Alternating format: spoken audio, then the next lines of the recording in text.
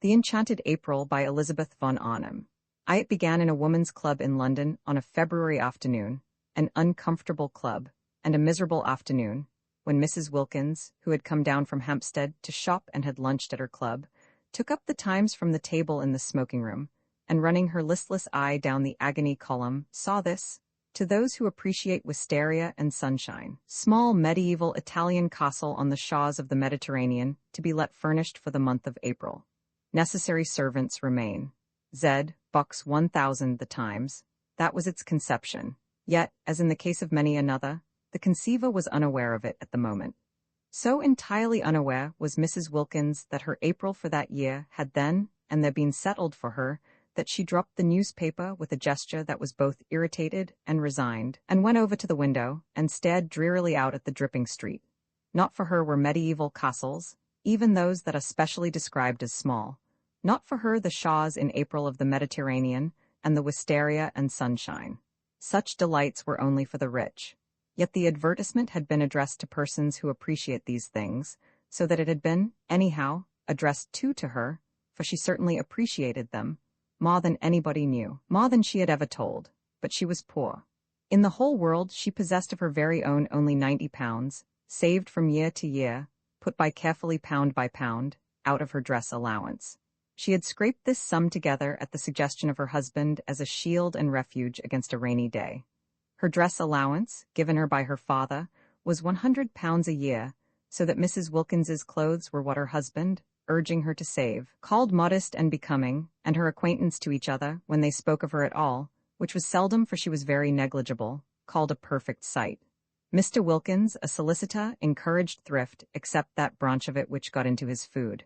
He did not call that thrift, he called it bad housekeeping.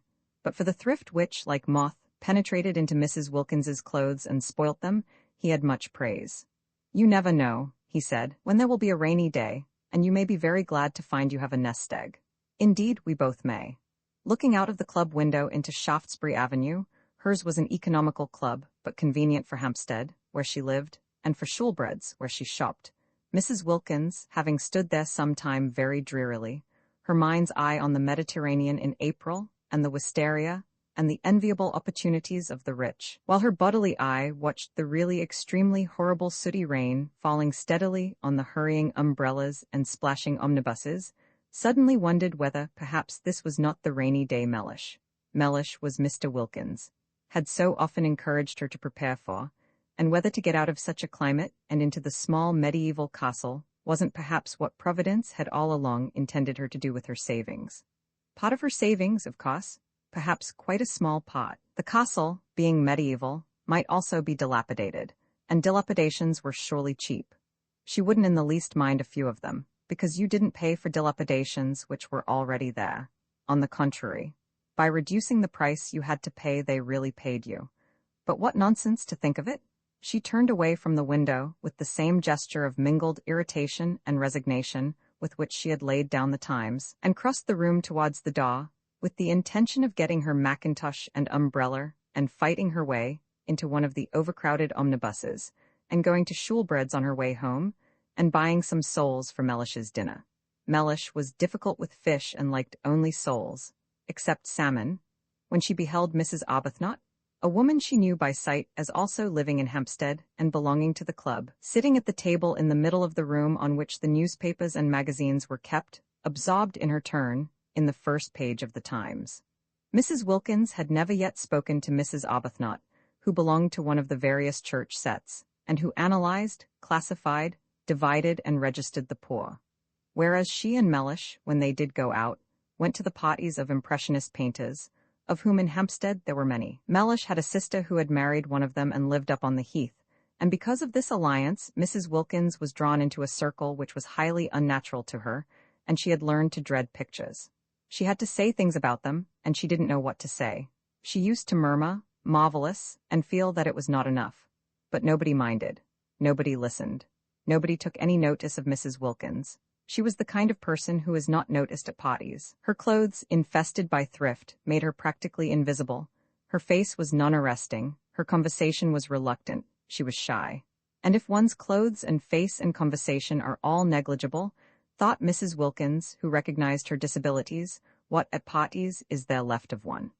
Also, she was always with Wilkins, that clean-shaven, fine-looking man who gave a party, merely by coming to it, a great air. Wilkins was very respectable. He was known to be highly thought of by his senior partners. His sister's circle admired him. He pronounced adequately intelligent judgments on art and artists. He was pithy. He was prudent. He never said a word too much, nor, on the other hand, did he ever say a word too little. He produced the impression of keeping copies of everything he said, and he was so obviously reliable that it often happened that people who met him at these parties became discontented with their own solicitors, and after a period of restlessness extricated themselves and went to Wilkins. Naturally, Mrs. Wilkins was blotted out. She, said his sister, with something herself of the judicial, the digested, and the final in her manner, should stay at home. But Wilkins could not leave his wife at home. He was a family solicitor, and all such have wives and show them. With his in the week he went to parties, and with his on Sundays he went to church. Being still fairly young, he was 39, and ambitious of old ladies, of whom he had not yet acquired in his practice a sufficient number, he could not afford to miss church, and it was there that Mrs. Wilkins became familiar, though never through words, with Mrs. Arbuthnot. She saw her marshalling the children of the poor into pews. She would come in at the head of the procession from the Sunday school exactly 5 minutes before the choir, and get her boys and girls neatly fitted into their allotted seats, and down on their little knees in their preliminary prayer, and up again on their feet just as, to the swelling organ, the vestry door opened, and the choir and clergy, big with the litanies and commandments they were presently to roll out, emerged. She had a sad face, yet she was evidently efficient. The combination used to make Mrs. Wilkins wonder, for she had been told by Mellish, on days when she had only been able to get place, that if one were efficient one wouldn't be depressed, and that if one does one's job well one becomes automatically bright and brisk. About Mrs. Arbuthnot there was nothing bright and brisk, though much in her way with the Sunday school children that was automatic. But when Mrs. Wilkins, turning from the window, caught sight of her in the club she was not being automatic at all, but was looking fixedly at one portion of the first page of the Times, holding the paper quite still, her eyes not moving. She was just staring, and her face, as usual, was the face of a patient and disappointed Madonna.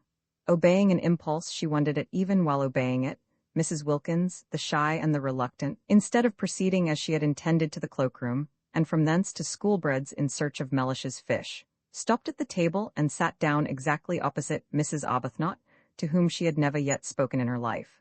It was one of those long, narrow refectory tables, so that they were quite close to each other.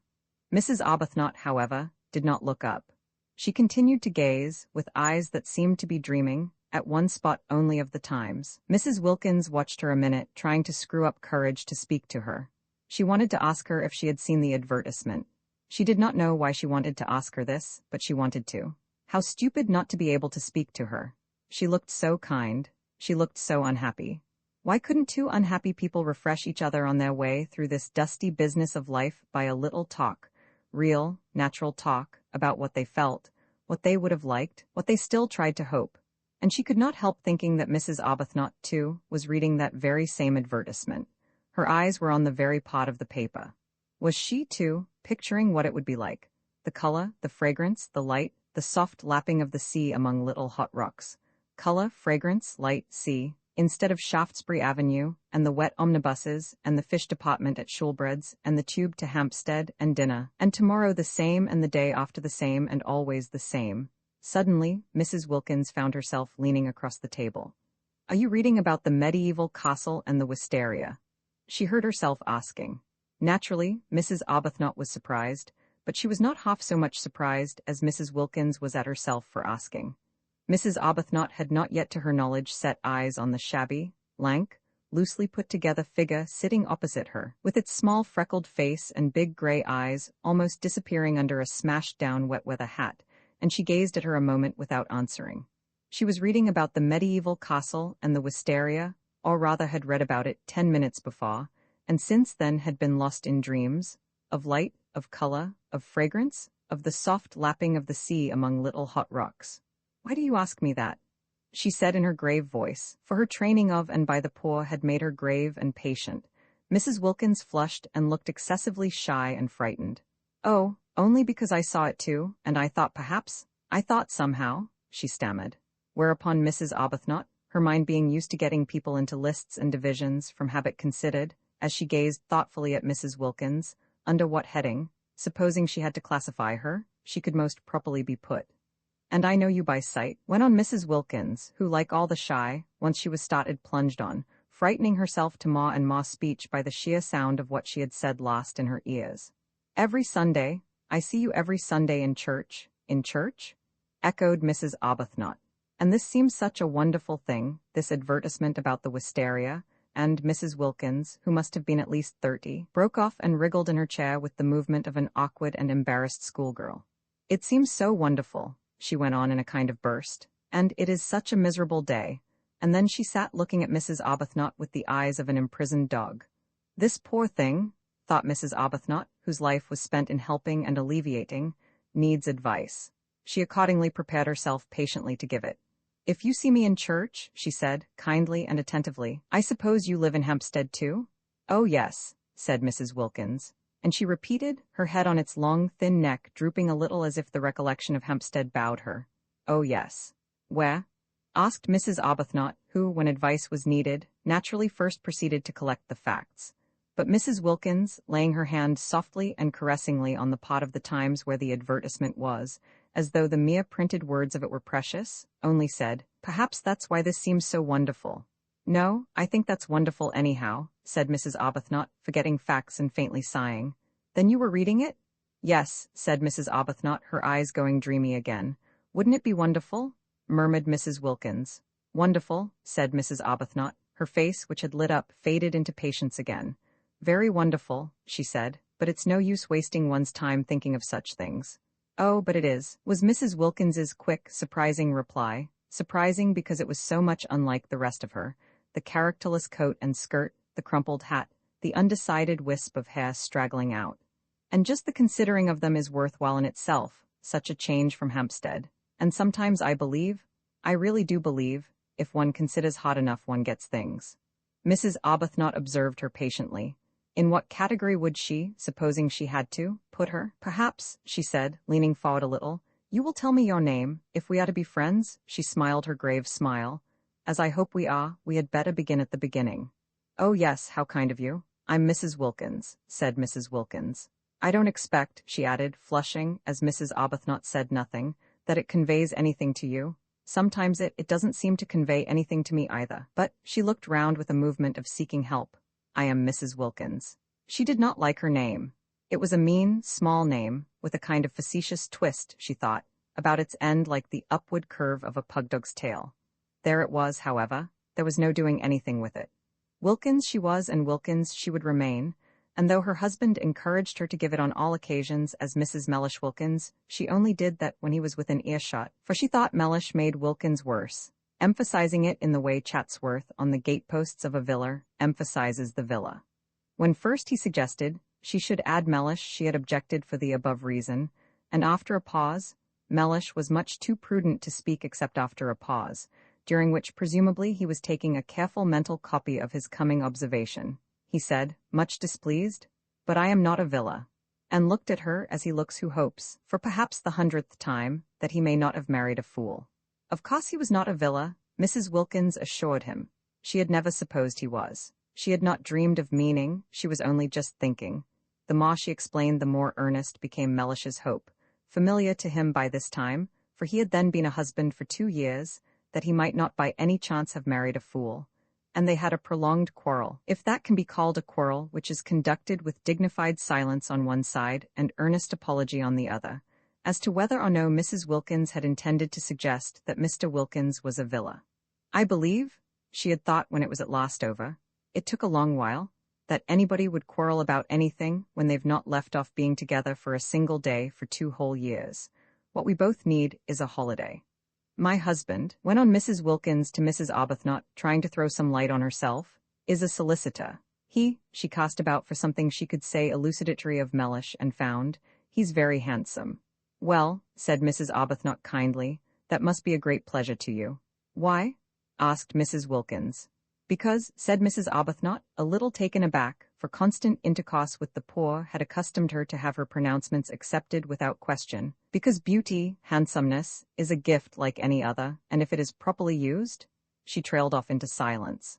Mrs. Wilkins's great gray eyes were fixed on her, and it seemed suddenly to Mrs. Arbuthnot that perhaps she was becoming crystallized into a habit of exposition, and of exposition after the manner of nursemaids, through having an audience that couldn't but agree, that would be afraid, if it wished, to interrupt, that didn't know, that was, in fact, at her mercy. But Mrs. Wilkins was not listening.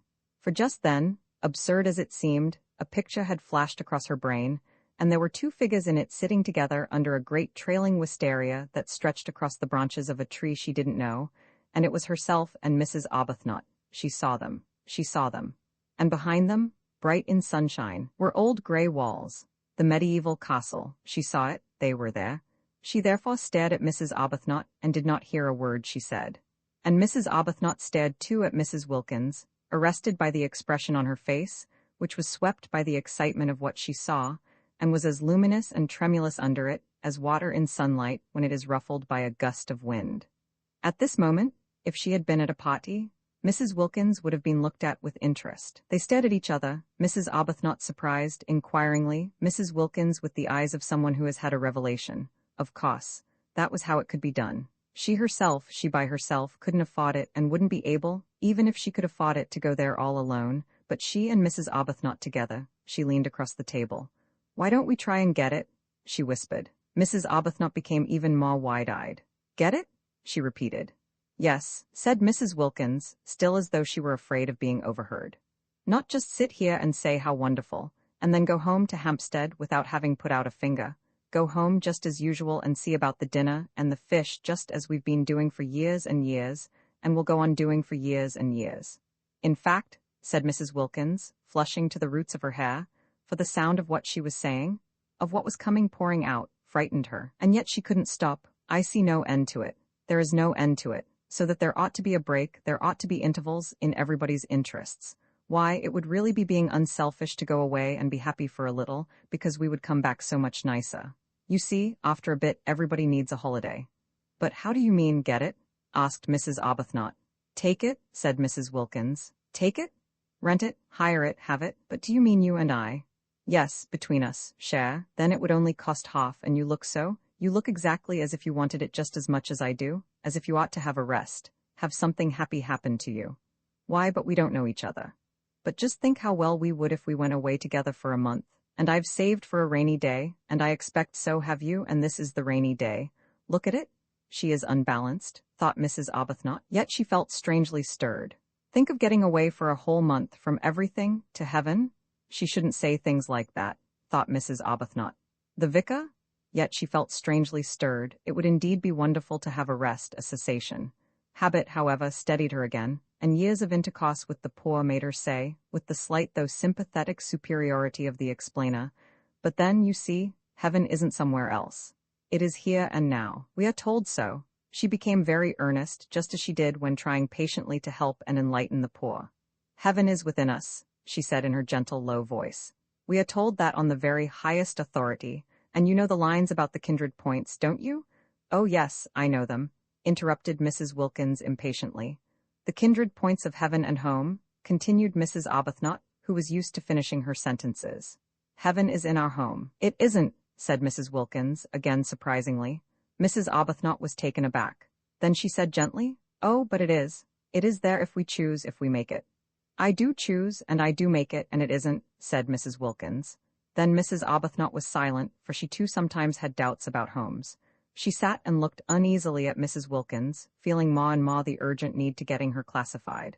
If she could only classify Mrs. Wilkins, get her safely under her proper heading, she felt that she herself would regain her balance, which did seem very strangely to be slipping all to one side. For neither had she had a holiday for years, and the advertisement when she saw it had set her dreaming, and Mrs. Wilkins's excitement about it was infectious, and she had the sensation, as she listened to her impetuous, odd talk and watched her lit-up face, that she was being stirred out of sleep. Clearly, Mrs. Wilkins was unbalanced, but Mrs. Arbuthnot had met the unbalanced before. Indeed, she was always meeting them, and they had no effect on her own stability at all, whereas this one was making her feel quite wobbly, quite as though to be off and away, away from her compass points of God, husband, home, and duty. She didn't feel as if Mrs. Wilkins intended Mr. Wilkins to come too, and just for once be happy, would be both good and desirable. Which of course it wasn't, which certainly of course it wasn't. She also had a nest egg, invested gradually in the post office savings bank, but to suppose that she would ever forget her duty to the extent of drawing it out and spending it on herself was surely absurd. Surely she wouldn't ever do such a thing. Surely she couldn't ever forget her poor, forget misery and sickness as completely as that. No doubt a trip to Italy would be extraordinarily delightful, but there were many delightful things one would like to do, and what was strength given to one for except to help one not to do them? Steadfast as the points of the compass to Mrs. Arbuthnot were the great far facts of life: God, husband, home, duty. She had gone to sleep on these facts years ago, after a period of much misery, her head resting on them as on a pillow, and she had a great dread of being awakened out of so simple and untroublesome a condition. Therefore it was that she searched with earnestness for a heading under which to put Mrs. Wilkins, and in this way illumine and steady her own mind. And sitting there looking at her uneasily after her last remark, and feeling herself becoming more and more unbalanced and infected, she decided pro tem, as the vicar said at meetings, to put her under the heading nerves. It was just possible that she ought to go straight into the category hysteria, which was often only the antechamber to lunacy, but Mrs. Arbuthnot had learned not to hurry people into their final categories, having on more than one occasion discovered with dismay that she had made a mistake, and how difficult it had been to get them out again, and how crushed she had been with the most terrible remorse. Yes, nerves. Probably she had no regular work for others, thought Mrs. Arbuthnot, no work that would take her outside herself. Evidently she was rudderless, blown about by gusts, by impulses. Nerves was almost certainly her category, or would be quite soon if no one helped her. Poor little thing, thought Mrs. Arbuthnot, her own balance returning hand in hand with her compassion, and unable, because of the table, to see the length of Mrs. Wilkins's legs. All she saw was her small, eager, shy face and her thin shoulders, and the look of childish longing in her eyes for something that she was sure was going to make her happy. No, such things didn't make people happy, such fleeting things. Mrs. Arbuthnot had learned in her long life with Frederick. He was her husband, and she had married him at 20 and was now 33, where alone true joys are to be found. They are to be found, she now knew, only in daily, in hourly, living for others. They are to be found only. Hadn't she over and over again taken her disappointments and discouragements there, and come away comforted? At the feet of God. Frederick had been the kind of husband whose wife betakes herself early to the feet of God. From him to them had been a short though painful step. It seemed short to her in retrospect, but it had really taken the whole of the first year of their marriage, and every inch of the way had been a struggle, and every inch of it was stained. She felt at the time, with her heart's blood. All that was over now. She had long since found peace. And Frederick, from her passionately loved bridegroom, from her worshipped young husband, had become second only to God on her list of duties and forbearances. There he hung, the second in importance, a bloodless thing bled white by her prayers. For years she had been able to be happy only by forgetting happiness. She wanted to stay like that. She wanted to shut out everything that would remind her of beautiful things, that might set her off again longing, desiring. "I'd like so much to be friends," she said earnestly. "Won't you come and see me, or let me come to you sometimes? Whenever you feel as if you wanted to talk. I'll give you my address," she searched in her handbag, "and then you won't forget." And she found a card and held it out. Mrs. Wilkins ignored the card. "It's so funny," said Mrs. Wilkins, just as if she had not heard her. "But I see us both, you and me, this April in the medieval castle." Mrs. Arbuthnot relapsed into uneasiness. "Do you?" she said, making an effort to stay balanced under the visionary gaze of the shining gray eyes. "Do you? Don't you ever see things in a kind of flash before they happen?" asked Mrs. Wilkins. "Never," said Mrs. Arbuthnot. She tried to smile. She tried to smile the sympathetic yet wise and tolerant smile with which she was accustomed to listen to the necessarily biased and incomplete views of the poor. She didn't succeed. The smile trembled out. "Of course," she said in a low voice, almost as if she were afraid the vicar and the savings bank were listening. "It would be most beautiful, most beautiful." "Even if it were wrong," said Mrs. Wilkins, "it would only be for a month." "That," began Mrs. Arbuthnot, quite clear as to the reprehensibleness of such a point of view, but Mrs. Wilkins stopped her before she could finish. "Anyhow," said Mrs. Wilkins, stopping her, "I'm sure it's wrong to go on being good for too long, till one gets miserable. And I can see you've been good for years and years, because you look so unhappy. Mrs. Arbuthnot opened her mouth to protest. And I've done nothing but duties, things for other people, ever since I was a girl, and I don't believe anybody loves me a bit, the be better, and I long, oh, I long, for something else, was she going to cry? Mrs. Arbuthnot became acutely uncomfortable and sympathetic. She hoped she wasn't going to cry. Not there. Not in that unfriendly room, with strangers coming and going. But Mrs. Wilkins, after tugging agitatedly at a handkerchief that wouldn't come out of her pocket, did succeed at last in merely apparently blowing her nose with it, and then, blinking her eyes very quickly once or twice, looked at Mrs. Arbuthnot with a quivering air of half-humble, half-frightened apology, and smiled. "Will you believe," she whispered, trying to steady her mouth, evidently dreadfully ashamed of herself, "that I've never spoken to anyone before in my life like this? I can't think, I simply don't know what has come over me." "It's the advertisement," said Mrs. Arbuthnot, nodding gravely. "Yes," said Mrs. Wilkins, dabbing furtively at her eyes, "and us both being so." She blew her nose again a little, miserable. There was no way of getting into or out of the top garden at San Salvator, except through the two glass doors, unfortunately side by side, of the dining room and the hall. A person in the garden who wished to escape unseen could not, for the person to be escaped from would be met on the way. It was a small, oblong garden, and concealment was impossible. What trees there were! The Judas tree, the tamarisk, the umbrella pine, grew close to the low parapets. Rose bushes gave no real cover. One step to right or left of them, and the person wishing to be private was discovered. Only the northwest corner was a little place jutting out from the great wall, a kind of excrescence or loop, no doubt used in the old distrustful days for observation, where it was possible to sit really unseen, because between it and the house was a thick clump of daphne. Scrap, after glancing round to see that no one was looking, got up and carried her chair into this place, stealing away as carefully on tiptoe as those steal whose purpose is sin. There was another excrescence on the walls just like it at the northeast corner, but this, though the view from it was almost more beautiful, for from it you could see the bay and the lovely mountains behind Mazago, was exposed. No bushes grew near it, nor had it any shade. The northwest loop then was where she would sit, and she settled into it, and nestling her head in her cushion and putting her feet comfortably on the parapet, from whence they appeared to the villagers on the piazza below, as two white doves, thought that now indeed she would be safe. Mrs. Fisher found her there, guided by the smell of her cigarette. The incautious Scrap had not thought of that.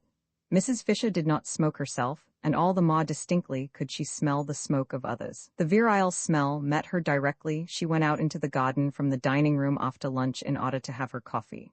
She had bidden Francesca set the coffee in the shade of the house just outside the glass door, and when Mrs. Wilkins, seeing a table being carried there, reminded her, very officiously and tactlessly, Mrs. Fisher considered that Lady Caroline wanted to be alone, she retorted, and with what propriety, that the garden was for everybody. Into it accordingly she went, and was immediately aware that Lady Caroline was smoking.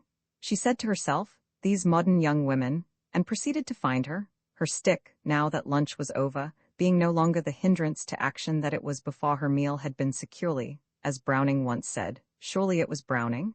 Yes, she remembered how much diverted she had been roped in. Nobody diverted her now, reflected Mrs. Fisher, making straight for the clump of daphne. The world had grown very dull, and had entirely lost its sense of humor. Probably they still had their jokes, these people. In fact, she knew they did, for Punch still went on, but how differently it went on, and what jokes. Thackeray, in his inimitable way, would have made mincemeat of this generation. Of how much it needed the tonic properties of that astringent pen it was of course unaware. It no longer even held him, at least, so she had been informed, in any particular esteem. Well, she could not give it eyes to see and ears to hear and a heart to understand, but she could and would give it, represented and united in the form of Lady Caroline, a good dose of honest medicine. "I hear you are not well," she said, standing in the narrow entrance of the loop, and looking down with the inflexible face of one who is determined to do good at the motionless and apparently sleeping Scrap. Mrs. Fisher had a deep voice, very like a man's, for she had been overtaken by that strange masculinity that sometimes pursues a woman during the last lapse of her life. Scrap tried to pretend that she was asleep, but if she had been, her cigarette would not have been held in her fingers, but would have been lying on the ground. She forgot this. Mrs. Fisher did not, and coming inside the loop, sat down on a narrow stone seat built out of the wall.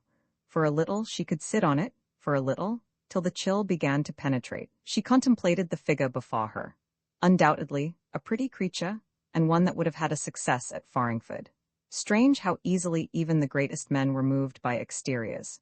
She had seen with her own eyes Tennyson turn away from everybody, turn, positively, his back on a crowd of eminent people assembled to do him honor, and withdraw to the window with a young person nobody had ever heard of, who had been brought there by accident and whose one and only merit, if it be a merit, that which is conferred by chance, was beauty.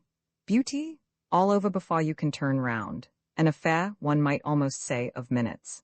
Well, while it lasted, it did seem able to do what it liked with men. Even husbands were not immune.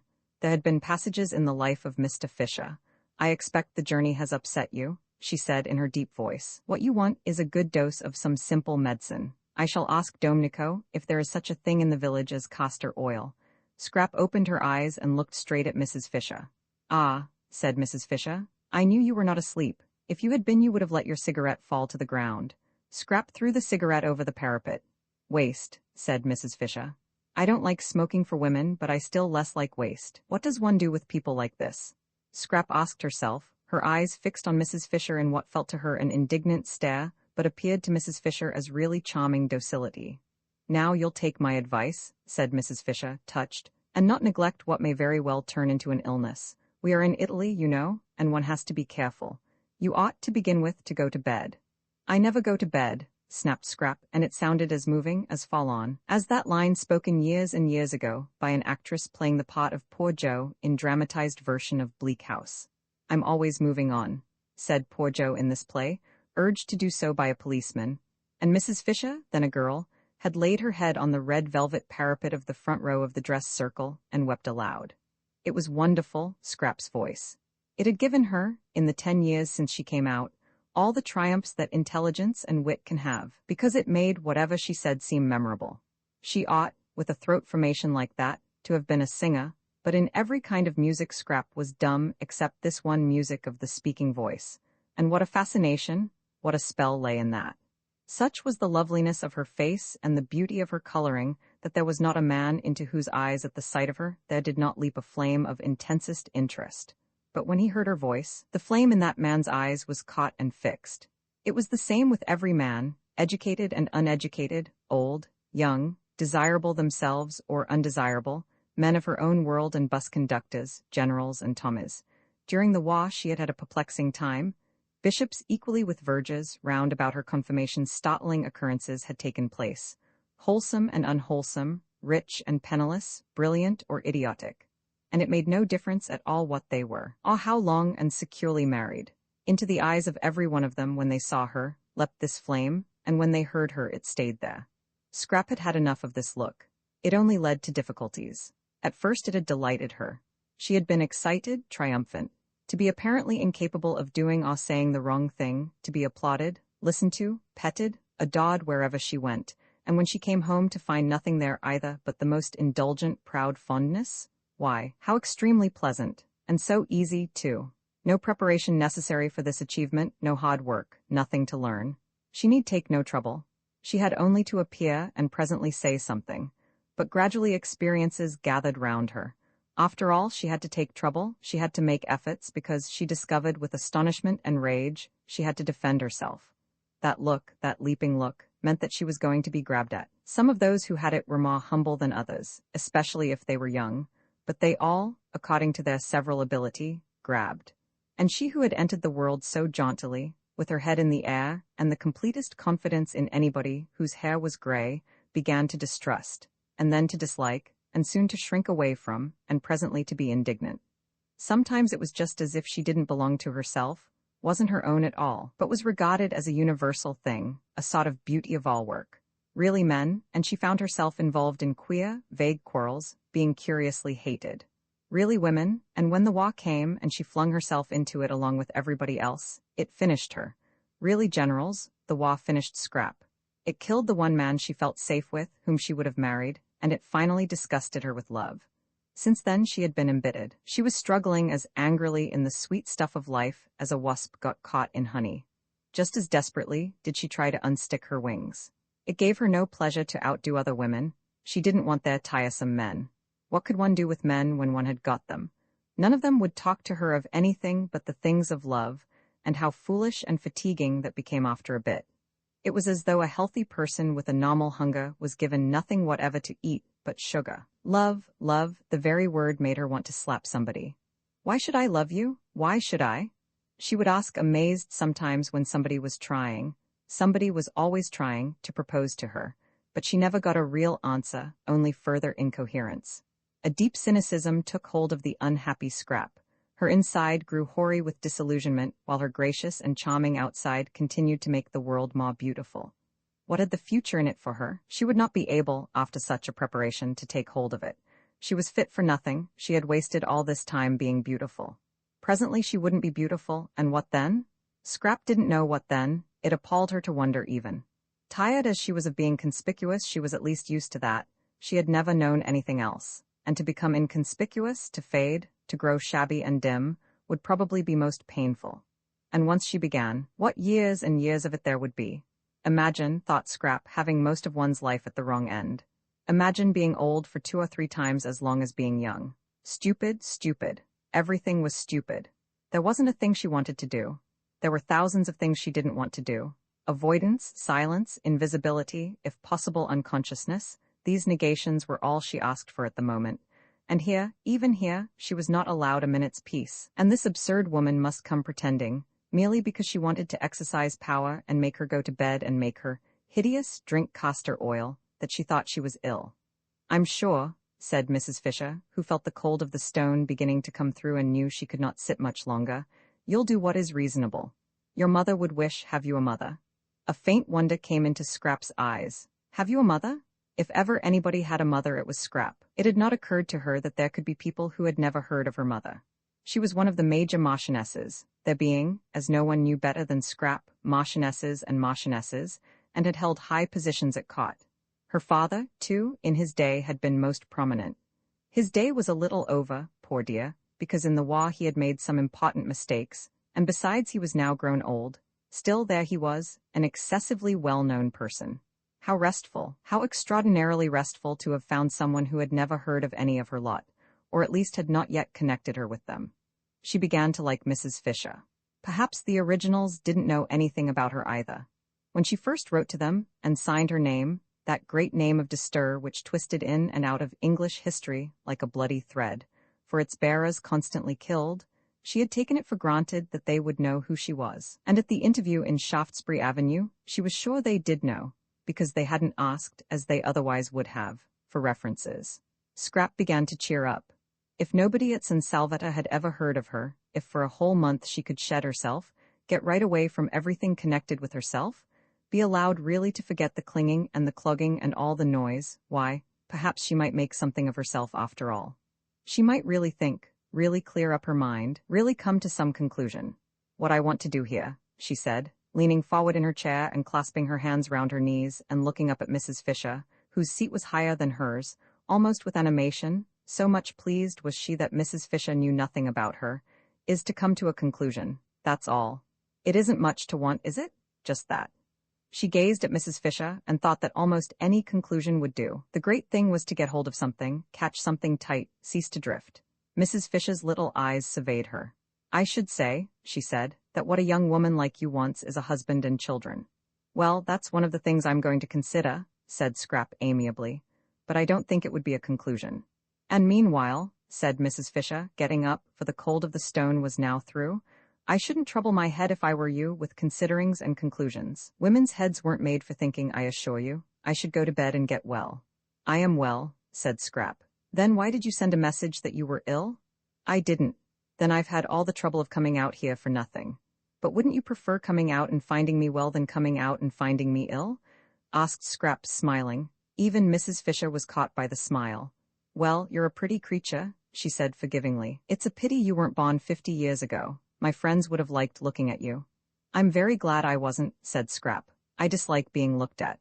"Absurd," said Mrs. Fisher, growing stern again. "That's what you are made for, young women like you. For what else, pray? And I assure you that if my friends had looked at you, you would have been looked at by some very great people." "I dislike very great people," said Scrap, frowning. "There had been an incident quite recently, really potentates. What I dislike." said Mrs. Fisher, now as cold as the stone she had got up from, is the pose of the modern young woman. It seems to me pitiful, positively pitiful, in its silliness.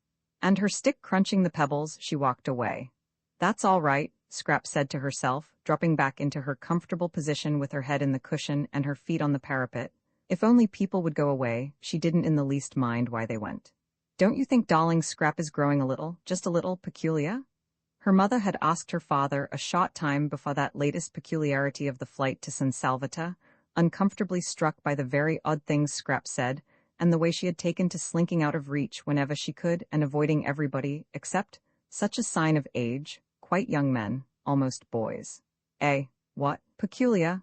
Well, let her be peculiar if she likes. A woman with her looks can be any damned thing she pleases, was the infatuated answer. I do let her, said her mother meekly. And indeed if she did not, what difference would it make? Mrs. Fisher was sorry she had bothered about Lady Caroline. She went along the hall towards her private sitting room, and her stick as she went struck the stone floor with a vigor in harmony with her feelings.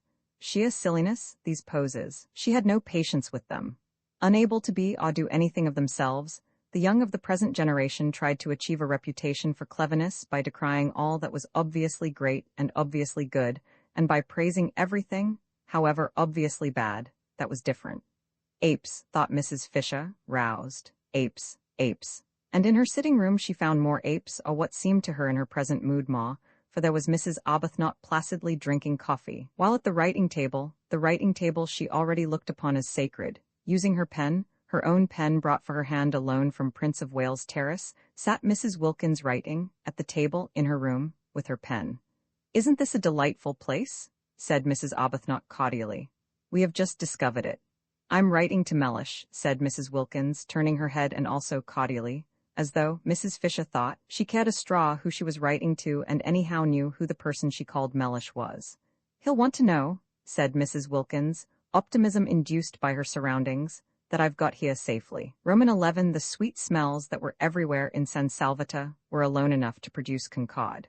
They came into the sitting room from the flowers on the battlements, and met the ones from the flowers inside the room, and almost, thought Mrs. Wilkins, could be seen greeting each other with a holy kiss. Who could be angry in the middle of such gentlenesses? Who could be acquisitive, selfish, in the old rasped London way, in the presence of this bounteous beauty? Yet Mrs. Fisher seemed to be all three of these things.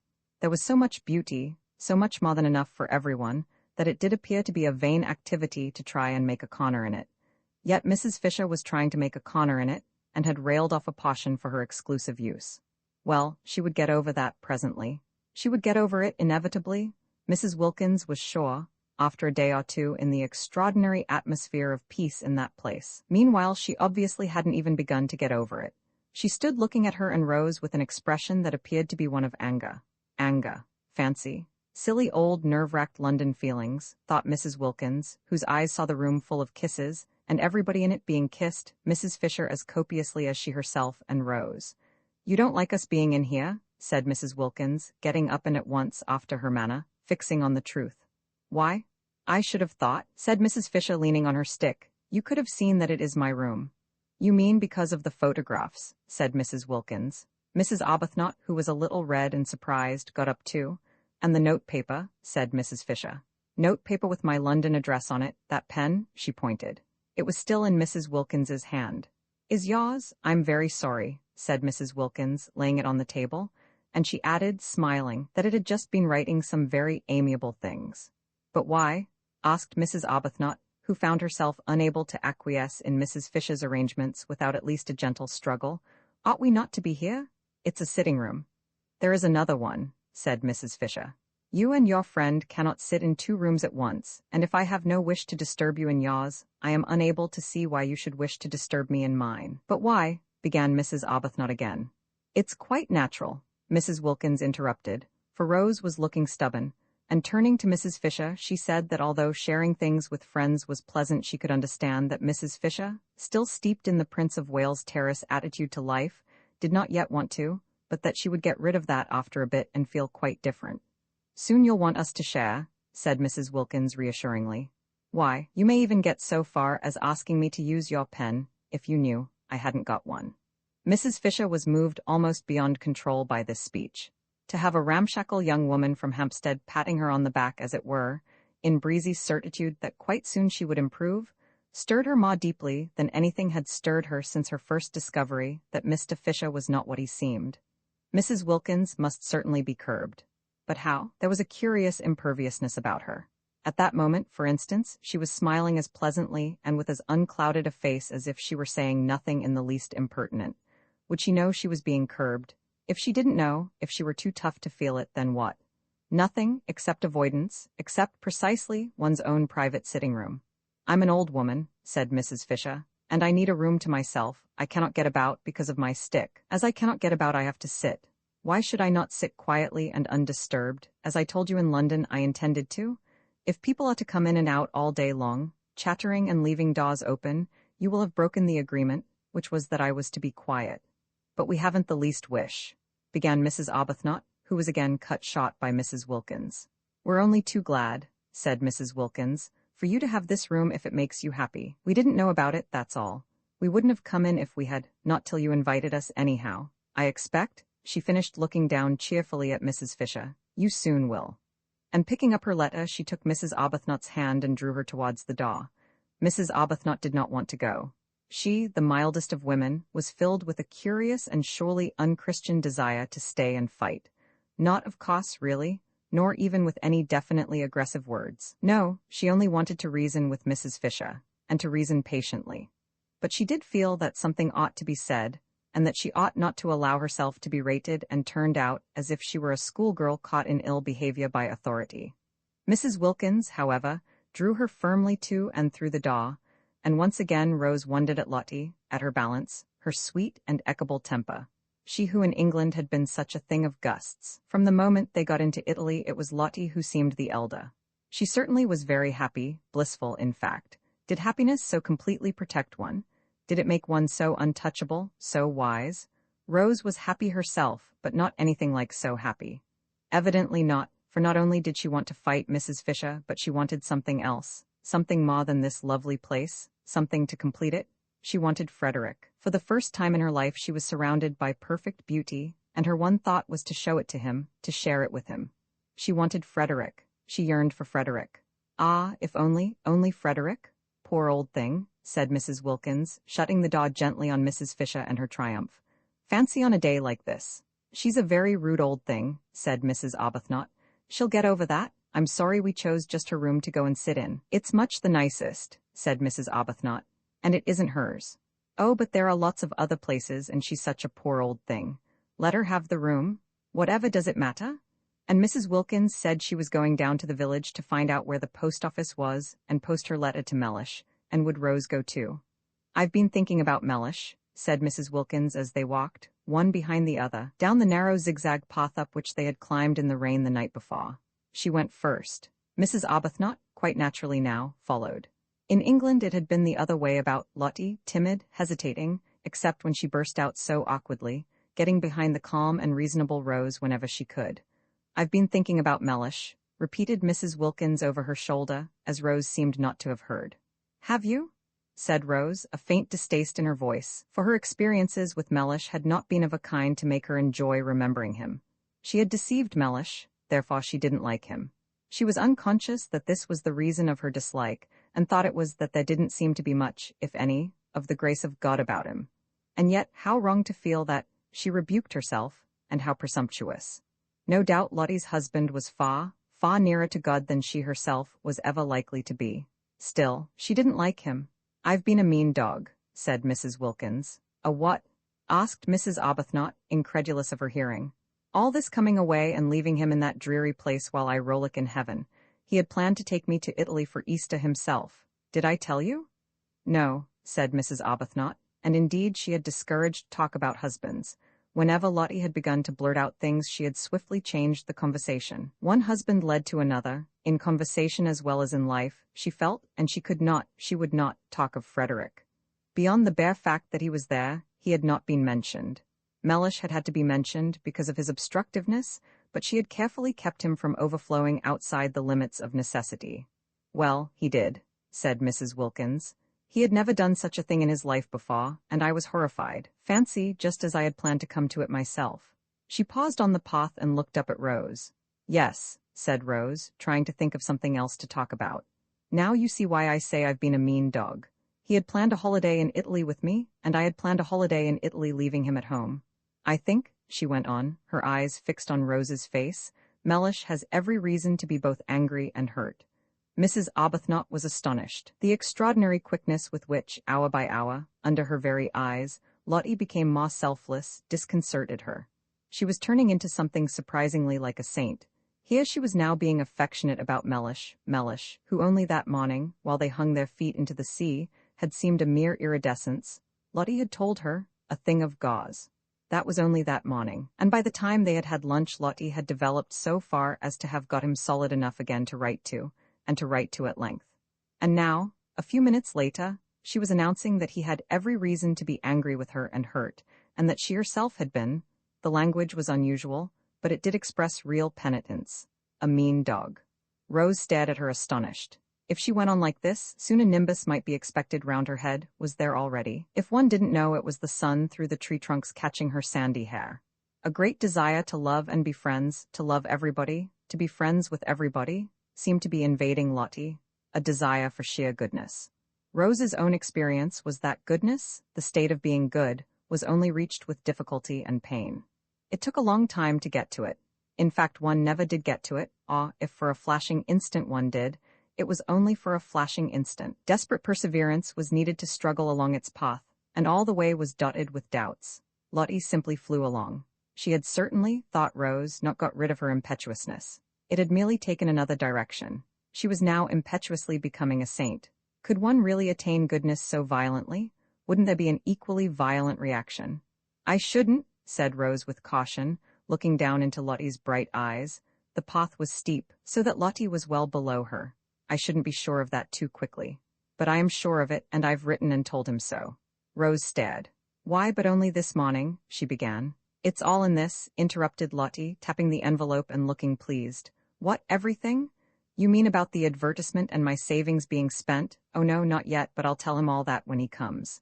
When he comes? Repeated Rose. I've invited him to come and stay with us. Rose could only go on staring. It's the least I could do. Besides, look at this. Lottie waved her hand. Disgusting not to share it.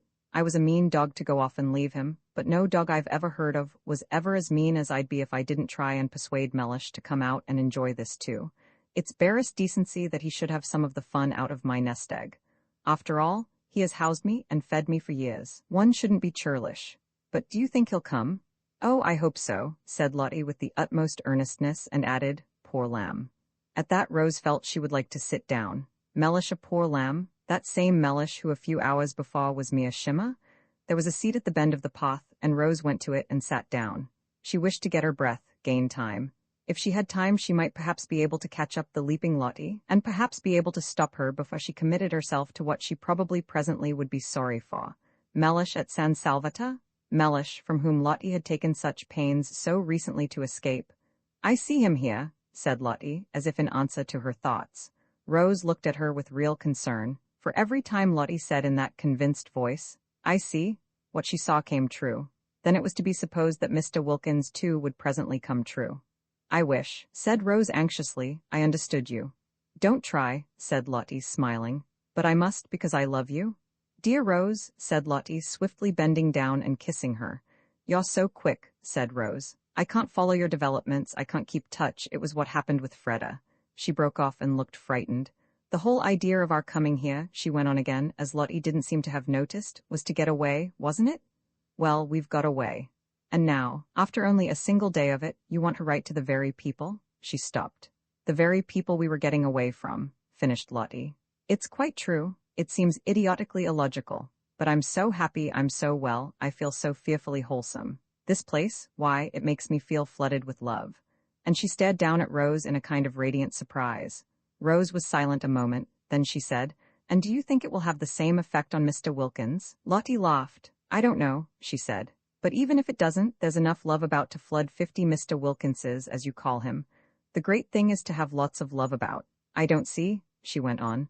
At least I don't see here, though I did at home, that it matters who loves as long as somebody does. I was a stingy beast at home, and used to measure and count. I had a queer obsession about justice. as though justice mattered, as though justice can really be distinguished from vengeance. It's only love that's any good. At home I wouldn't love Mellish unless he loved me back, exactly as much, absolute fairness. Did you ever? And as he didn't, neither did I, and the aridity of that house? The aridity? Rose said nothing. She was bewildered by Lottie. One odd effect of San Salvator on her rapidly developing friend was her sudden free use of robust words. She had not used them in Hampstead. Beast and dog were more robust than Hampstead cared about. In words, too, Lottie had come unchained. But how she wished, oh how Rose wished, that she too could write to her husband and say, come.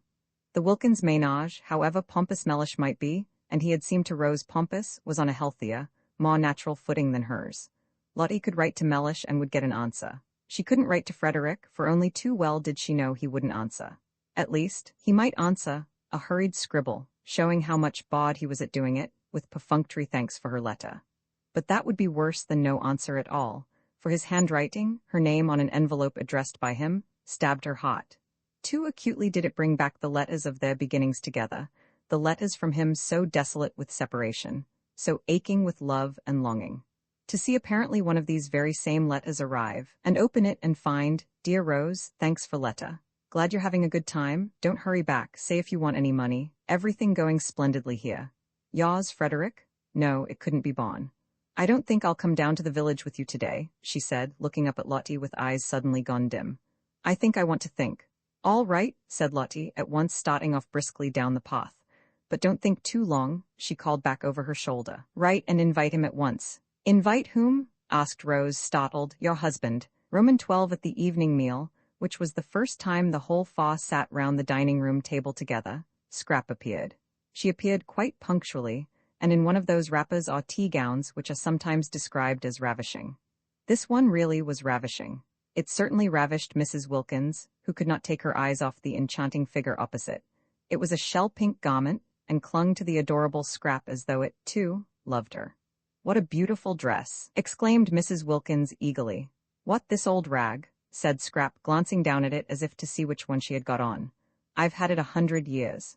And she concentrated on her soup. You must be very cold in it, said Mrs. Fisher, thin-lipped, for it showed a great deal of Scrap. The whole of her arms, for instance, and even where it covered her up it was so thin that you still saw her. Who, me? Said Scrap, looking up a moment. Oh, no. And she continued her soup. You mustn't catch a chill, you know, said Mrs. Arbuthnot, feeling that such loveliness must at all costs be preserved unharmed. There's a great difference here when the sun goes down. I'm quite warm, said Scrap, industriously eating her soup.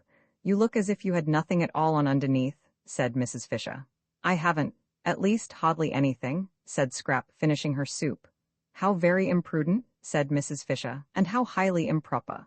Whereupon Scrap stared at her. Mrs. Fisher had arrived at dinner feeling friendly towards Lady Caroline. She at least had not intruded into her room and sat at her table and written with her pen. She did, Mrs. Fisher had supposed, know how to behave. Now it appeared that she did not know, for was this behaving, to come dressed, no, undressed, like that to a meal? Such behavior was not only exceedingly improper, but also most inconsiderate, for the indelicate creature would certainly catch a chill, and then infect the entire party. Mrs. Fisher had a great objection to other people's chills. They were always the fruit of folly, and then they were handed on to her, who had done nothing at all to deserve them. Bird-brained, thought Mrs. Fisher, sternly contemplating Lady Caroline. Not an idea in her head except vanity. But there are no men here, said Mrs. Wilkins, so how can it be improper? Have you noticed? She inquired of Mrs. Fisher, who endeavored to pretend she did not hear, how difficult it is to be improper without men. Mrs. Fisher neither answered her nor looked at her, but Scrap looked at her, and did that with her mouth which in any other mouth would have been a faint grin. Seen from without, across the bowl of nasturtiums, it was the most beautiful of brief and dimpled smiles. She had a very alive sort of face, that one, thought Scrap, observing Mrs. Wilkins with a dawn of interest. It was rather like a field of corn swept by lights and shadows. Both she and the dark one, Scrap noticed, had changed their clothes, but only in order to put on silk jumpers. The same amount of trouble would have been enough to dress them properly, reflected Scrap. Naturally, they looked like nothing on earth in the jumpers. It didn't matter what Mrs. Fisher wore. Indeed, the only thing for her, short of plumes and ermine, was what she did wear. But these others were quite young still, and quite attractive. They really definitely had faces. How different life would be for them if they made the most of themselves instead of the least. And yet Scrap was suddenly bawed and turned away her thoughts and absently ate toast. What did it matter? If you did make the best of yourself, you only collected people round you who ended by wanting to grab. I've had the most wonderful day, began Mrs. Wilkins, her eyes shining. Scrap lowered hers. Oh, she thought, she's going to gush. As though anybody were interested in her day, thought Mrs. Fisher, lowering hers also. In fact, whenever Mrs. Wilkins spoke, Mrs. Fisher deliberately cast down her eyes. Thus would she mock her disapproval. Besides, it seemed the only safe thing to do with her eyes, for no one could tell what the uncurbed creature would say next. That which she had just said, for instance, about men, addressed to her. What could she mean? Better not conjecture, thought Mrs. Fisher, and her eyes, though cast down, yet saw Lady Caroline stretch out her hand to the Chianti flask and fill her glass again. Again. She had done it once already, and the fish was only just going out of the room. Mrs. Fisher could see that the other respectable member of the party, Mrs. Arbuthnot, was noticing it too. Mrs. Arbuthnot was, she hoped and believed, respectable and well-meaning. It is true she also had invaded her sitting room, but no doubt she had been dragged there by the other one, and Mrs. Fisher had little if anything against Mrs. Arbuthnot, and observed with approval that she only drank water. That was as it should be. So, indeed, to give her dues did the freckled one, and very right at their age. She herself drank wine, but with what moderation, 1 meal, 1 glass, and she was 65 and might properly, and even beneficially, have had at least 2. That, she said to Lady Caroline, cutting right across what Mrs. Wilkins was telling them about her wonderful day and indicating the wineglass, is very bad for you. Lady Caroline, however, could not have heard, for she continued to sip, her elbow on the table, and listen to what Mrs. Wilkins was saying. And what was it she was saying? She had invited somebody to come and stay? A man? Mrs. Fisher could not credit her ears. Yet it evidently was a man, for she spoke of the person as he. Suddenly, and for the first time. But then, this was most important. Mrs. Fisher addressed Mrs. Wilkins directly. She was 65, and cared very little what sorts of women she happened to be with for a month. But if the women were to be mixed with men, it was a different proposition altogether. She was not going to be made a catspaw of. She had not come out there to sanction by her presence what used in her day to be called fast behavior. Nothing had been said at the interview in London about men. If there had been, she would have declined of cost to come. What is his name? Asked Mrs. Fisher, abruptly interposing. Mrs. Wilkins turned to her with a slight surprise. Wilkins, she said. Wilkins? Yes, your name. And his? A relation? Not blood. A connection? A husband. Mrs. Fisher once more cast down her eyes. She could not talk to Mrs. Wilkins. There was something about the things she said. A husband. Suggesting one of many. Always that unseemly twist to everything. Why could she not say my husband?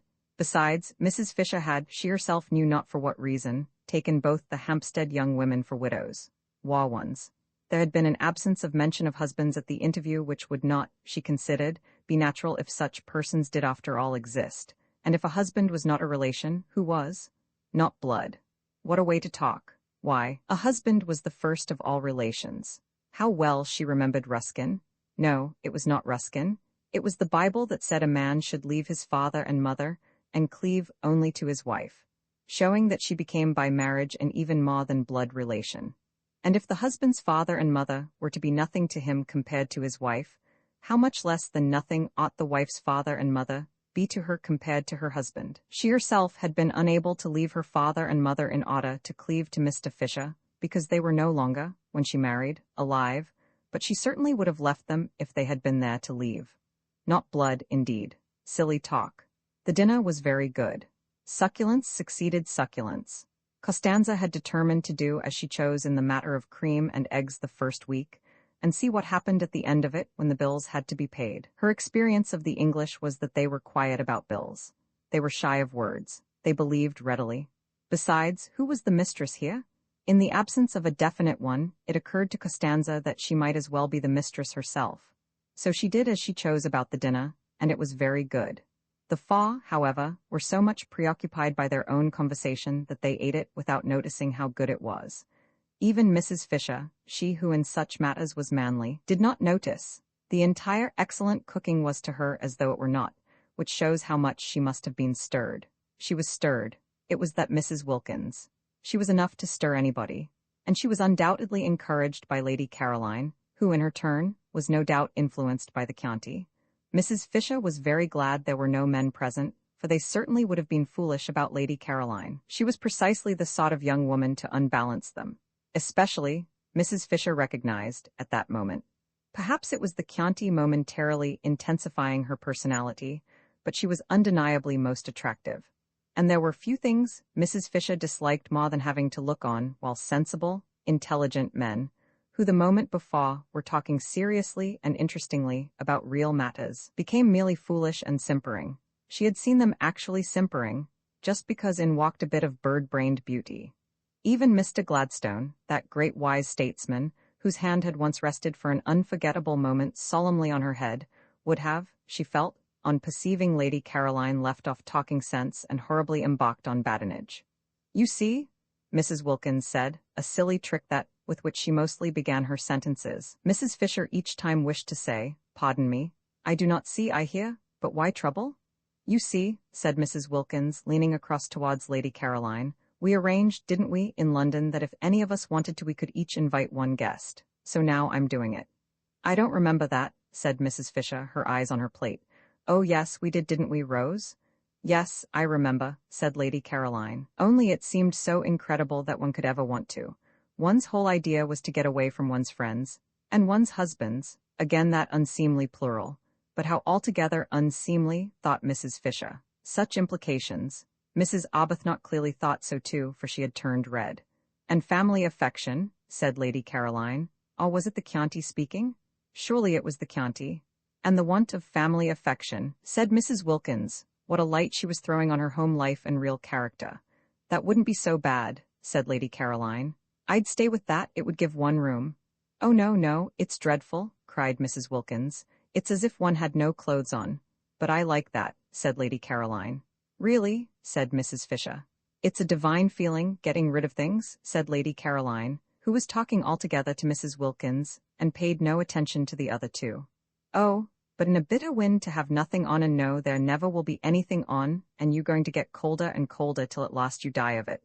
That's what it was like, living with somebody who didn't love one." These confidences, thought Mrs. Fisher, and no excuse whatever for Mrs. Wilkins, who was making them entirely on plain water. Mrs. Arbuthnot, judging from her face, quite shared Mrs. Fisher's disapproval. She was fidgeting. "But didn't he?" asked Lady Caroline, every bit as shamelessly unreticent as Mrs. Wilkins. "Mellish, he showed no signs of it." "Delicious," murmured Lady Caroline. "Really," said Mrs. Fisher. "I didn't think it was at all delicious. I was miserable, and now, since I've been here, I simply stare at myself being miserable as that, and about Mellish." "You mean he wasn't worth it?" "Really," said Mrs. Fisher. "No, I don't. I mean I've suddenly got well." Lady Caroline, slowly twisting the stem of her glass in her fingers, scrutinized the lit-up face opposite. "And now I'm well, I find I can't sit here and gloat all to myself. I can't be happy, shutting him out. I must share. I understand exactly what the blessed damozel felt like." "What was the blessed damozel?" asked Scrap. "Really," said Mrs. Fisher, and with such emphasis this time that Lady Caroline turned to her. "Ought I to know?" she asked. "I don't know any natural history. It sounds like a bird." "It is a poem," said Mrs. Fisher with extraordinary frost. "Oh," said Scrap. "I'll lend it to you," said Mrs. Wilkins, over whose face laughter rippled. "No," said Scrap. "And its author," said Mrs. Fisher icily, though not perhaps quite what one would have wished him to be, "was frequently at my father's table." "What a bore for you," said Scrap. "That's what mother's always doing, inviting authors. I hate authors. I wouldn't mind them so much if they didn't write books. Go on about Mellish," she said, turning to Mrs. Wilkins. "Really?" said Mrs. Fisher. "All those empty beds," said Mrs. Wilkins. "What empty beds?" asked Scrap. "The ones in this house. Why, of course they each ought to have somebody happy inside them. 8 beds and only 4 people. It's dreadful, dreadful to be so greedy and keep everything just for oneself. I want Rose to ask her husband out too. You and Mrs. Fisher haven't got husbands, but why not give some friend a glorious time?" Rose bit her lip. She turned red, she turned pale. If only Lottie would keep quiet, she thought. It was all very well to have suddenly become a saint and want to love everybody, but need she be so tactless? Rose felt that all her poor saw places were being danced on. If only Lottie would keep quiet. And Mrs. Fisher, with even greater frostiness than that with which she had received Lady Caroline's ignorance of the blessed damozel, said, "There is only one unoccupied bedroom in this house." "Only one?" echoed Mrs. Wilkins, astonished. Then who are in all the others? We are, said Mrs. Fisher, but we're not in all the bedrooms. There must be at least 6, that leaves 2 over, and the owner told us there were 8 beds, didn't he, Rose? There are 6 bedrooms, said Mrs. Fisher. For both she and Lady Caroline had thoroughly searched the house on arriving, in order to see which part of it they would be most comfortable in, and they both knew that there were 6 bedrooms, 2 of which were very small, and in one of these small ones Francesca slept in the company of a chair and a chest of drawers, and the other, similarly furnished, was empty. Mrs. Wilkins and Mrs. Arbuthnot had hardly looked at the house, having spent most of their time out of doors gaping at the scenery, and had, in the agitated inattentiveness of their minds when first they began negotiating for San Salvatore, got into their heads that the 8 beds of which the owner spoke were the same as 8 bedrooms, which they were not. There were indeed 8 beds, but 4 of them were in Mrs. Wilkins's and Mrs. Arbuthnot's rooms. There are 6 bedrooms, repeated Mrs. Fisher. We have 4, Francesca has the 5th, and the 6th is empty. So that, said Scrap, however kind we feel we would be if we could, we can't. Isn't it fortunate? But then there's only room for 1, said Mrs. Wilkins, looking round at the 3 faces. Yes, and you've got him, said Scrap. Mrs. Wilkins was taken aback. This question of the beds was unexpected. In inviting Mellish, she had intended to put him in one of the 4 spare rooms that she imagined were there. When there were plenty of rooms and enough servants, there was no reason why they should, as they did in their small, 2-servanted house at home, share the same one. Love, even universal love, the kind of love with which she felt herself flooded, should not be tried. Much patience and self-effacement were needed for successful married sleep. Placidity, a steady faith, these 2 were needed. She was sure she would be much fonder of Mellish, and he not mind her nearly so much, if they were not shut up together at night, if in the morning they could meet with the cheery affection of friends, between whom lies no shadow of differences about the window, or the washing arrangements, or of absurd little choked-down resentments at something that had seemed to one of them unfair.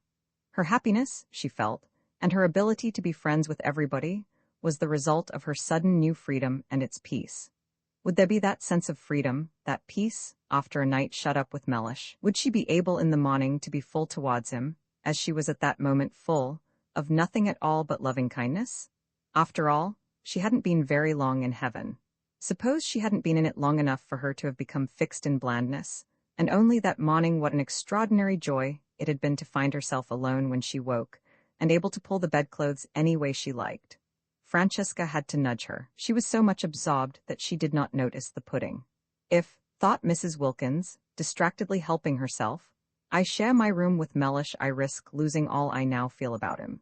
If on the other hand I put him in the 1 spare room, I prevent Mrs. Fisher and Lady Caroline from giving somebody a treat. True, they don't seem to want to at present, but at any moment in this place one or the other of them may be seized with a desire to make somebody happy, and then they wouldn't be able to because of Mellish. What a problem, she said aloud, her eyebrows puckered. What is? Asked Scrap. Where to put Mellish? Scrap stared. Why, isn't 1 room enough for him? She asked. Oh yes, quite. But then there won't be any room left at all, any room for somebody you may want to invite. I shan't want to, said Scrap. Or you, said Mrs. Wilkins to Mrs. Fisher. Rose, of course, doesn't count. I'm sure she would like sharing her room with her husband. It's written all over her. Really? Said Mrs. Fisher. Really what? Asked Mrs. Wilkins, turning hopefully to her, for she thought the word this time was the preliminary to a helpful suggestion. It was not. It stood by itself. It was, as before, mere frost. Challenged, however, Mrs. Fisher did fasten it on to a sentence. Really, am I to understand, she asked, that you propose to reserve the 1 spare room for the exclusive use of your own family? He isn't my own family, said Mrs. Wilkins. He's my husband, you see? I see nothing. Mrs. Fisher could not this time refrain from interrupting, for what an intolerable trick. At the most I hear, and that reluctantly. But Mrs. Wilkins, as impervious to rebuke as Mrs. Fisher had feared, immediately repeated the tiresome formula, and launched out into a long and excessively indelicate speech about the best place for the person she called Mellish to sleep in. Mellish, Mrs. Fisher, remembering the Thomases and Johns and Alfreds and Roberts of her day, plain names that yet had all become glorious, thought it sheer affectation to be christened Mellish, was, it seemed, Mrs. Wilkins's husband, and therefore his place was clearly indicated. Why this talk? She herself, as if foreseeing his arrival, had had a second bed put in Mrs. Wilkins's room. There were certain things in life which were never talked about but only done. Most things connected with husbands were not talked about, and to have a whole dinner table taken up with a discussion as to where one of them should sleep was an affront to the decencies. How and where husbands slept should be known only to their wives. Sometimes it was not known to them, and then the marriage had less happy moments, but these moments were not talked about either. The decencies continued to be preserved. At least, it was so in her day. To have to hear whether Mr. Wilkins should or should not sleep with Mrs. Wilkins, and the reasons why he should and the reasons why he shouldn't, was both uninteresting and indelicate. She might have succeeded in imposing propriety and changing the conversation if it had not been for Lady Caroline. Lady Caroline encouraged Mrs. Wilkins and threw herself into the discussion with every bit as much unreserve as Mrs. Wilkins herself. No doubt she was impelled on this occasion by Chianti, but whatever the reason there it was. And characteristically, Lady Caroline was all for Mr. Wilkins being given the solitary spare room. She took that for granted. Any other arrangement would be impossible, she said. Her expression was barbarous. Had she never read her Bible? Mrs. Fisher was tempted to inquire, and they two shall be one flesh. Clearly also, then, one room. But Mrs. Fisher did not inquire. She did not care even to allude to such texts to someone unmarried. However, there was one way she could force Mr. Wilkins into his proper place and save the situation. She could say she herself intended to invite a friend. It was her right. They had all said so. Apart from propriety, it was monstrous that Mrs. Wilkins should want to monopolize the one spare room, when in her own room was everything necessary for her husband. Perhaps she really would invite somebody. Not invite, but suggest coming. There was Kate Lumley, for instance. Kate could perfectly afford to come and pay her share, and she was of her own period and knew, and had known, most of the people she herself knew and had known. Kate, of course, had only been on the fringe. She used to be asked only to the big parties, not to the small ones, and she still was only on the fringe. There were some people who never got off the fringe, and Kate was one. Often, however, such people were more permanently agreeable to be with than the others, in that they remained grateful. Yes, she might really consider Kate. The poor soul had never married, but then everybody could not expect to marry, and she was quite comfortably off, not too comfortably, but just comfortably enough to pay her own expenses if she came and yet be grateful. Yes, Kate was the solution. If she came, at one stroke, Mrs. Fisher saw, would the Wilkinses be regularized, and Mrs. Wilkins be prevented from having more than her share of the rooms. Also, Mrs. Fisher would save herself from isolation, spiritual isolation. She desired physical isolation between meals, but she disliked that isolation which is of the spirit. Such isolation would, she feared, certainly be hers with these three alien-minded young women. Even Mrs. Arbuthnot was, owing to her friendship with Mrs. Wilkins, necessarily alien-minded. In Kate she would have a support. Kate, without intruding on her sitting room, for Kate was tractable, would be there at meals to support her. Mrs. Fisher said nothing at the moment, but presently in the drawing-room, when they were gathered round the wood fire, she had discovered there was no fireplace in her own sitting-room, and therefore she would after all be forced, so long as the evenings remained cool, to spend them in the other room. Presently, while Francesca was handing coffee round and Lady Caroline was poisoning the air with smoke, Mrs. Wilkins, looking relieved and pleased, said, "Well, if nobody really wants that room, and wouldn't use it anyhow, I shall be very glad if Mellish may have it." "Of course he must have it," said Lady Caroline. Then Mrs. Fisher spoke. "I have a friend," she said in her deep voice, and sudden silence fell upon the others. "Kate Lumley," said Mrs. Fisher. Nobody spoke. "Perhaps," continued Mrs. Fisher, addressing Lady Caroline, "you know her?" No, Lady Caroline did not know Kate Lumley, and Mrs. Fisher, without asking the others if they did, for she was sure they knew no one, proceeded. "I wish to invite her to join me," said Mrs. Fisher. Complete silence. Then Scrap said, turning to Mrs. Wilkins, "That settles Mellish, then." "It settles the question of Mr. Wilkins," said Mrs. Fisher, "although I am unable to understand that there should ever have been a question in the only way that is right." "I'm afraid you're in for it, then," said Lady Caroline, again to Mrs. Wilkins. "Unless," she added, "he can't come." But Mrs. Wilkins, her brow perturbed, for suppose after all she were not yet quite stable in heaven, could only say a little uneasily, "I see him here." Roman 13. The uneventful days, only outwardly uneventful, slipped by in floods of sunshine, and the servants, watching the four ladies, came to the conclusion there was very little life in them. To the servants, San Salvata seemed asleep. No one came to tea, nor did the ladies go anywhere to tea. Other tenants in other springs had been far more active. There had been stir and enterprise, The boat had been used, excursions had been made, Beppo's fly was odded. People from Mazego came over and spent the day. The house rang with voices, even sometimes champagne had been drunk. Life was varied, life was interesting. But this? What was this? The servants were not even scolded, they were left completely to themselves. They yawned. Perplexing, too, was the entire absence of gentlemen. How could gentlemen keep away from so much beauty? For added up, and even after the subtraction of the old one, the three younger ladies produced a formidable total of that which gentlemen usually sought. Also, the evident desire of each lady to spend long hours separated from the other ladies puzzled the servants. The result was a deathly stillness in the house, except at mealtimes. It might have been as empty as it had been all the winter, for any sounds of life there were.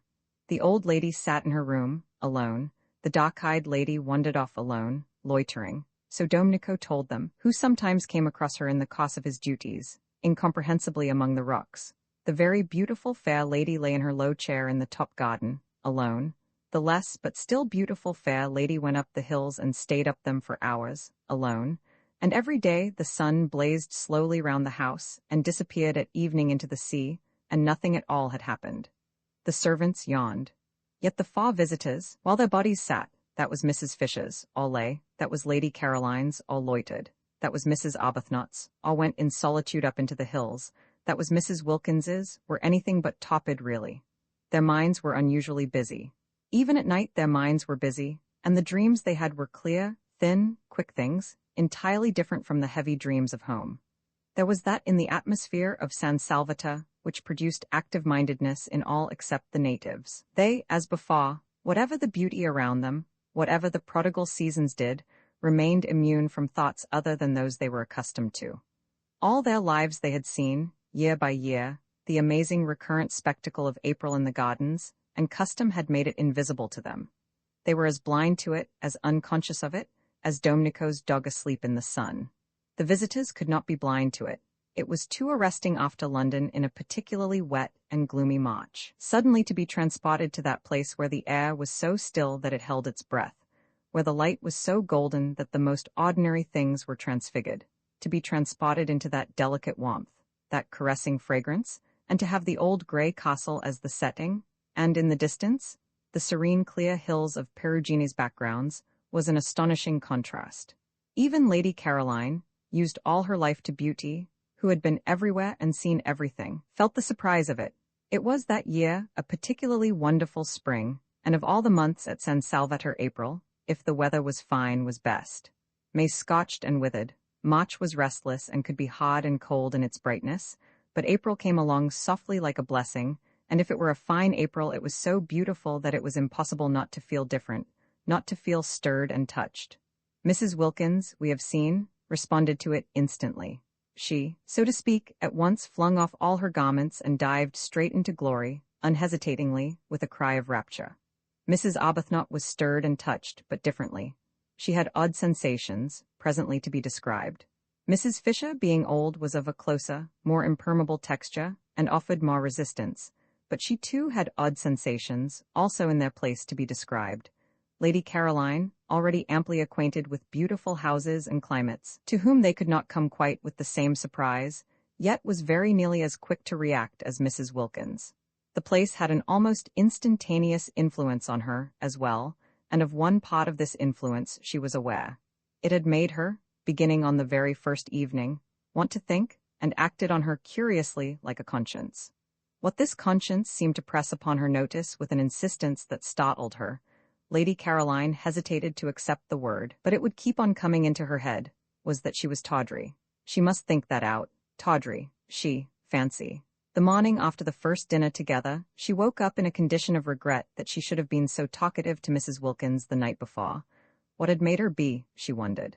Now, of course, Mrs. Wilkins would want to grab, she would want to be inseparable, and the thought of a grabbing and an inseparableness that should last 4 weeks made Scrap's spirit swoon within her. No doubt the encouraged Mrs. Wilkins would be lurking in the top garden waiting to waylay her when she went out, and would hail her with morning cheerfulness. How much she hated being hailed with morning cheerfulness, or indeed, hailed at all. She oughtn't to have encouraged Mrs. Wilkins the night before. Fatal to encourage. It was bad enough not to encourage, for just sitting there and saying nothing seemed usually to involve her, but actively to encourage was suicidal. What on earth had made her? Now she would have to waste all the precious time, the precious, lovely time for thinking for getting square with herself, in shaking Mrs. Wilkins off. With great caution and on the tips of her toes, balancing herself carefully lest the pebbles should scrunch, she stole out when she was dressed to Rakana, but the garden was empty. No shaking off was necessary. Neither Mrs. Wilkins nor anybody else was to be seen. She had it entirely to herself, except for Domenico, who presently came and hovered, watering his plants, again especially all the plants that were nearest her. No one came out at all.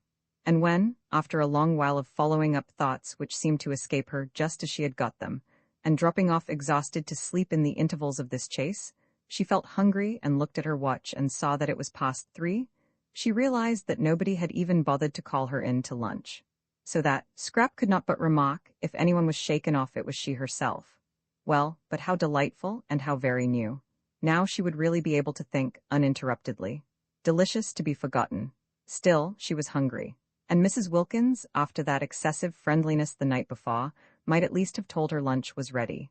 And she had really been excessively friendly, so nice about Mellish's sleeping arrangements, wanting him to have the spare room and all. She wasn't usually interested in arrangements, in fact she wasn't ever interested in them, so that Scrap considered she might be said almost to have gone out of her way to be agreeable to Mrs. Wilkins, and in return, Mrs. Wilkins didn't even bother whether or not she had any lunch. Fortunately, though she was hungry, she didn't mind missing a meal. Life was full of meals. They took up an enormous proportion of one's time, and Mrs. Fisher was, she was afraid, one of those persons who at meals linger. Twice now had she dined with Mrs. Fisher, and each time she had been difficult at the end to dislodge, lingering on slowly cracking innumerable nuts, and slowly drinking a glass of wine that seemed as if it would never be finished. Probably, it would be a good thing to make a habit of missing lunch, and as it was quite easy to have tea brought out to her, and as she breakfasted in her room, only once a day would she have to sit at the dining-room table and endure the nuts.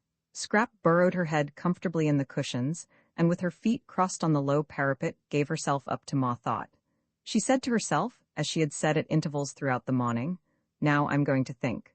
But never having thought out anything in her life, it was difficult. Extraordinary how one's attention wouldn't stay fixed. Extraordinary how one's mind slipped sideways, settling herself down to a review of her past as a preliminary to the consideration of her future, and hunting in it, to begin with, for any justification of that distressing word tawdry. The next thing she knew was that she wasn't thinking about this at all, but had somehow switched on to Mr. Wilkins. Well, Mr. Wilkins was quite easy to think about, though not pleasant. She viewed his approach with misgivings, for not only was it a profound and unexpected bar to have a man added to the party, and a man, too, of the kind she was sure Mr. Wilkins must be, but she was afraid, and her fear was the result of a drearily unvarying experience, that he might wish to hang about her. This possibility had evidently not yet occurred to Mrs. Wilkins, and it was not one to which she could very well draw her attention.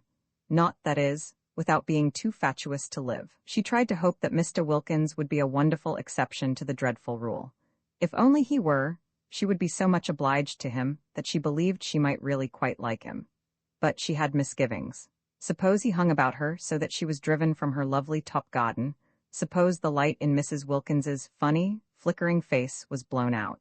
Scrap felt she would particularly dislike this to happen to Mrs. Wilkins's face, yet she had never in her life met any wives, not any at all, who had been able to understand that she didn't in the least want their husbands.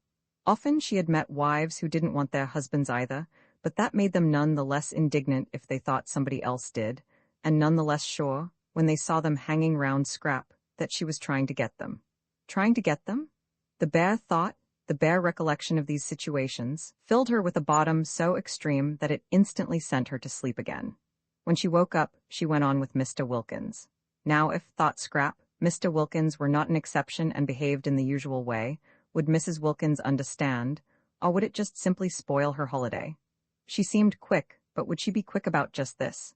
She seemed to understand and see inside one, but would she understand and see inside one when it came to Mr. Wilkins? The experienced Scrap was full of doubts. She shifted her feet on the parapet, she jerked a cushion straight. Perhaps she had better try and explain to Mrs. Wilkins, during the days still remaining before the arrival, explain in a general way, rather vague and talking at large, her attitude towards such things. She might also expound to her her peculiar dislike of people's husbands and her profound craving to be, at least for this 1 month, let alone. But Scrap had her doubts about this too. Such talk meant a certain familiarity, meant embarking on a friendship with Mrs. Wilkins, and if, after having embarked on it and faced the peril, it contained of too much Mrs. Wilkins, Mr. Wilkins should turn out to be artful. And people did get very artful when they were set on anything, and manage after all to slip through into the top garden. Mrs. Wilkins might easily believe she had been taken in, and that she, Scrap, was deceitful. Deceitful, and about Mr. Wilkins. Wives were really pathetic. At 4:30 she heard sounds of sauces on the other side of the daphne bushes. Was tea being sent out to her? No, the sounds came no closer. They stopped near the house. Tea was to be in the garden, in her garden. Scrap considered she might at least have been asked if she minded being disturbed. They all knew she sat there. Perhaps someone would bring hers to her in her corner. No, nobody brought anything. Well, she was too hungry not to go and have it with the others today, but she would give Francesca strict orders for the future. She got up and walked with that slow grace which was another of her outrageous number of attractions towards the sounds of tea. She was conscious not only of being very hungry, but of wanting to talk to Mrs. Wilkins again. Mrs. Wilkins had not grabbed. She had left her quite free all day in spite of the rapprochement the night before. Of course she was an original, and put on a silk jumper for dinner, but she hadn't grabbed. This was a great thing. Scrap went towards the tea-table quite looking forward to Mrs. Wilkins, and when she came in sight of it, she saw only Mrs. Fisher and Mrs. Arbuthnot. Mrs. Fisher was pouring out the tea, and Mrs. Arbuthnot was offering Mrs. Fisher macaroons. Every time Mrs. Fisher offered Mrs. Arbuthnot anything, her cup, or milk, or sugar, Mrs. Arbuthnot offered her macaroons, pressed them on her with an odd assiduousness, almost with obstinacy. Was it a game? Scrap wondered, sitting down and seizing a macaroon. "Where is Mrs. Wilkins?" asked Scrap. They did not know. At least Mrs. Arbuthnot, on Scrap's inquiry, did not know. Mrs. Fisher's face at the name became elaborately uninterested. It appeared that Mrs. Wilkins had not been seen since breakfast. Mrs. Arbuthnot thought she had probably gone for a picnic. Scrap missed her. She ate the enormous macaroons, the best and biggest she had ever come across, in silence. Tea without Mrs. Wilkins was dull, and Mrs. Arbuthnot had that fatal flavor of motherliness about her, of wanting to pet one, to make one very comfortable, coaxing one to eat, coaxing her, who was already so frankly, so even excessively, eating, that seemed to have dogged Scrap's steps through life. Couldn't people leave one alone? She was perfectly able to eat what she wanted unincited. She tried to quench Mrs. Arbuthnot's zeal by being shot with her. Useless. The shotness was not apparent. It remained, as all Scrap's evil feelings remained, covered up by the impenetrable veil of her loveliness. Mrs. Fisher sat monumentally, and took no notice of either of them. She had had a curious day, and was a little worried. She had been quite alone, for none of the three had come to lunch, and none of them had taken the trouble to let her know they were not coming. And Mrs. Arbuthnot, drifting casually into tea, had behaved oddly till Lady Caroline joined them and distracted her attention. Mrs. Fisher was prepared not to dislike Mrs. Arbuthnot, whose potted hair and mild expression seemed very decent and womanly, but she certainly had habits that were difficult to like. Her habit of instantly echoing any offer made her of food or drink, of throwing the offer back on one, as it were, was not somehow what one expected of her. "Will you have some more tea?" was surely a question to which the answer was simply yes or no, but Mrs. Arbuthnot persisted in the trick she had exhibited the day before at breakfast, of adding to her yes or no the words, "Will you?" She had done it again that morning at breakfast, and here she was doing it at tea, the two meals at which Mrs. Fisher presided and pawed out. Why did she do it? Mrs. Fisher failed to understand, but this was not what was worrying her. This was merely by the way. What was worrying her was that she had been quite unable that day to settle to anything, and had done nothing but wander restlessly from her sitting room to her battlements and back again. It had been a wasted day, and how much she disliked waste. She had tried to read, and she had tried to write to Kate Lumley, but no, a few words read, a few lines written, and up she got again and went out onto the battlements and stared at the sea. It did not matter that the letter to Kate Lumley should not be written. There was time enough for that. Let the others suppose her coming was definitely fixed. All the better. So would Mr. Wilkins be kept out of the spare room and put where he belonged. Kate would keep. She could be held in reserve. Kate in reserve was just as potent as Kate in actuality, and there were points about Kate in reserve which might be missing from Kate in actuality.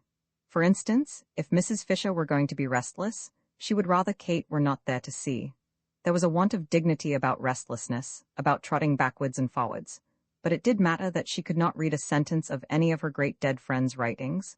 No, not even of Browning's, who had been so much in Italy, nor of Ruskin's, whose Stones of Venice she had brought with her to reread so nearly on the very spot, nor even a sentence of a really interesting book like the one she had found in her sitting room about the home life of the German emperor. Poor man, written in the 90s, when he had not yet begun to be more sinned against than sinning, which was, she was firmly convinced, what was the matter with him now, and full of exciting things about his birth and his right arm and a couture, without having to put it down and go and stare at the sea. Reading was very important. The proper exercise and development of one's mind was a paramount duty. How could one read if one were constantly trotting in and out? Curious, this restlessness. Was she going to be ill? No, she felt well. Indeed, unusually well, and she went in and out quite quickly, trotted, in fact, and without her stick. Very odd that she shouldn't be able to sit still, she thought, frowning across the tops of some purple hyacinths at the Gulf of Spezia glittering beyond a headland. Very odd that she, who walked so slowly, with such dependence on her stick, should suddenly trot. It would be interesting to talk to someone about it, she felt. Not to Kate, to a stranger. Kate would only look at her and suggest a cup of tea. Kate always suggested cups of tea. Besides, Kate had a flat face. That Mrs. Wilkins, now, annoying as she was, loose-tongued as she was, impertinent, objectionable, would probably understand, and perhaps know what was making her be like this. But she could say nothing to Mrs. Wilkins. She was the last person to whom one would admit sensations. Dignity alone forbade it. Confide in Mrs. Wilkins? Never. And Mrs. Arbuthnot, while she wistfully mothered the obstructive scrap at tea, felt too that she had had a curious day. Like Mrs. Fisher's, it had been active, but, unlike Mrs. Fisher's, only active in mind. Her body had been quite still. Her mind had not been still at all. It had been excessively active. For years she had taken care to have no time to think. Her scheduled life in the parish had prevented memories and desires from intruding on her. That day they had crowded. She went back to tea feeling dejected, and that she should feel dejected in such a place with everything about her to make her rejoice, only dejected her the more. But how could she rejoice alone? How could anybody rejoice and enjoy and appreciate, really appreciate, alone? Except Lottie. Lottie seemed able to. She had gone off down the hill directly after breakfast, alone yet obviously rejoicing, for she had not suggested that Rose should go too, and she was singing as she went. Rose had spent the day by herself, sitting with her hands clasping her knees, staring straight in front of her. What she was staring at were the gray sods of the agaves, and on their tall stalks, the pale irises that grew in the remote place she had found, while beyond them, between the gray leaves and the blue flowers, she saw the sea. The place she had found was a hidden corner where the sun-baked stones were padded with time, and nobody was likely to come. It was out of sight and sound of the house. It was off any path. It was near the end of the promontory. She sat so quiet that presently lizards darted over her feet, and some tiny birds like finches, frightened away at first, came back again and flitted among the bushes round her just as if she hadn't been there. How beautiful it was. And what was the good of it with no one there? No one who loved being with one, who belonged to one, to whom one could say, "Look." And wouldn't one say, "Look, dearest"? Yes, one would say dearest and the sweet word. Just to say it to somebody who loved one would make one happy. She sat quite still, staring straight in front of her. Strange that in this place she did not want to pray. She who had prayed so constantly at home didn't seem able to do it here at all. The first morning she had merely thrown up a brief thank you to heaven on getting out of bed, and had gone straight to the window to see what everything looked like, thrown up the thank you as carelessly as a ball, and thought no more about it. That morning, remembering this and ashamed, she had knelt down with determination, but perhaps determination was bad for prayers, for she had been unable to think of a thing to say. And as for her bedtime prayers, on neither of the nights had she said a single one. She had forgotten them. She had been so much absorbed in other thoughts that she had forgotten them, and once in bed, she was asleep and whirling along among bright, thin, swift dreams before she had so much time as to stretch herself out. What had come over her? Why had she let go the anchor of prayer? And she had difficulty, too, in remembering her poor, in remembering even that there were such things as poor. Holidays, of course, were good, and were recognized by everybody as good, but ought they so completely to blot out, to make such havoc of, the realities? Perhaps it was healthy to forget her poor. With all the greater gusto would she go back to them. But it couldn't be healthy to forget her prayers, and still less could it be healthy not to mind. Rose did not mind. She knew she did not mind, and even worse, she knew she did not mind not minding. In this place she was indifferent to both the things that had filled her life and made it seem as if it were happy for years. Well, if only she could rejoice in her wonderful new surroundings, have that much at least to set against the indifference, the letting go. But she could not. She had no work, she did not pray, she was left empty. Lottie had spoilt her day that day, as she had spoilt her day the day before. Lottie, with her invitation to her husband, with her suggestion that she too should invite hers. Having flung Frederick into her mind again the day before, Lottie had left her. For the whole afternoon she had left her alone with her thoughts. Since then they had been all of Frederick. Where at Hampstead he came to her only in her dreams. Here he left her dreams free and was with her during the day instead. And again that morning, as she was struggling not to think of him, Lottie had asked her, just before disappearing singing down the path, if she had written yet and invited him, and again he was flung into her mind and she wasn't able to get him out. How could she invite him? It had gone on so long. Their estrangement, such years, she would hardly know what words to use, and besides, he would not come. Why should he come? He didn't care about being with her. What could they talk about? Between them was the barrier of his work and her religion. She could not, how could she, believing as she did in purity, in responsibility for the effect of one's actions on others, bear his work, bear living by it, and he, she knew, had at first resented and then been merely bawed by her religion. He had let her slip away, he had given her up, he no longer minded, he accepted her religion indifferently as a settled fact. Both it and she, Rose's mind, becoming more luminous in the clear light of April at San Salvatore, suddenly saw the truth, bawed him. Naturally, when she saw this, when that morning it flashed upon her for the first time, she did not like it. She liked it so little that for a space the whole beauty of Italy was blotted out. What was to be done about it? She could not give up believing in good and not liking evil, and it must be evil to live entirely on the proceeds of adulteries, however dead and distinguished they were. Besides, if she sacrificed her whole past, her bringing up, her work for the last 10 years, would she baw him less? Rose felt right down at her very roots that if you have once thoroughly bawed somebody, it is next to impossible to unbaw him. Once a bore, always a baw, certainly, she thought, to the person originally bawed. Then, thought she, looking out to sea through eyes grown misty, better cling to her religion. It was better, she hardly noticed the reprehensibleness of her thought, than nothing. But oh, she wanted to cling to something tangible, to love something living, something that one could hold against one's heart, that one could see and touch and do things for. If her poor baby hadn't died, babies didn't get bawed with one, it took them a long while to grow up and find one out, and perhaps one's baby never did find one out. Perhaps one would always be to it. However old and bearded it grew, somebody special, somebody different from everyone else, and if for no other reason, precious in that one could never be repeated. Sitting with dim eyes looking out to sea, she felt an extraordinary yearning to hold something of her very own tight to her bosom. Rose was slender, and as reserved in figure as in character, yet she felt a queer sensation of, how could she describe it? Bosom. There was something about San Salvatore that made her feel all bosom. She wanted to gather to her bosom, to comfort and protect, soothing the dear head that should lie on it with softest strokings and murmurs of love. Frederick's child, come to her, pillowed on her, because they were unhappy, because they had been hurt. They would need her then, if they had been hurt. They would let themselves be loved then, if they were unhappy. Well, the child was gone, would never come now. But perhaps Frederick, some day, when he was old and tired. Such were Mrs. Arbuthnot's reflections and emotions that first day at San Salvatore by herself. She went back to tea dejected as she had not been for years. San Salvatore had taken her carefully built-up semblance of happiness away from her, and given her nothing in exchange.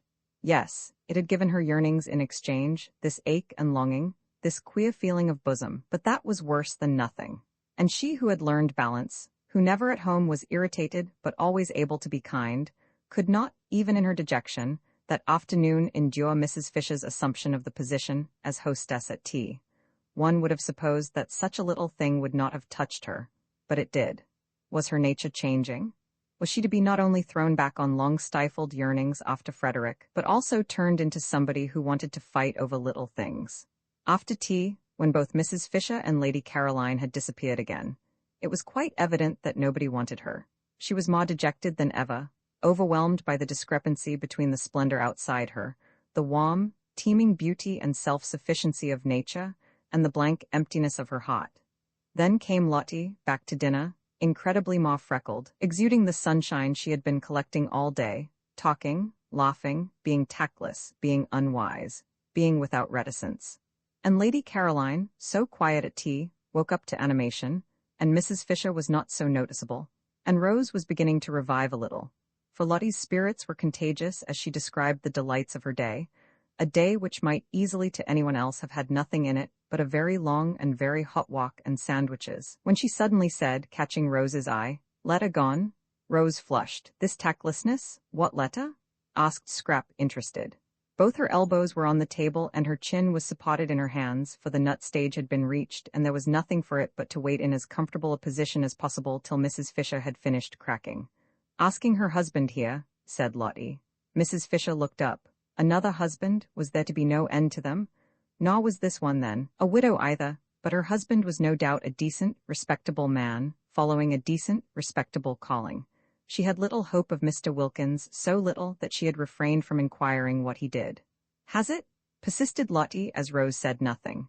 "No," said Rose. "Oh, well, tomorrow then," said Lottie. Rose wanted to say no again to this. Lottie would have in her place, and would, besides, have expounded all her reasons, but she could not turn herself inside out like that and invite any and everybody to come and look. How was it that Lottie, who saw so many things, didn't see stuck on her heart, and seeing keep quiet about it, the saw place that was Frederick? "Who is your husband?" asked Mrs. Fisher, carefully adjusting another nut between the crackers. "Who should he be?" said Rose quickly, roused at once by Mrs. Fisher to irritation, "except Mr. Arbuthnot?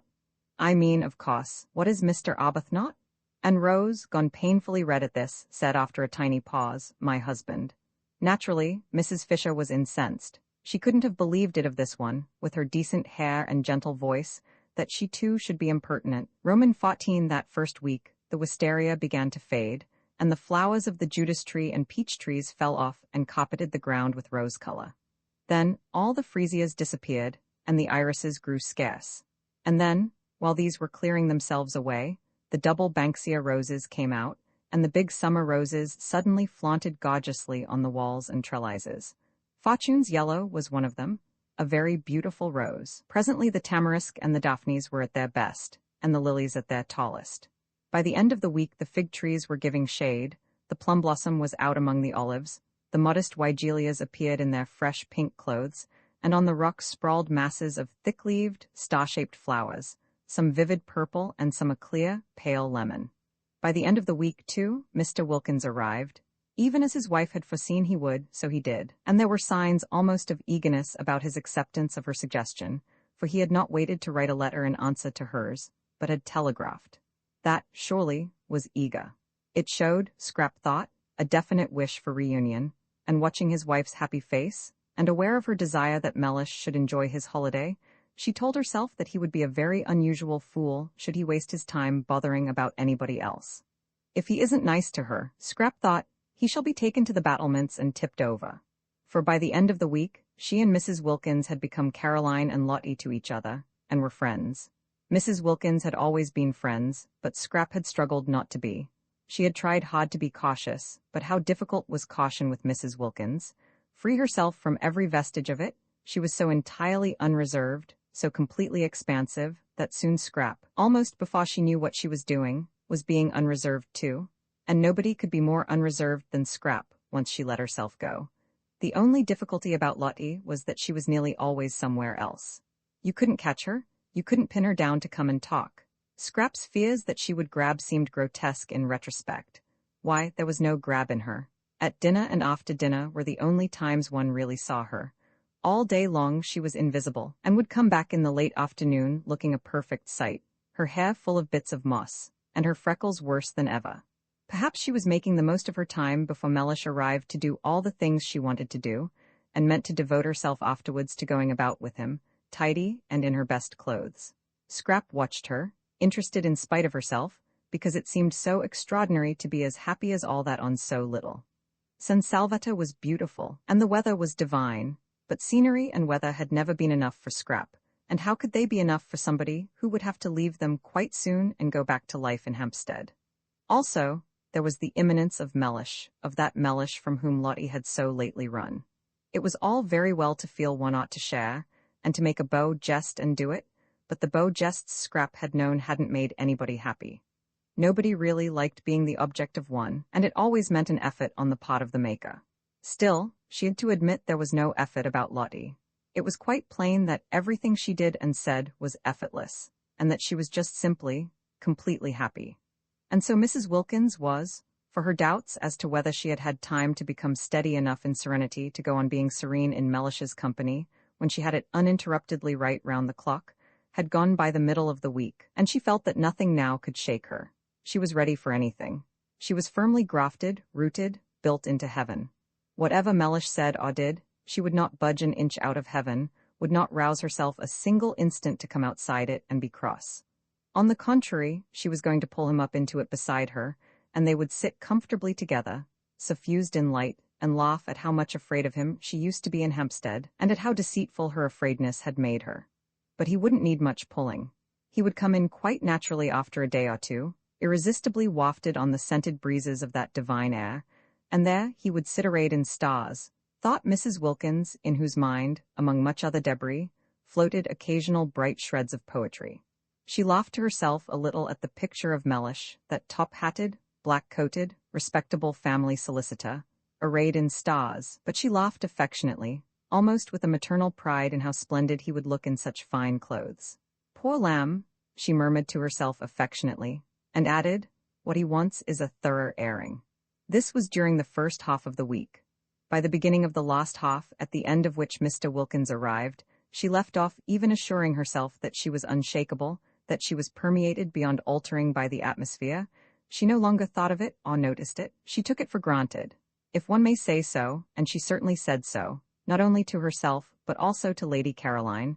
She had found her celestial legs. Contrary to Mrs. Fisher's idea of the seemly, but of course contrary. What else would one expect of Mrs. Wilkins? She did not go to meet her husband at Mazago, but merely walked down to the point where Beppo's fly would leave him and his luggage in the street of Castagneto. Mrs. Fisher disliked the arrival of Mr. Wilkins, and was sure that anybody who could have married Mrs. Wilkins must be at least of an injudicious disposition, but a husband, whatever his disposition, should be properly met. Mr. Fisher had always been properly met.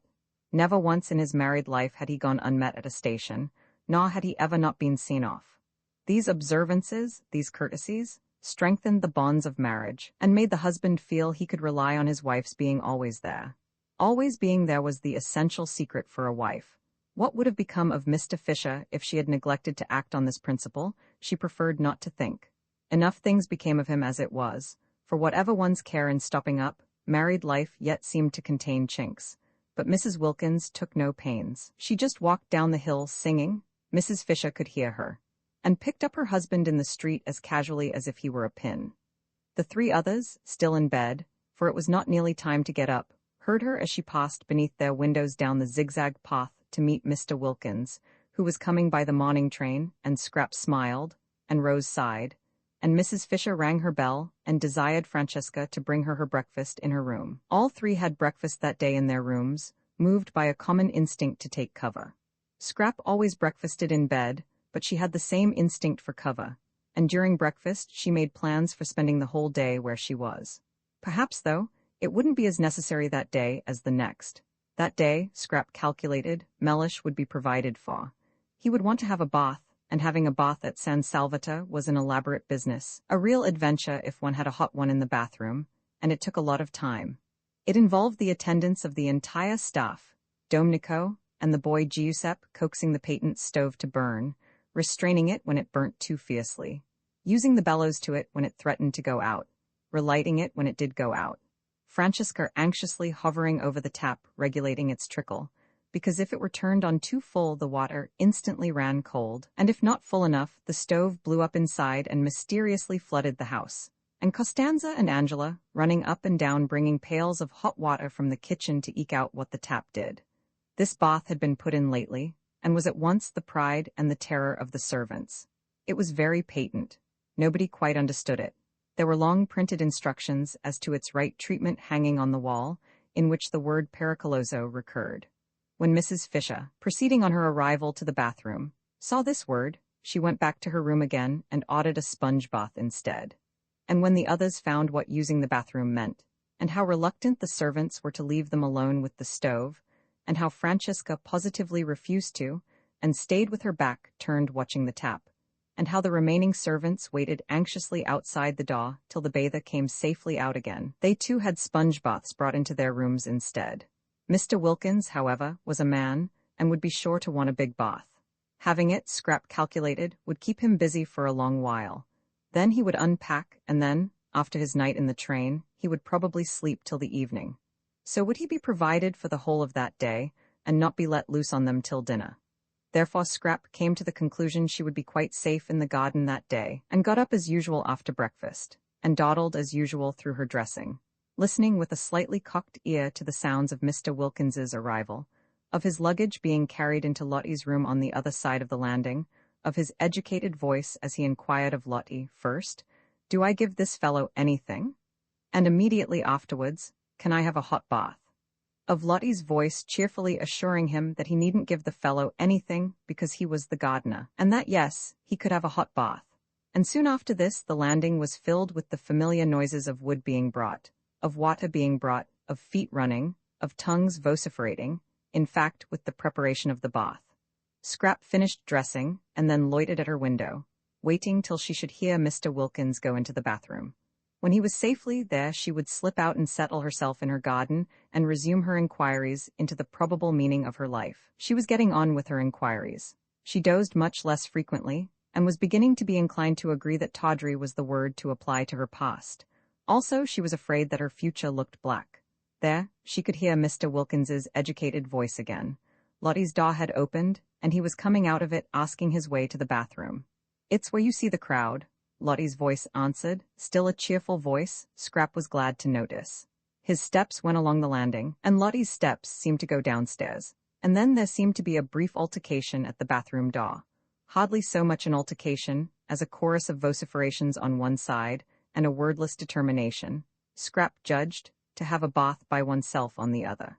Mr. Wilkins knew no Italian, and the expression pericoloso left him precisely as it found him, or would have if he had seen it, but naturally he took no notice of the printed matter on the wall. He firmly closed the door on the servants, resisting Domenico, who tried to the last to press through, and locked himself in as a man should for his bath, judicially considering, as he made his simple preparations for getting in, the singular standard of behavior of these foreigners who, both male and female, apparently wished to stay with him while he bathed.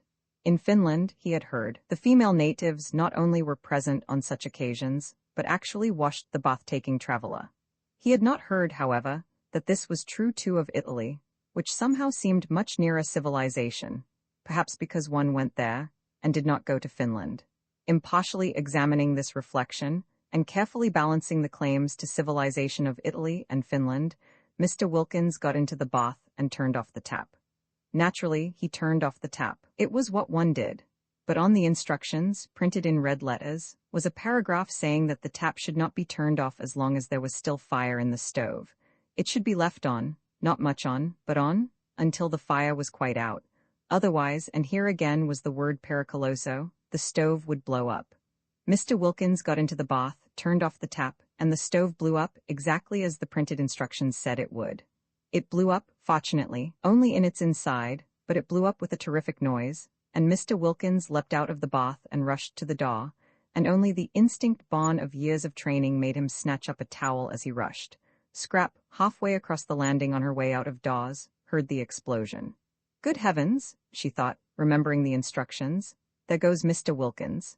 And she ran towards the head of the stairs to call the servants, and as she ran, out ran Mr. Wilkins clutching his towel, and they ran into each other. "That damned bath!" cried Mr. Wilkins, perhaps for the only time in his life forgetting himself, but he was upset. Mr. Wilkins, imperfectly concealed in his towel, his shoulders exposed at one end and his legs at the other, and Lady Caroline de Stir, to meet whom he had swallowed all his anger with his wife and come out to Italy. For Lottie in her letter had told him who was at San Salvatore besides herself and Mrs. Arbuthnot, and Mr. Wilkins at once had perceived that this was an opportunity which might never recur. Lottie had merely said, "There are 2 other women here, Mrs. Fisher and Lady Caroline de Stir," but that was enough. He knew all about the Droitwiches, their wealth, their connections, their place in history, and the power they had, should they choose to exert it, of making yet another solicitor happy by adding him to those they already employed. Some people employed one solicitor for one branch of their affairs, and another for another. The affairs of the Droitwiches must have many branches. He had also heard, for it was, he considered, part of his business to hear, and having heard to remember, of the beauty of their only daughter. Even if the Droitwiches themselves did not need his services, their daughter might. Beauty led one into strange situations. Advice could never come amiss, and should none of them, neither parents nor daughter, nor any of their brilliant sons, need him in his professional capacity, it yet was obviously a most valuable acquaintance to make.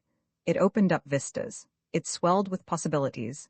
He might go on living in Hampstead for years, and not again come across such another chance.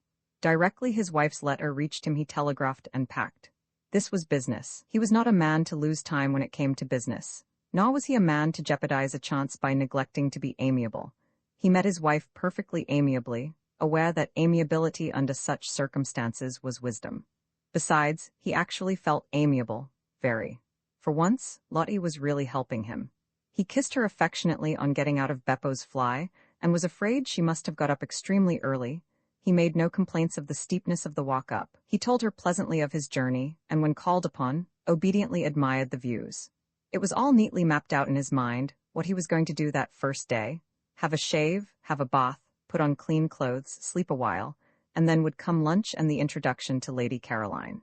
In the train he had selected the words of his greeting, going over them with care, some slight expression of his gratification in meeting one of whom he, in common with the whole world, had heard, but of course put delicately, very delicately, some slight reference to her distinguished parents and the part her family had played in the history of England, made, of course, with proper tact. A sentence or two about her eldest brother Lord Winchcombe, who had won his V.C. in the late war under circumstances which could only cause. He might or might not add this. Every Englishman's heart to beat higher than ever with pride, and the first steps towards what might well be the turning point in his career would have been taken. And here he was. No, it was too terrible. What could be more terrible? Only a towel on, water running off his legs, and that exclamation. He knew at once the lady was Lady Caroline. The minute the exclamation was out he knew it. Rarely did Mr. Wilkins use that word, and never, never in the presence of a lady or a client. While as for the towel, why had he come? Why had he not stayed in Hampstead? It would be impossible to live this down. But Mr. Wilkins was reckoning without Scrap. She, indeed, screwed up her face at the first flash of him on her astonished sight in an enormous effort not to laugh, and having choked the laughter down and got her face serious again, she said as composedly as if he had had all his clothes on, "How do you do?" What perfect tact. Mr. Wilkins could have worshipped her. This exquisite ignoring. Blue blood, of course, coming out. Overwhelmed with gratitude, he took her offered hand and said, "How do you do?" in his turn, and merely to repeat the ordinary words seemed magically to restore the situation to the normal. Indeed, he was so much relieved, and it was so natural to be shaking hands, to be conventionally greeting, that he forgot he had only a towel on, and his professional manner came back to him. He forgot what he was looking like, but he did not forget that this was Lady Caroline de Stur, the lady he had come all the way to Italy to see, and he did not forget that it was in her face, her lovely and important face, that he had flung his terrible exclamation. He must at once entreat her forgiveness. To say such a word to a lady, to any lady, but of all ladies to just this one? "I'm afraid I used unpardonable language," began Mr. Wilkins very earnestly, as earnestly and ceremoniously as if he had had his clothes on. "I thought it most appropriate," said Scrap, who was used to dams. Mr. Wilkins was incredibly relieved and soothed by this answer. No offense, then, taken. Blue blood again. Only blue blood could afford such a liberal, such an understanding attitude. "It is Lady Caroline de Stur, is it not, to whom I am speaking?" he asked, his voice sounding even more carefully cultivated than usual, for he had to restrain too much pleasure, too much relief, too much of the joy of the pardoned and the shriven from getting into it. "Yes," said Scrap, and for the life of her she couldn't help smiling. She couldn't help it. She hadn't meant to smile at Mr. Wilkins, not ever, but really he looked, and then his voice on the top of the rest of him, oblivious of the towel and his legs and talking just like a church. "Allow me to introduce myself," said Mr. Wilkins, with the ceremony of the drawing-room. "My name is Mellish Wilkins," and he instinctively held out his hand a second time at the words. "I thought perhaps it was," said Scrap, a second time having her shaken and a second time unable not to smile. He was about to proceed to the first of the graceful tributes he had prepared in the train, oblivious, as he could not see himself, that he was without his clothes, when the servants came running up the stairs, and, simultaneously, Mrs. Fisher appeared in the doorway of her sitting room.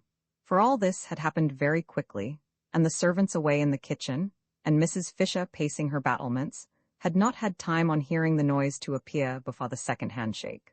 The servants, when they heard the dreaded noise, knew at once what had happened, and rushed straight into the bathroom to try and staunch the flood, taking no notice of the figure on the landing in the towel.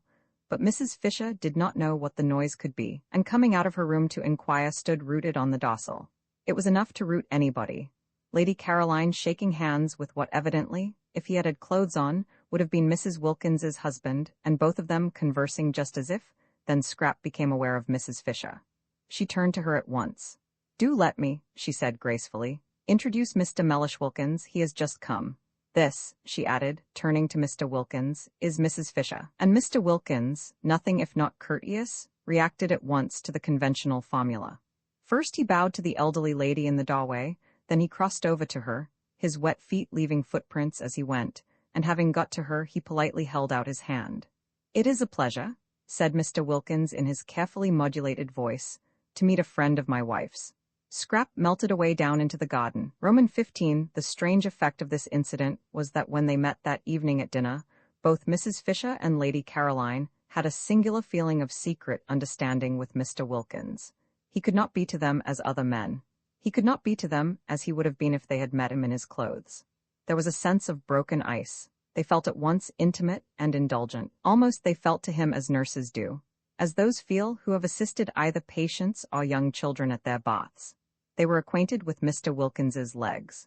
What Mrs. Fisher said to him that morning in her first shock will never be known, but what Mr. Wilkins said to her in reply, when reminded by what she was saying of his condition, was so handsome in its apology, so proper in its confusion, that she had ended by being quite sorry for him and completely placated. After all, it was an accident, and nobody could help accidents. And when she saw him next at dinner, dressed, polished, spotless as to linen and sleek as to hair, she felt this singular sensation of a secret understanding with him, and added to it, of a kind of almost personal pride in his appearance, now that he was dressed, which presently extended in some subtle way to an almost personal pride in everything he said. There was no doubt whatever in Mrs. Fisher's mind that a man was infinitely preferable as a companion to a woman. Mr. Wilkins's presence and conversation at once raised the standard of the dinner table from that of a bear garden, yes, a bear garden, to that of a civilized social gathering.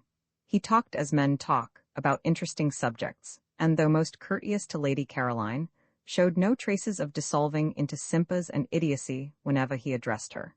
He was, indeed, precisely as courteous to Mrs. Fisher herself, and when for the first time at that table politics were introduced, he listened to her with the proper seriousness on her exhibiting a desire to speak, and treated her opinions with the attention they deserved. He appeared to think much as she did about Lloyd George, and in regard to literature he was equally sound. In fact, there was real conversation, and he liked nuts. How he could have married Mrs. Wilkins was a mystery. Lottie, for her part, looked on with round eyes. She had expected Mellish to take at least 2 days before he got to this stage, but the San Salvata spell had worked instantly.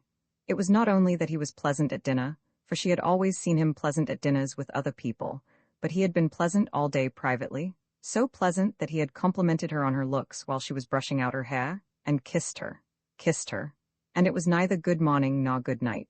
Well, this being so, she would put off telling him the truth about her nest egg, and about Rose not being his hostess after all, till next day. Pity to spoil things. She had been going to blurt it out as soon as he had had a rest, but it did seem a pity to disturb such a very beautiful frame of mind as that of Mellish this first day. Let him too get more firmly fixed in heaven. Once fixed, he wouldn't mind anything. Her face sparkled with delight at the instantaneous effect of San Salvata. Even the catastrophe of the bath, of which she had been told when she came in from the garden, had not shaken him. Of course all that he had needed was a holiday. What a brute she had been to him when he wanted to take her himself to Italy. But this arrangement, as it happened, was ever so much better, though not through any merit of hers. She talked and laughed gaily, not a shred of fear of him left in her, and even when she said, struck by his spotlessness, that he looked so clean that one could eat one's dinner off him, and Scrap laughed, Mellish laughed too. He would have minded that at home, supposing that at home she had had the spirit to say it. It was a successful evening. Scrap, whenever she looked at Mr. Wilkins, saw him in his towel, dripping water, and felt indulgent. Mrs. Fisher was delighted with him. Rose was a dignified hostess in Mr. Wilkins's eyes, quiet and dignified, and he admired the way she waived her right to preside at the head of the table, as a graceful compliment, of course, to Mrs. Fisher's age. Mrs. Arbuthnot was, opined Mr. Wilkins, naturally retiring. She was the most retiring of the three ladies. He had met her before dinner alone for a moment in the drawing-room, and had expressed in appropriate language his sense of her kindness in wishing him to join her party, and she had been retiring. Was she shy? Probably. She had blushed, and murmured as if in deprecation, and then the others had come in. At dinner she talked least. He would, of course, become better acquainted with her during the next few days, and it would be a pleasure, he was sure. Meanwhile, Lady Caroline was all and more than all Mr. Wilkins had imagined, and had received his speeches, worked in skillfully between the causes, graciously. Mrs. Fisher was the exact old lady he had been hoping to come across all his professional life, and Lottie had not only immensely improved, but was obviously Mr. Wilkins knew what was necessary in French, with Lady Caroline. He had been much tormented during the day by the thought of how he had stood conversing with Lady Caroline, forgetful of his not being dressed, and had at last written her a note most deeply apologizing, and beseeching her to overlook his incomprehensible obliviousness, to which she had replied in pencil on the back of the envelope, "Don't worry." And he had obeyed her commands and had put it from him. The result was he was now in great contentment. Before going to sleep that night, he pinched his wife's ear. She was amazed. These endearments, what is more, the morning brought no relapse in Mr. Wilkins, and he kept up to this high level throughout the day, in spite of its being the first day of the second week, and therefore pay-day. Its being pay-day precipitated Lottie's confession, which she had, when it came to the point, been inclined to put off a little longer. She was not afraid, she dared anything, but Mellish was in such an admirable humor. Why risk clouding it just yet? When, however, soon after breakfast, Costanza appeared with a pile of very dirty little bits of paper covered with sums in pencil, and having knocked at Mrs. Fisher's door and been sent away, and at Lady Caroline's door and been sent away, and at Rose's door and had no answer because Rose had gone out, she waylaid Lottie, who was showing Mellish over the house, and pointed to the bits of paper, and talked very rapidly and loud, and shrugged her shoulders a great deal, and kept on pointing at the bits of paper. Lottie remembered that a week had passed without anybody paying anything to anyone, and that the moment had come to settle up. "Does this good lady want something?" inquired Mr. Wilkins mellifluously. "Money," said Lottie. "Money? It's the housekeeping bills." "Well, you have nothing to do with those," said Mr. Wilkins serenely. "Oh yes, I have." And the confession was precipitated. It was wonderful how Mellish took it. One would have imagined that his sole idea about the nest egg had always been that it should be lavished on just this. He did not, as he would have done at home, cross-examine her. He accepted everything as it came pouring out, about her fibs and all, and when she had finished and said, "You have every right to be angry, I think, but I hope you won't be and will forgive me instead," he merely asked, "What can be more beneficial than such a holiday?" Whereupon she put her arm through his and held it tight and said, "Oh, Mellish, you really are too sweet." Her face red with pride in him. That he should so quickly assimilate the atmosphere, that he should at once become nothing but kindness, showed surely what a real affinity he had with good and beautiful things. He belonged quite naturally in this place of heavenly calm. He was extraordinary how she had misjudged him, by nature a child of light. Fancy not minding the dreadful fibs she had gone in for before leaving home, fancy passing even those over without comment. Wonderful. Yet not wonderful, for wasn't he in heaven? In heaven nobody minded any of those done with things. One didn't even trouble to forgive and forget. One was much too happy. She pressed his arm tight in her gratitude and appreciation, and though he did not withdraw his, neither did he respond to her pressure.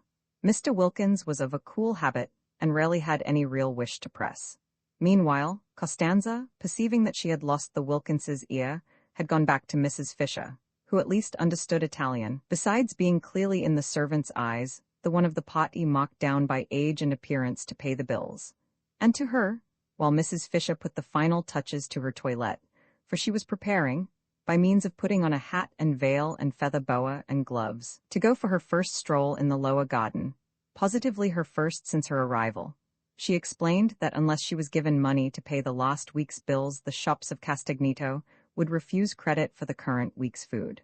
Not even credit would they give, affirmed Costanza, who had been spending a great deal and was anxious to pay all her relations what was owed them, and also to find out how her mistresses took it for that day's meals. Soon it would be the hour of colazione, and how could there be colazione without meat, without fish, without eggs, without— Mrs. Fisher took the bills out of her hand and looked at the total, and she was so much astonished by its size, so much horrified by the extravagance to which it testified, that she sat down at her writing table to go into the thing thoroughly.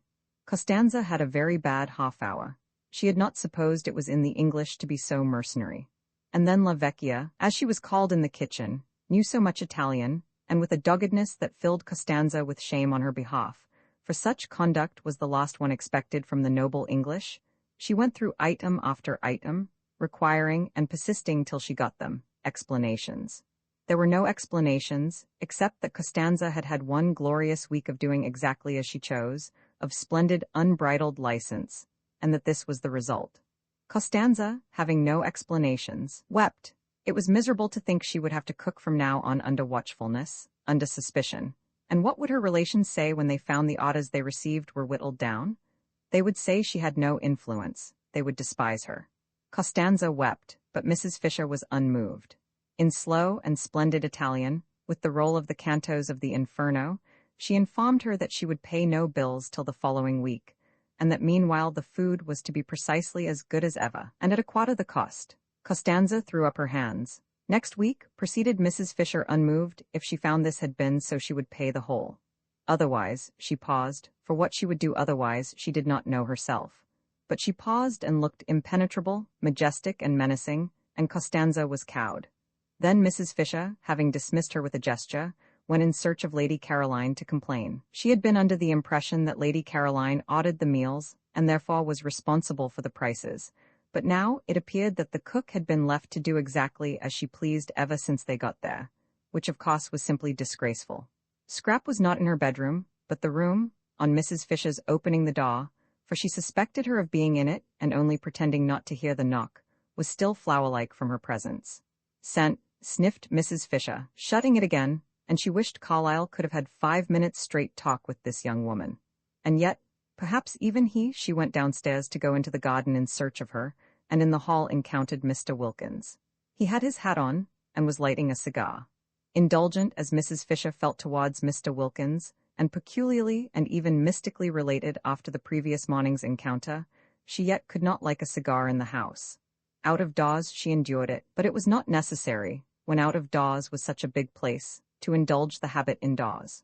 Even Mr. Fisher, who had been, she should say, a man originally tenacious of habits, had quite soon after marriage got out of this one. However, Mr. Wilkins, snatching off his hat on seeing her, instantly threw the cigar away. He threw it into the water a great jar of arum lilies presumably contained, and Mrs. Fisher, aware of the value men attached to their newly lit cigars, could not but be impressed by this immediate and magnificent amende honorable. But the cigar did not reach the water. It got caught in the lilies, and smoked on by itself among them, a strange and depraved-looking object. "Where are you going to, my pet?" began Mr. Wilkins, advancing towards Mrs. Fisher, but he broke off just in time. Was it morning spirits impelling him to address Mrs. Fisher in the terms of a nursery rhyme? He wasn't even aware that he knew the thing. Most strange, what could have put it at such a moment into his self-possessed head? He felt great respect for Mrs. Fisher, and would not for the world have insulted her by addressing her as a maid, pretty or otherwise. He wished to stand well with her. She was a woman of parts and also, he suspected, of property. At breakfast they had been most pleasant together, and he had been struck by her apparent intimacy with well-known persons. Victorians, of course, but it was restful to talk about them after the strain of his brother-in-law's Georgian parties on Hampstead Heath. He and she were getting on famously, he felt. She already showed all the symptoms of presently wishing to become a client. Not for the world would he offend her. He turned a little cold at the narrowness of his escape. She had not, however, noticed. "You are going out?" he said very politely. All readiness should she confirm his assumption to accompany her. "I want to find Lady Caroline," said Mrs. Fisher, going towards the glass door leading into the top garden. "An agreeable quest," remarked Mr. Wilkins, May I assist in the search, allow me? He added, opening the door for her. She usually sits over in that corner behind the bushes, said Mrs. Fisher.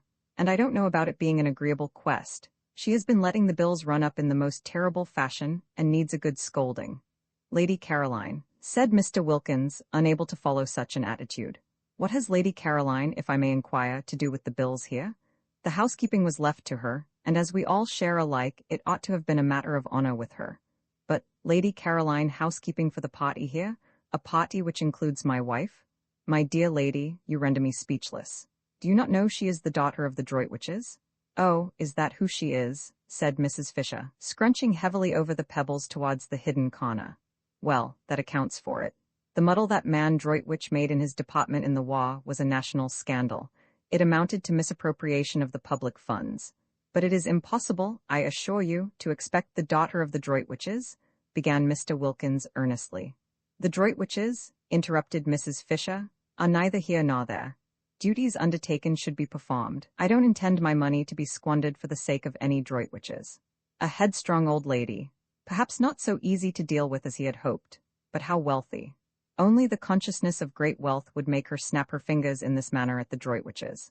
Lottie, on being questioned, had been vague about her circumstances, and had described her house as a mausoleum with goldfish swimming about in it, but now he was sure she was more than very well off. Still, he wished he had not joined her at this moment, for he had no sort of desire to be present at such a spectacle as the scolding of Lady Caroline de Stir.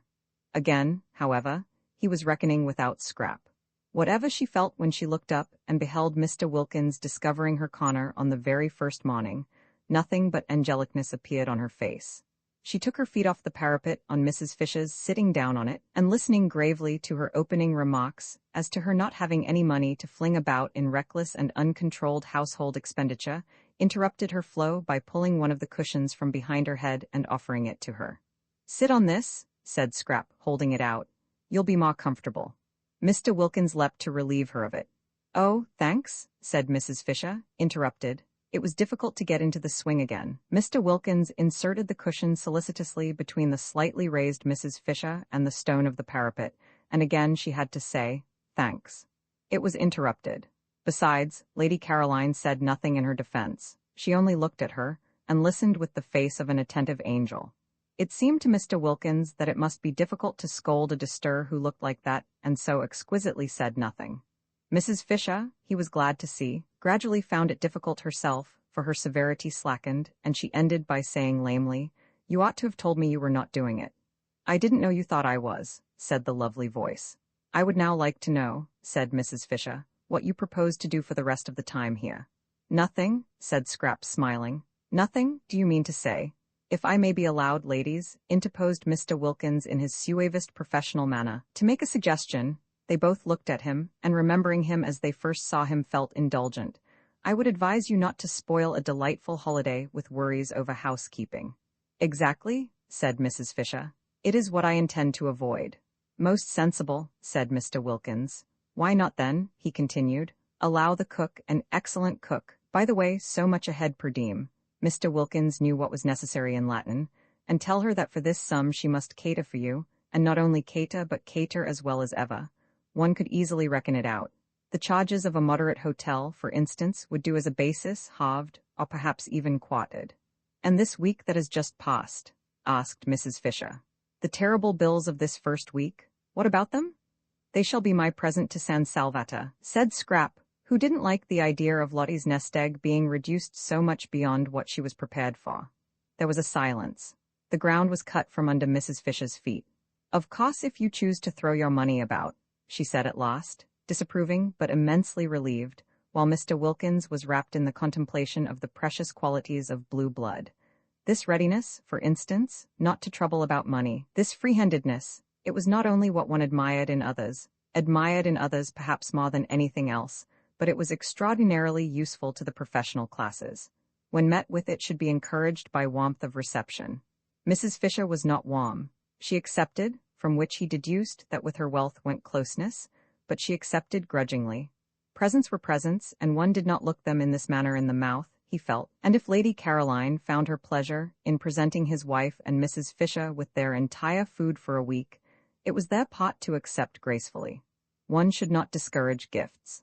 On behalf of his wife, then, Mr. Wilkins expressed what she would wish to express, and remarking to Lady Caroline, with a touch of lightness, for so should gifts be accepted in order to avoid embarrassing the donor, that she had in that case been his wife's hostess since her arrival. He turned almost gaily to Mrs. Fisher, and pointed out that she and his wife must now jointly write Lady Caroline the customary letter of thanks for hospitality. "A Collins," said Mr. Wilkins, who knew what was necessary in literature.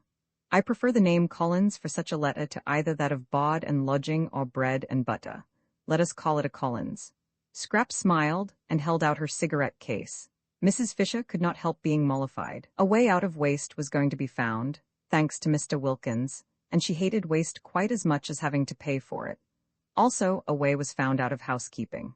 For a moment she had thought that if everybody tried to force her into housekeeping on her brief holiday by their own indifference, Lady Caroline, or inability to speak Italian, the other two, she would have to send for Kate Lumley after all.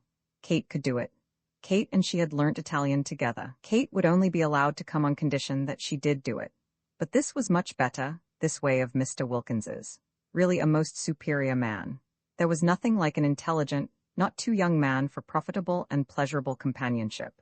And when she got up, the business for which she had come being settled, and said she now intended to take a little stroll before lunch, Mr. Wilkins did not stay with Lady Caroline, as most of the men she had known would. She was afraid, have wanted to. He asked to be permitted to go and stroll with her, so that he evidently definitely preferred conversation to faces. A sensible, companionable man. A clever, well-read man. A man of the world. A man. She was very glad indeed she had not written to Kate the other day. What did she want with Kate? She had found a better companion. But Mr. Wilkins did not go with Mrs. Fisher because of her conversation, but because, when she got up and he got up because she got up, intending merely to bow her out of the recess, Lady Caroline had put her feet up on the parapet again, and arranging her head sideways in the cushions had shut her eyes. The daughter of the Droitwiches desired to go to sleep. It was not for him, by remaining, to prevent her. Romans 16, and so the second week began, and all was harmony. The arrival of Mr. Wilkins, instead of, as three of the party had feared, and the fourth had only been protected from fearing by her burning faith in the effect on him of San Salvata, disturbing such harmony as there was, increased it. He fitted in. He was determined to please, and he did please. He was most amiable to his wife, not only in public, which she was used to, but in private, when he certainly wouldn't have been if he hadn't wanted to. He did want to. He was so much obliged to her, so much pleased with her, for making him acquainted with Lady Caroline, that he felt really fond of her. Also proud, for there must be, he reflected, a good deal more in her than he had supposed, for Lady Caroline to have become so intimate with her, and so affectionate. And the more he treated her as though she were really very nice, the more Lottie expanded and became really very nice, and the more he, affected in his turn, became really very nice himself, so that they went round and round, not in a vicious but in a highly virtuous circle. Positively, for him, Mellish petted her. There was at no time much pet in Mellish, because he was by nature a cool man. Yet such was the influence on him of, as Lottie supposed, San Salvata, that in this second week he sometimes pinched both her ears, one after the other, instead of only one, and Lottie, marveling at such rapidly developing affectionateness, wondered what he would do, should he continue at this rate, in the third week, when her supply of ears would have come to an end. He was particularly nice about the washstand, and genuinely desirous of not taking up too much of the space in the small bedroom. Quick to respond, Lottie was even more desirous not to be in his way, and the room became the scene of many an affectionate combat de générosité, each of which left them more pleased with each other than ever. He did not again have a bath in the bathroom, though it was mended and ready for him, but got up and went down every morning to the sea, and in spite of the cool nights making the water cold early had his dip as a man should, and came up to breakfast rubbing his hands and feeling, as he told Mrs. Fisher, prepared for anything. Lottie's belief in the irresistible influence of the heavenly atmosphere of San Salvata being thus obviously justified, and Mr. Wilkins, whom Rose knew as alarming and Scrap had pictured as icily unkind, being so evidently a changed man, both Rose and Scrap began to think there might after all be something in what Lottie insisted on, and that San Salvata did work purgingly on the character. They were the more inclined to think so in that they too felt a working going on inside themselves. They felt more cleared, both of them, that second week, scrap in her thoughts, many of which were now quite nice thoughts, real amiable ones about her parents and relations, with a glimmer in them of recognition of the extraordinary benefits she had received at the hands of, what, fate? Providence? Anyhow of something, and of how, having received them, she had misused them by failing to be happy.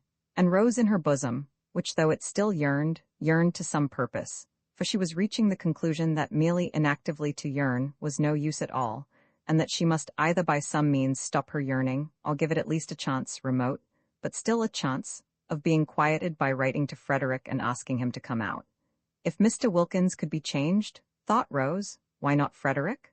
How wonderful it would be, how too wonderful, if the place worked on him too, and were able to make them even a little understand each other, even a little be friends. Rose, so far had loosening and disintegration gone on in her character, now was beginning to think her obstinate straight-lacedness about his books and her austere absorption in good works had been foolish and perhaps even wrong. He was her husband, and she had frightened him away. She had frightened love away, precious love, and that couldn't be good. Was not Lottie right when she said the other day that nothing at all except love mattered? Nothing certainly seemed much use unless it was built up on love. But once frightened away, could it ever come back? Yes, it might in that beauty, it might in the atmosphere of happiness Lottie and San Salvatore seemed between them to spread round like some divine infection. She had, however, to get him there first, and he certainly couldn't be got there if she didn't write and tell him where she was. She would write. She must write, for if she did there was at least a chance of his coming, and if she didn't there was manifestly none. And then, once here in this loveliness, with everything so soft and kind and sweet all round, it would be easier to tell him, to try and explain, to ask for something different, for at least an attempt at something different in their lives in the future, instead of the blankness of separation, the cold, oh, the cold, of nothing at all but the great windiness of faith, the great bleakness of works. Why, one person in the world, one single person belonging to one, of one's very own, to talk to take care of, to love, to be interested in, was worth more than all the speeches on platforms and the compliments of chairmen in the world. It was also worth more. Rose couldn't help it. The thought would come, than all the prayers. These thoughts were not head thoughts, like Scraps, who was altogether free from yearnings, but bosom thoughts. They lodged in the bosom. It was in the bosom that Rose ached and felt so dreadfully lonely. And when her courage failed her, as it did on most days, and it seemed impossible to write to Frederick, she would look at Mr. Wilkins and revive. There he was, a changed man. There he was, going into that small, uncomfortable room every night, that room whose proximities had been Lottie's only misgiving, and coming out of it in the morning, and Lottie coming out of it too, both of them as unclouded and as nice to each other as when they went in. And hadn't he, so critical at home, Lottie had told her, of the least thing going wrong, emerged from the Bath catastrophe as untouched in spirit as Shadrach, Meshach, and Abednego were untouched in body when they emerged from the fire? Miracles were happening in this place. If they could happen to Mr. Wilkins, why not to Frederick? She got up quickly. Yes, she would write. She would go and write to him at once, but suppose, she paused. Suppose he didn't answer. Suppose he didn't even answer. And she sat down again to think a little longer. In these hesitations did Rose spend most of the second week. Then there was Mrs. Fisher. Her restlessness increased that second week. It increased to such an extent that she might just as well not have had her private sitting room at all, for she could no longer sit. Not for 10 minutes together could Mrs. Fisher sit. And added to the restlessness, as the days of the second week proceeded on their way, she had a curious sensation, which worried her, of rising sap. She knew the feeling, because she had sometimes had it in childhood in specially swift springs, when the lilacs and the syringas seemed to rush out into blossom in a single night, but it was strange to have it again after over 50 years. She would have liked to remark on the sensation to someone, but she was ashamed. It was such an absurd sensation at her age. Yet oftener, and every day more and more, did Mrs. Fisher have a ridiculous feeling as if she were presently going to burgeon. Sternly, she tried to frown the unseemly sensation down. Burgeon, indeed. She had heard of dried staffs, pieces of mere dead wood, suddenly putting forth fresh leaves, but only in legend. She was not in legend, she knew perfectly what was due to herself. Dignity demanded that she should have nothing to do with fresh leaves at her age, and yet there it was, the feeling that presently, that at any moment now, she might crop out all green. Mrs. Fisher was upset. There were many things she disliked more than anything else, and one was when the elderly imagined they felt young and behaved accordingly. Of course they only imagined it, they were only deceiving themselves, but how deplorable were the results. She herself had grown old as people should grow old, steadily and firmly. No interruptions, no belated afterglows and spasmodic returns. If after all these years, she were now going to be deluded into some sort of unsuitable breaking out, how humiliating. Indeed, she was thankful, that second week, that Kate Lumley was not there. It would be most unpleasant, should anything different occur in her behavior, to have Kate looking on. Kate had known her all her life. She felt she could let herself go. Here Mrs. Fisher frowned at the book she was vainly trying to concentrate on, for where did that expression come from? Much less painfully before strangers than before an old friend. Old friends, reflected Mrs. Fisher, who hoped she was reading, compare one constantly with what one used to be. They are always doing it if one develops. They are surprised at development. They hawk back. They expect motionlessness after, say, 50, to the end of one's days. That, thought Mrs. Fisher, her eyes going steadily line by line down the page and not a word of it getting through into her consciousness, is foolish of friends. It is condemning one to a premature death. One should continue of course with dignity, to develop, however old one may be. She had nothing against developing, against further ripeness, because as long as one was alive, one was not dead. Obviously, decided Mrs. Fisher, and development, change, ripening, were life. What she would dislike would be unripening, going back to something green. She would dislike it intensely, and this is what she felt she was on the brink of doing. Naturally, it made her very uneasy, and only in constant movement could she find distraction. Increasingly restless, and no longer able to confine herself to her battlements, she wandered more and more frequently, and also aimlessly, in and out of the top garden, to the growing surprise of Scrap, especially when she found that all Mrs. Fisher did was to stare for a few minutes at the view, pick a few dead leaves off the rose bushes, and go away again. In Mr. Wilkins's conversation, she found temporary relief, but though he joined her, whenever he could he was not always there, for he spread his attentions judiciously among the three ladies, and when he was somewhere else she had to face and manage her thoughts as best she could by herself. Perhaps it was the excessive light and color at San Salvatore, which made every other place seem dark and black, and Prince of Wales Terrace did seem a very dark black spot to have to go back to. A dark, narrow street, and her house dark and narrow as the street, with nothing really living or young in it. The goldfish could hardly be called living, or at most not more than half living, and were certainly not young, and except for them there were only the maids, and they were dusty old things. Dusty old things. Mrs. Fisher paused in her thoughts, arrested by the strange expression. Where had it come from? How was it possible for it to come at all? It might have been one of Mrs. Wilkins's, in its levity, its almost slang. Perhaps it was one of hers, and she had heard her say it and unconsciously caught it from her. If so, this was both serious and disgusting. That the foolish creature should penetrate into Mrs. Fisher's very mind and establish her personality there, the personality which was still, in spite of the harmony apparently existing between her and her intelligent husband, so alien to Mrs. Fisher's own, so far removed from what she understood and liked, and infect her with her undesirable phrases, was most disturbing. Never in her life before had such a sentence come into Mrs. Fisher's head. Never in her life before had she thought of her maids, or of anybody else, as dusty old things. Her maids were not dusty old things. They were most respectable, neat women, who were allowed the use of the bathroom every Saturday night. Elderly, certainly, but then so was she, so was her house, so was her furniture, so were her goldfish. They were all elderly, as they should be together. But there was a great difference between being elderly and being a dusty old thing. How true it was what Ruskin said, that evil communications corrupt good manners. But did Ruskin say it? On second thoughts she was not sure, but it was just the sort of thing he would have said if he had said it, and in any case it was true. Merely hearing Mrs. Wilkins's evil communications at meals, she did not listen, she avoided listening, yet it was evident she had heard. Those communications which, in that they so often were at once vulgar, indelicate and profane, and always, she was sorry to say, laughed at by Lady Caroline, must be classed as evil, was spoiling her own mental manners. Soon she might not only think but say, how terrible that would be. If that were the form her breaking out was going to take, the form of unseemly speech, Mrs. Fisher was afraid she would hardly with any degree of composure be able to bear it. At this stage, Mrs. Fisher wished more than ever that she were able to talk over her strange feelings with someone who would understand. There was, however, No one who would understand except Mrs. Wilkins herself. She would.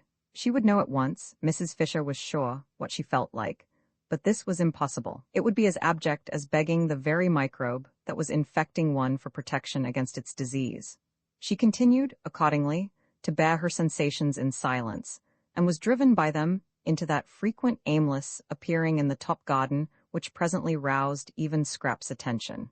Scrap had noticed it, and vaguely wondered at it, for some time before Mr. Wilkins inquired of her one morning as he arranged her cushions for her.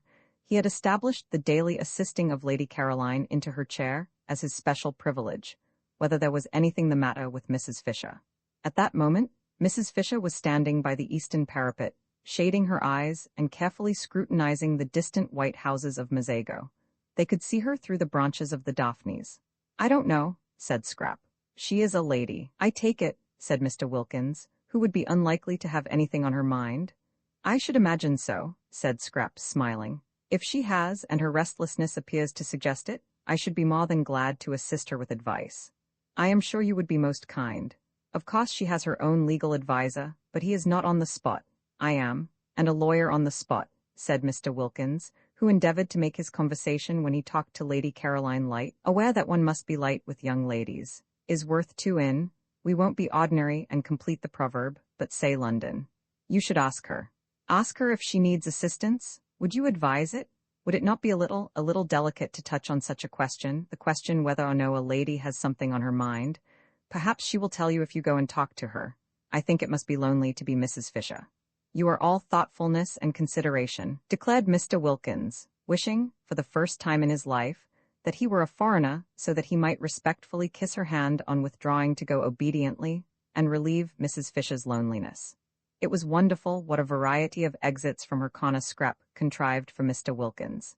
Each morning she found a different one, which sent him off pleased after he had arranged her cushions for her. She allowed him to arrange the cushions because she instantly had discovered, the very first 5 minutes of the very first evening, that her fears lest he should cling to her and stare in dreadful admiration were baseless. Mr. Wilkins did not admire like that. It was not only, she instinctively felt, not in him, but if it had been he would not have dared to in her case. He was all respectfulness. She could direct his movements in regard to herself with the raising of an eyelash. His one concern was to obey. She had been prepared to like him if he would only be so obliging as not to admire her, and she did like him. She did not forget his moving defenselessness the first morning in his towel, and he amused her, and he was kind to Lottie. It is true she liked him most when he wasn't there, but then she usually liked everybody most when they weren't there. Certainly, he did seem to be one of those men, rare in her experience, who never looked at a woman from the predatory angle. The comfort of this, the simplification it brought into the relations of the party, was immense. From this point of view, Mr. Wilkins was simply ideal. He was unique and precious.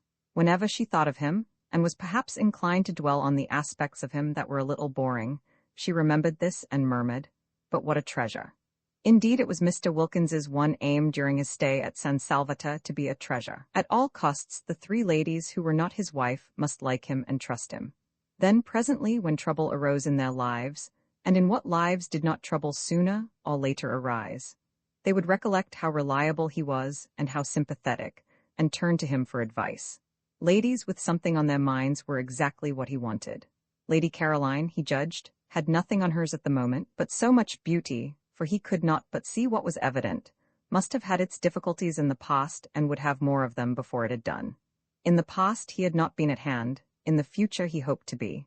And meanwhile, the behavior of Mrs. Fisher, the next in importance of the ladies from the professional point of view, showed definite promise. It was almost certain that Mrs. Fisher had something on her mind. He had been observing her attentively, and it was almost certain. With the third, with Mrs. Arbuthnot, he had up to this made least headway, for she was so very retiring and quiet. But might not this very retiringness, this tendency to avoid the others and spend her time alone, indicate that she too was troubled? If so, he was her man. He would cultivate her. He would follow her and sit with her and encourage her to tell him about herself. Arbuthnot, he understood from Lottie, was a British Museum official. Nothing specially important at present, but Mr. Wilkins regarded it as his business to know all sorts and kinds. Besides, there was promotion. Arbuthnot, promoted, might become very much worthwhile. As for Lottie, she was charming. She really had all the qualities he had credited her with during his courtship, and they had been, it appeared, merely in abeyance since.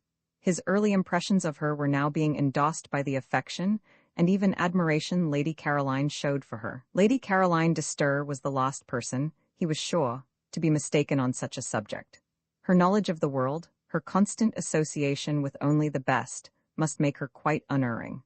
Lottie was evidently, then, that which before marriage he had believed her to be. She was valuable. She certainly had been most valuable in introducing him to Lady Caroline and Mrs. Fisher. A man in his profession could be immensely helped by a clever and attractive wife. Why had she not been attractive sooner? Why this sudden flowering?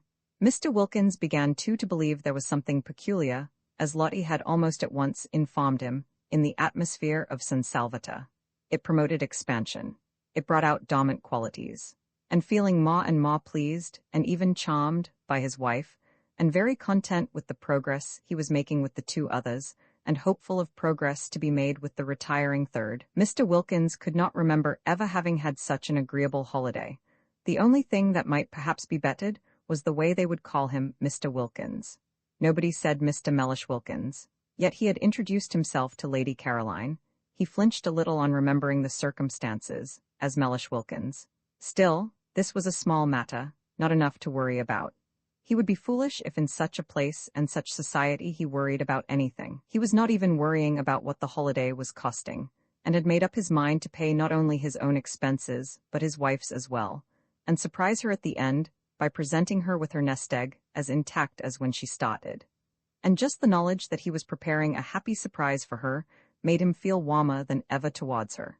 In fact, Mr. Wilkins, who had begun by being consciously, and according to plan on his best behavior, remained on it unconsciously, and with no effort at all. And meanwhile, the beautiful golden days were dropping gently from the second week one by one, equal in beauty with those of the first, and the scent of bean fields in flower on the hillside behind the village came across to San Salvatore whenever the air moved. In the garden that second week, the poet's eyed narcissus disappeared out of the long grass at the edge of the zigzag path, and wild gladiolus, slender and rose-colored, came in their stead. White pinks bloomed in the borders, filling the whole place with their smoky sweet smell, and a bush nobody had noticed burst into glory and fragrance, and it was a purple lilac bush. Such a jumble of spring and summer was not to be believed in, except by those who dwelt in those gardens. Everything seemed to be out together, all the things crowded into 1 month which in England are spread penuriously over 6. Even primroses were found one day by Mrs. Wilkins in a cold corner up in the hills, and when she brought them down to the geraniums and heliotrope of San Salvatore, they looked quite shy. Romans 17 on the first day of the third week Rose wrote to Frederick. In case she should again hesitate and not post the letter, she gave it to Domenico to post, for if she did not write now, there would be no time left at all. Half the month at San Salvatore was over. Even if Frederick started directly, he got the letter, which of course he wouldn't be able to do, what with packing and passport, besides not being in a hurry to come, he couldn't arrive for 5 days. Having done it, Rose wished she hadn't. He wouldn't come. He wouldn't bother to answer. And if he did answer, it would just be giving some reason which was not true, and about being too busy to get away, and all that had been got by writing to him would be that she would be more unhappy than before. What things one did when one was idle. This resurrection of Frederick, or rather this attempt to resurrect him, what was it but the result of having nothing whatever to do? She wished she had never come away on a holiday. What did she want with holidays? Work was her salvation. Work was the only thing that protected one, that kept one steady and one's values true. At home in Hampstead, absorbed and busy, she had managed to get over Frederick, thinking of him latterly only with the gentle melancholy with which one thinks of someone once loved but long since dead. And now this place, idleness in this soft place, had thrown her back to the wretched state she had climbed so carefully out of years ago. Why, if Frederick did come, she would only bore him. Hadn't she seen in a flash quite soon after getting to San Salvatore that that was really what kept him away from her? And why should she suppose that now, after such a long estrangement, she would be able not to bore him, be able to do anything but stand before him like a tongue-tied idiot, with all the fingers of her spirit turned into thumbs? Besides, what a hopeless position, to have as it were to beseech. Please wait a little, please don't be impatient. I think perhaps I shan't be a bore presently. 1,000 times a day Rose wished she had let Frederick alone. Lottie, who asked her every evening whether she had sent her letter yet, exclaimed with delight when the answer at last was yes, and threw her arms round her. "Now we shall be completely happy?" cried the enthusiastic Lottie, but nothing seemed less certain to Rose, and her expression became more and more the expression of one who has something on her mind. Mr. Wilkins, wanting to find out what it was, strolled in the sun in his Panama hat and began to meet her accidentally.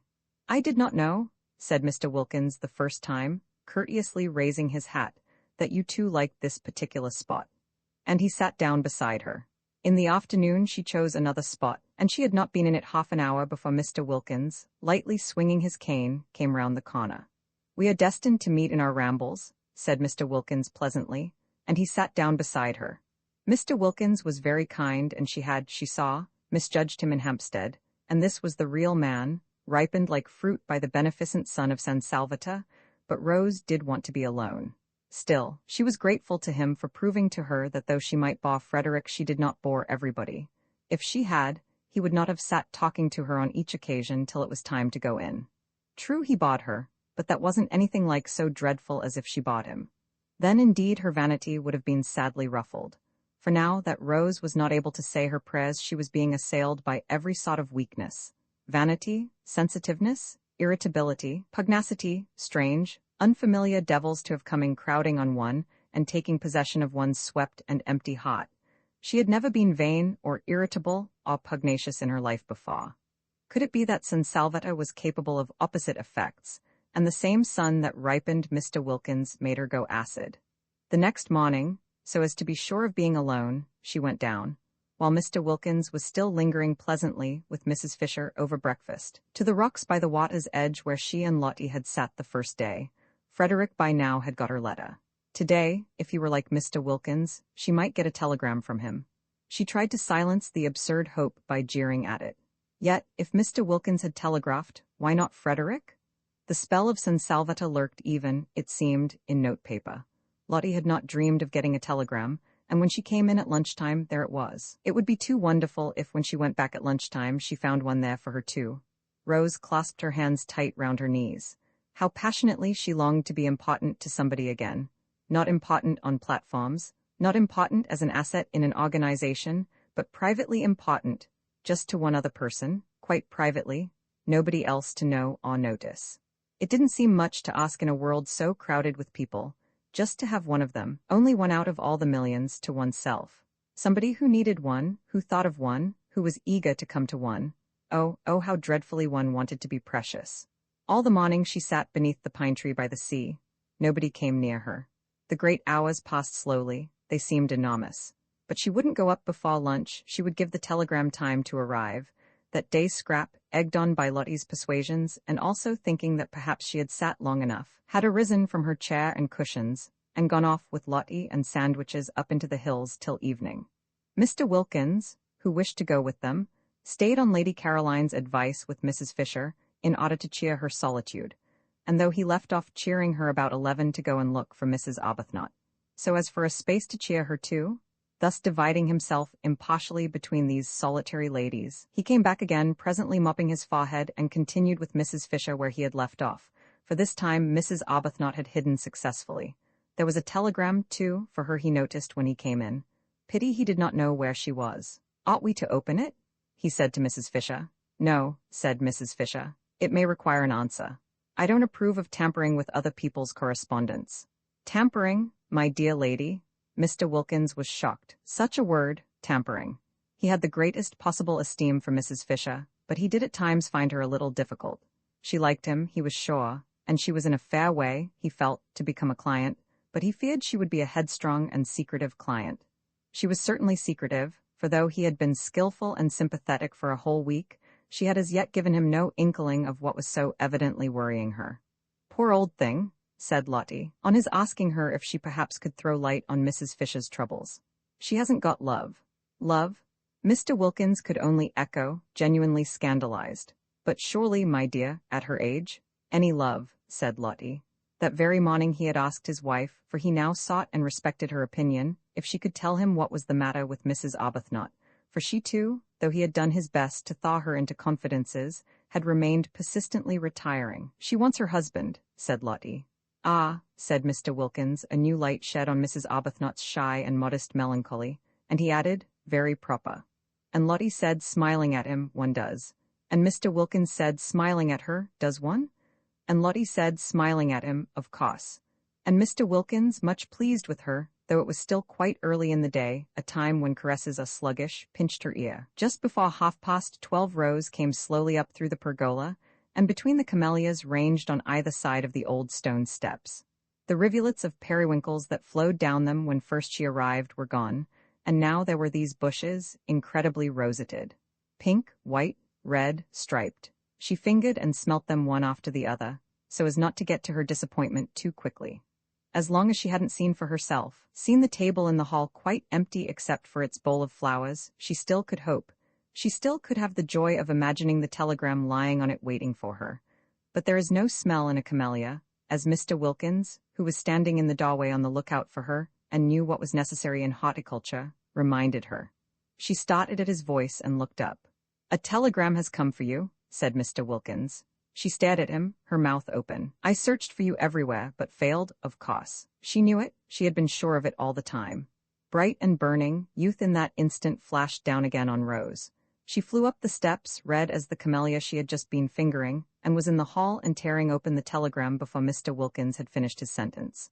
Why, but if things could happen like this, why, but there was no end to, why, she and Frederick, they were going to be, again, at last. No bad news, I trust, said Mr. Wilkins, who had followed her, for when she had read the telegram she stood staring at it and her face went slowly white. Curious to watch how her face went slowly white, she turned and looked at Mr. Wilkins as if trying to remember him. "Oh no. On the contrary," she managed to smile. "I'm going to have a visitor," she said, holding out the telegram, and when he had taken it she walked away towards the dining room, murmuring something about lunch being ready. Mr. Wilkins read the telegram. It had been sent that morning from Mazago, and was, "Am passing through on way to Rome. May I pay my respects this afternoon? Thomas Briggs." Why should such a telegram make the interesting lady turn pale? For her pallor on reading it had been so striking as to convince Mr. Wilkins she was receiving a blow. "Who is Thomas Briggs?" he asked, following her into the dining room. She looked at him vaguely. "Who is?" she repeated, getting her thoughts together again. "Thomas Briggs. Oh, yes, he is the owner. This is his house. He is very nice. He is coming this afternoon." Thomas Briggs was at that very moment coming. He was jogging along the road between Mazago and Castagnito in a fly, sincerely hoping that the dark-eyed lady would grasp that all he wanted was to see her, and not at all to see if his house were still there. He felt that an owner of delicacy did not intrude on a tenant, but he had been thinking so much of her since that day. Rose Arbuthnot, such a pretty name, and such a pretty creature, mild, milky, mothery in the best sense being that she wasn't his mother and couldn't have been if she had tried, for parents were the only things impossible to have younger than oneself. Also, he was passing so near. It seemed absurd not just to look in and see if she were comfortable. He longed to see her in his house. He longed to see it as her background, to see her sitting in his chairs, drinking out of his cups, using all his things. Did she put the big crimson brocade cushion in the drawing room behind her little dark head? Her hair and the whiteness of her skin would look lovely against it. Had she seen the portrait of herself on the stairs? He wondered if she liked it. He would explain it to her. If she didn't paint, and she had said nothing to suggest it, she wouldn't perhaps notice how exactly the molding of the eyebrows and the slight hollow of the cheek. He told the fly to wait in Castagnito, and crossed the piazza, hailed by children and dogs, who all knew him and sprang up suddenly from nowhere, and walking quickly up the zigzag path, for he was an active young man not much more than 30, he pulled the ancient chain that rang the bell, and waited decorously on the proper side of the open door to be allowed to come in. At the sight of him, Francesca flung up every bit of her that would fling up, eyebrows, eyelids, and hands, and volubly assured him that all was in perfect order and that she was doing her duty. Of course, said Briggs, cutting her short. "No one doubts it," and he asked her to take in his card to her mistress. "Which mistress?" asked Francesca. "Which mistress?" "There are 4, said Francesca, scenting an irregularity on the part of the tenants, for her master looked surprised, and she felt pleased, for life was dull and irregularities helped it along at least a little. 4? He repeated, surprised. "Well, take it to the lot then," he said, recovering himself, for he noticed her expression. Coffee was being drunk in the top garden in the shade of the umbrella pine. Only Mrs. Fisher and Mr. Wilkins were drinking it, for Mrs. Arbuthnot, after eating nothing and being completely silent during lunch, had disappeared immediately afterwards. While Francesca went away into the garden with his card, her master stood examining the picture on the staircase of that Madonna by an early Italian painter, name unknown, picked up by him at Orvieto, who was so much like his tenant. It really was remarkable, the likeness. Of course his tenant that day in London had her hat on, but he was pretty sure her hair grew just like that off her forehead. The expression of the eyes, grave and sweet, was exactly the same. He rejoiced to think that he would always have her portrait. He looked up at the sound of footsteps, and there she was, coming down the stairs just as he had imagined her in that place, dressed in white. She was astonished to see him so soon. She had supposed he would come about tea time.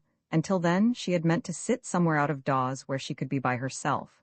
He watched her coming down the stairs with the utmost eager interest.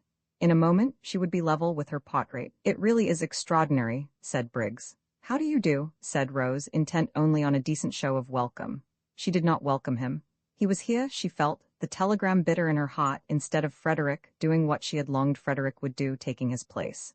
"Just stand still a moment," she obeyed automatically. "Yes, quite astonishing. Do you mind taking off your hat?" Rose, surprised, took it off obediently. "Yes, I thought so. I just wanted to make sure. And look, have you noticed?" He began to make odd swift passes with his hand over the face in the picture, measuring it, looking from it to her. Rose's surprise became amusement, and she could not help smiling. "Have you come to compare me with my original?" she asked. "You do see how extraordinarily alike. I didn't know I looked so solemn." "You don't. Not now. You did a minute ago, quite as solemn." "Oh yes, how do you do?" He finished suddenly, noticing her outstretched hand, and he laughed and shook it, flushing, a trick of his, to the roots of his fair hair. Francesca came back. "The Signora Fisher," she said, "will be pleased to see him." "Who is the Signora Fisher?" he asked Rose. "One of the four who are sharing your house." "Then there are four of you?" "Yes, my friend and I found we couldn't afford it by ourselves." "Oh, I say," began Briggs in confusion, for he would best have liked Rose Arbuthnot, pretty name, not to have to afford anything, but to stay at San Salvatore as long as she liked as his guest. "Mrs. Fisher is having coffee in the top garden," said Rose. "I'll take you to her and introduce you." "I don't want to go. You've got your hat on, so you were going for a walk. Mayn't I come too? I'd immensely like being shown round by you. But Mrs. Fisher is waiting for you." "Won't she keep?" "Yes," said Rose, with the smile that had so much attracted him the first day. "I think she will keep quite well till tea. Do you speak Italian?" "No," said Rose. "Why?" On that he turned to Francesca and told her at a great rate, for in Italian he was glib, to go back to the Signora in the top garden and tell her he had encountered his old friend the Signora Arbuthnot, and was going for a walk with her, and would present himself to her later. "Do you invite me to tea?" he asked Rose when Francesca had gone. "Of course it's your house." "It isn't, it's yours." "Till Monday week," she smiled. "Come and show me all the views," he said eagerly, and it was plain, even to the self-depreciatory Rose, that she did not baw Mr. Briggs. Roman 18, they had a very pleasant walk, with a great deal of sitting down in warm, time-fragrant corners, and if anything could have helped Rose to recover from the bitter disappointment of the morning, it would have been the company and conversation of Mr. Briggs. He did help her to recover, and the same process took place as that which Lottie had undergone with her husband, and the more Mr. Briggs thought Rose charming, the more charming she became. Briggs was a man incapable of concealments, who never lost time if he could help it. They had not got to the end of the headland where the lighthouse is. Briggs asked her to show him the lighthouse, because the path to it, he knew, was wide enough for two to walk abreast and fairly level, before he had told her of the impression she had made on him in London. Since even the most religious, sober women like to know they have made an impression, particularly the kind that has nothing to do with character or merits, Rose was pleased. Being pleased, she smiled. Smiling, she was more attractive than ever. Color came into her cheeks and brightness into her eyes. She heard herself saying things that really sounded quite interesting and even amusing. If Frederick were listening now, she thought, perhaps he would see that she couldn't after all be such a hopeless bore, for here was a man, nice-looking, young, and surely clever.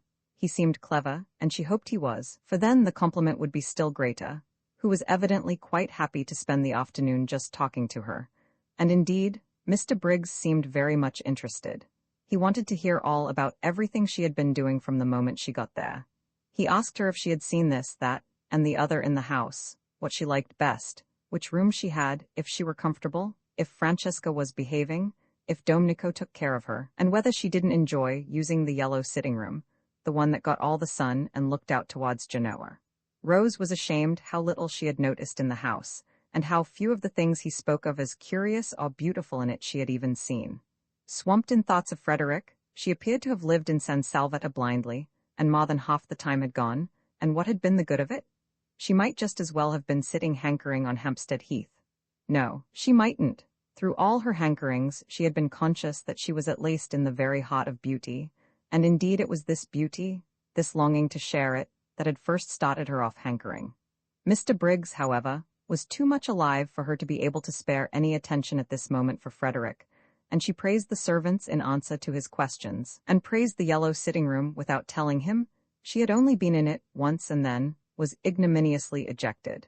And she told him she knew hardly anything about art and curiosities, but thought perhaps if somebody would tell her about them she would know more, and she said she had spent every day since her arrival out of doors, because out of doors there was so very wonderful and different from anything she had ever seen. Briggs walked by her side along his paths that were yet so happily for the moment her paths, and felt all the innocent glows of family life. He was an orphan and an only child, and had a warm, domestic disposition. He would have adored a sister and spoilt a mother, and was beginning at this time to think of marrying. For though he had been very happy with his various loves, each of whom, contrary to the usual experience, turned ultimately into his devoted friend, he was fond of children and thought he had perhaps now got to the age of settling if he did not wish to be too old by the time his eldest son was 20. San Salvatore had latterly seemed a little fallen. He fancied it echoed when he walked about it. He had felt lonely there, so lonely that he had preferred this year to miss out a spring and let it. It wanted a wife in it. It wanted that final touch of warmth and beauty, for he never thought of his wife, except in terms of warmth and beauty. She would of course be beautiful and kind. It amused him how much in love with this vague wife he was already. At such a rate was he making friends with the lady with the sweet name as he walked along the path towards the lighthouse, that he was sure presently he would be telling her everything about himself and his past doings and his future hopes. And the thought of such a swiftly developing confidence made him laugh. "Why are you laughing?" she asked, looking at him and smiling. "It's so like coming home," he said, "but it is coming home for you to come here. I mean really like coming home, to one's family. I never had a family, I'm an orphan." "Oh, are you?" said Rose with the proper sympathy. "I hope you've not been one very long." "No, I mean I hope you have been one very long." "No, I don't know what I mean, except that I'm sorry." He laughed again. "Oh, I'm used to it. I haven't anybody, no sisters or brothers." "Then you're an only child," she observed intelligently. "Yes, and there's something about you that's exactly my idea of a family." She was amused. "So, cozy?" he said, looking at her and searching for a word.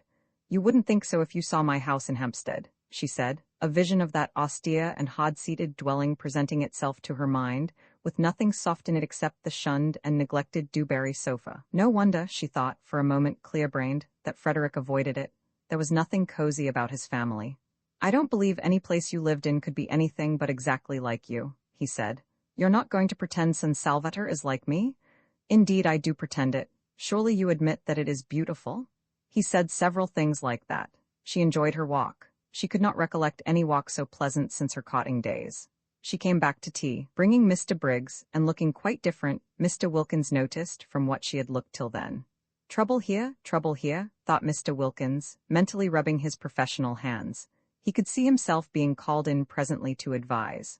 On the one hand there was Arbuthnot, on the other hand here was Briggs. Trouble brewing, trouble sooner or later. But why had Briggs's telegram acted on the lady like a blow?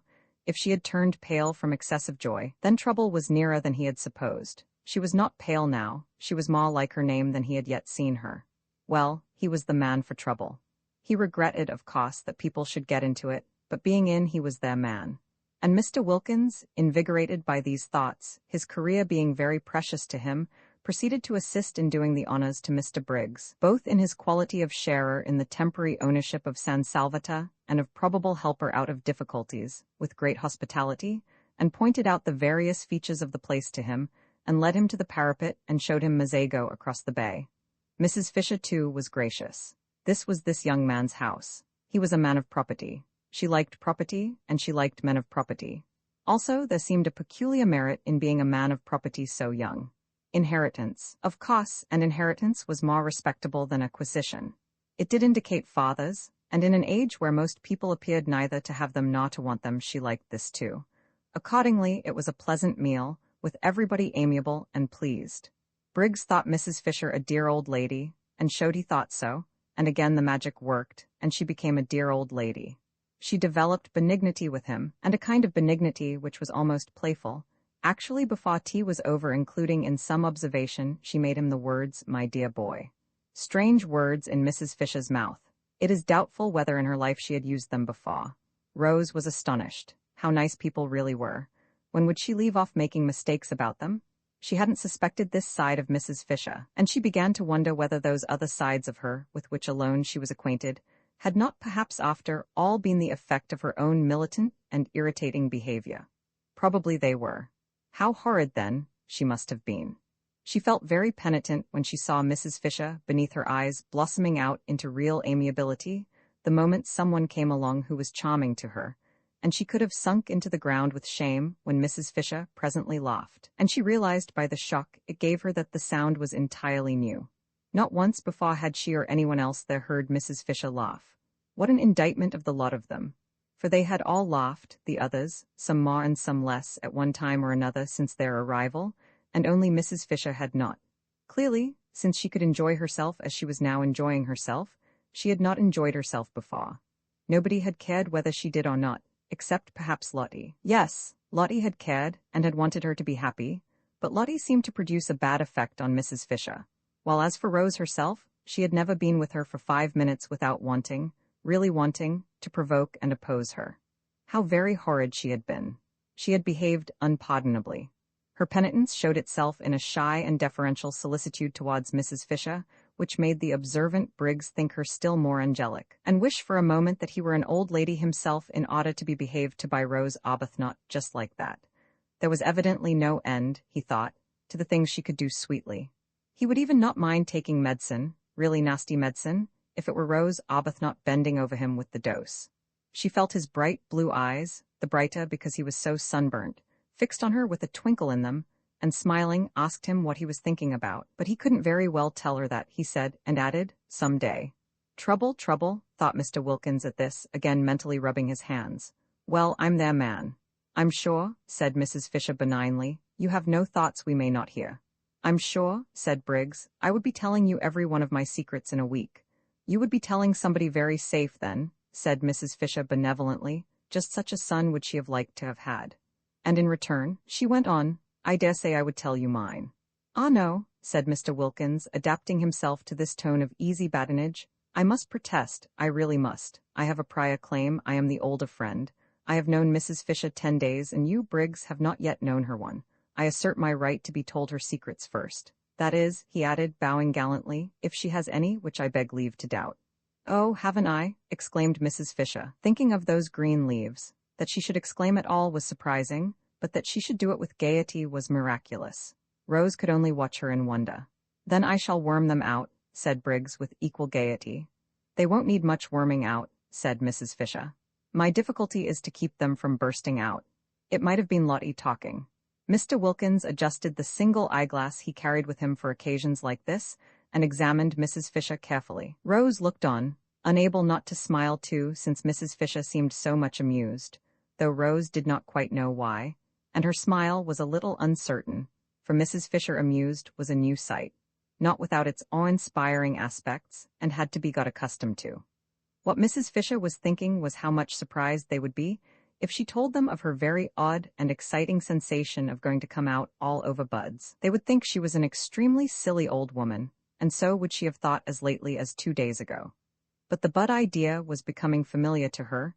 She was more prévoyée now, as dear Matthew Arnold used to say, and though it would undoubtedly be best if one's appearance and sensations matched, yet supposing they did not, and one couldn't have everything, was it not better to feel young somewhere rather than old everywhere? Time enough to be old everywhere again, inside as well as out, when she got back to her sarcophagus in Prince of Wales Terrace. Yet it is probable that without the arrival of Briggs Mrs. Fisher would have gone on secretly fermenting in her shell. The others only knew her as severe, It would have been more than her dignity could bear suddenly to relax, especially towards the three young women. But now came the stranger Briggs, a stranger who at once took to her as no young man had taken to her in her life, and it was the coming of Briggs and his real and manifest appreciation. For just such a grandmother, thought Briggs, hungry for home life and its concomitants, would he have liked to have, that released Mrs. Fisher from her shell. And here she was at last, as Lottie had predicted, pleased, good-humored, and benevolent. Lottie, coming back half an hour later from her picnic, and following the sound of voices into the top garden in the hope of still finding tea, saw at once what had happened, for Mrs. Fisher at that very moment was laughing. She's burst her cocoon, thought Lottie, and swift as she was in all her movements and impulsive, and also without any sense of propriety to worry and delay her, she bent over the back of Mrs. Fisher's chair and kissed her. "Good gracious!" cried Mrs. Fisher, starting violently, for such a thing had not happened to her since Mr. Fisher's earlier days, and then only gingerly. This kiss was a real kiss, and rested on Mrs. Fisher's cheek a moment with a strange, soft sweetness. When she saw whose it was, a deep flush spread over her face. Mrs. Wilkins kissing her, and the kiss feeling so affectionate, even if she had wanted to she could not in the presence of the appreciative Mr. Briggs resume her cast-off severity and begin rebuking again, but she did not want to. Was it possible Mrs. Wilkins liked her, had liked her all this time, while she had been so much disliking her herself? A queer little trickle of warmth filtered through the frozen defenses of Mrs. Fisher's heart. Somebody young kissing her, somebody young wanting to kiss her.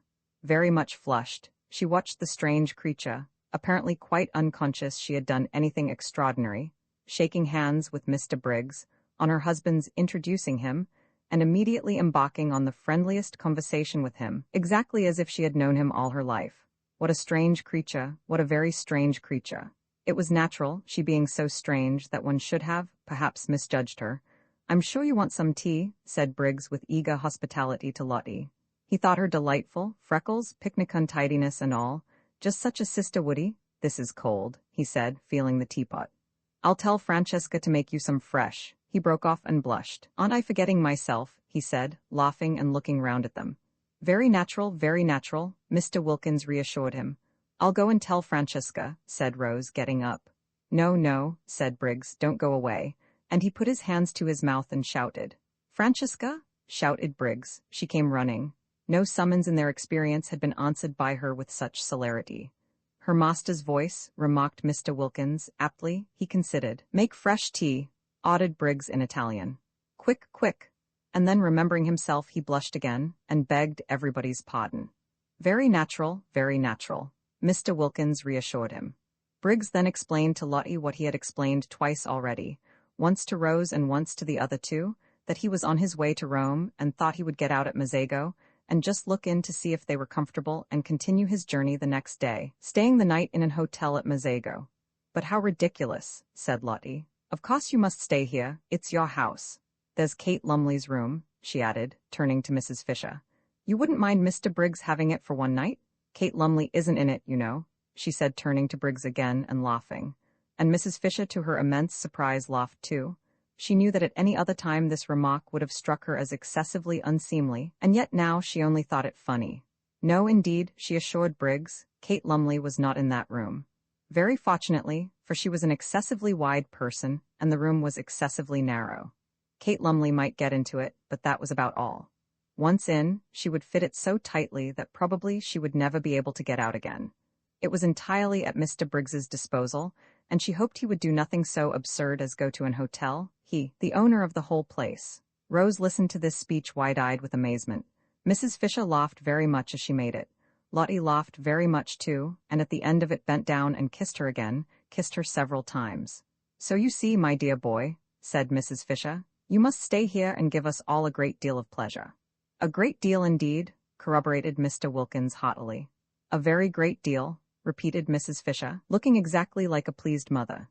"Do," said Rose, on Briggs's turning inquiringly to her. "How kind of you all," he said, his face broad with smiles. "I'd love to be a guest here. What a new sensation." And with three such, he broke off and looked round. "I say," he asked, "oughtn't I to have a fourth hostess? Francesca said she had 4 mistresses." "Yes, there's Lady Caroline," said Lottie.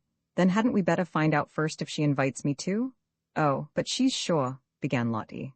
"The daughter of the Droitwiches, Briggs," said Mr. Wilkins, "is not likely to be wanting in the proper hospitable impulses." "The daughter of the," repeated Briggs, but he stopped dead, for there in the doorway was the daughter of the Droitwiches herself, or rather, coming towards him out of the dark doorway into the brightness of the sunset, was that which he had not in his life yet seen but only dreamed of, his ideal of absolute loveliness. Roman 19. And then when she spoke, what chance was there for poor Briggs? He was undone. All Scrap said was, "How do you do?" on Mr. Wilkins presenting him, but it was enough, it undid Briggs. From a cheerful, chatty, happy young man, overflowing with life and friendliness, he became silent, solemn, and with little beads on his temples. Also, he became clumsy, dropping the teaspoon as he handed her cup, mismanaging the macaroons so that one rolled on the ground. His eyes could not keep off the enchanting face for a moment.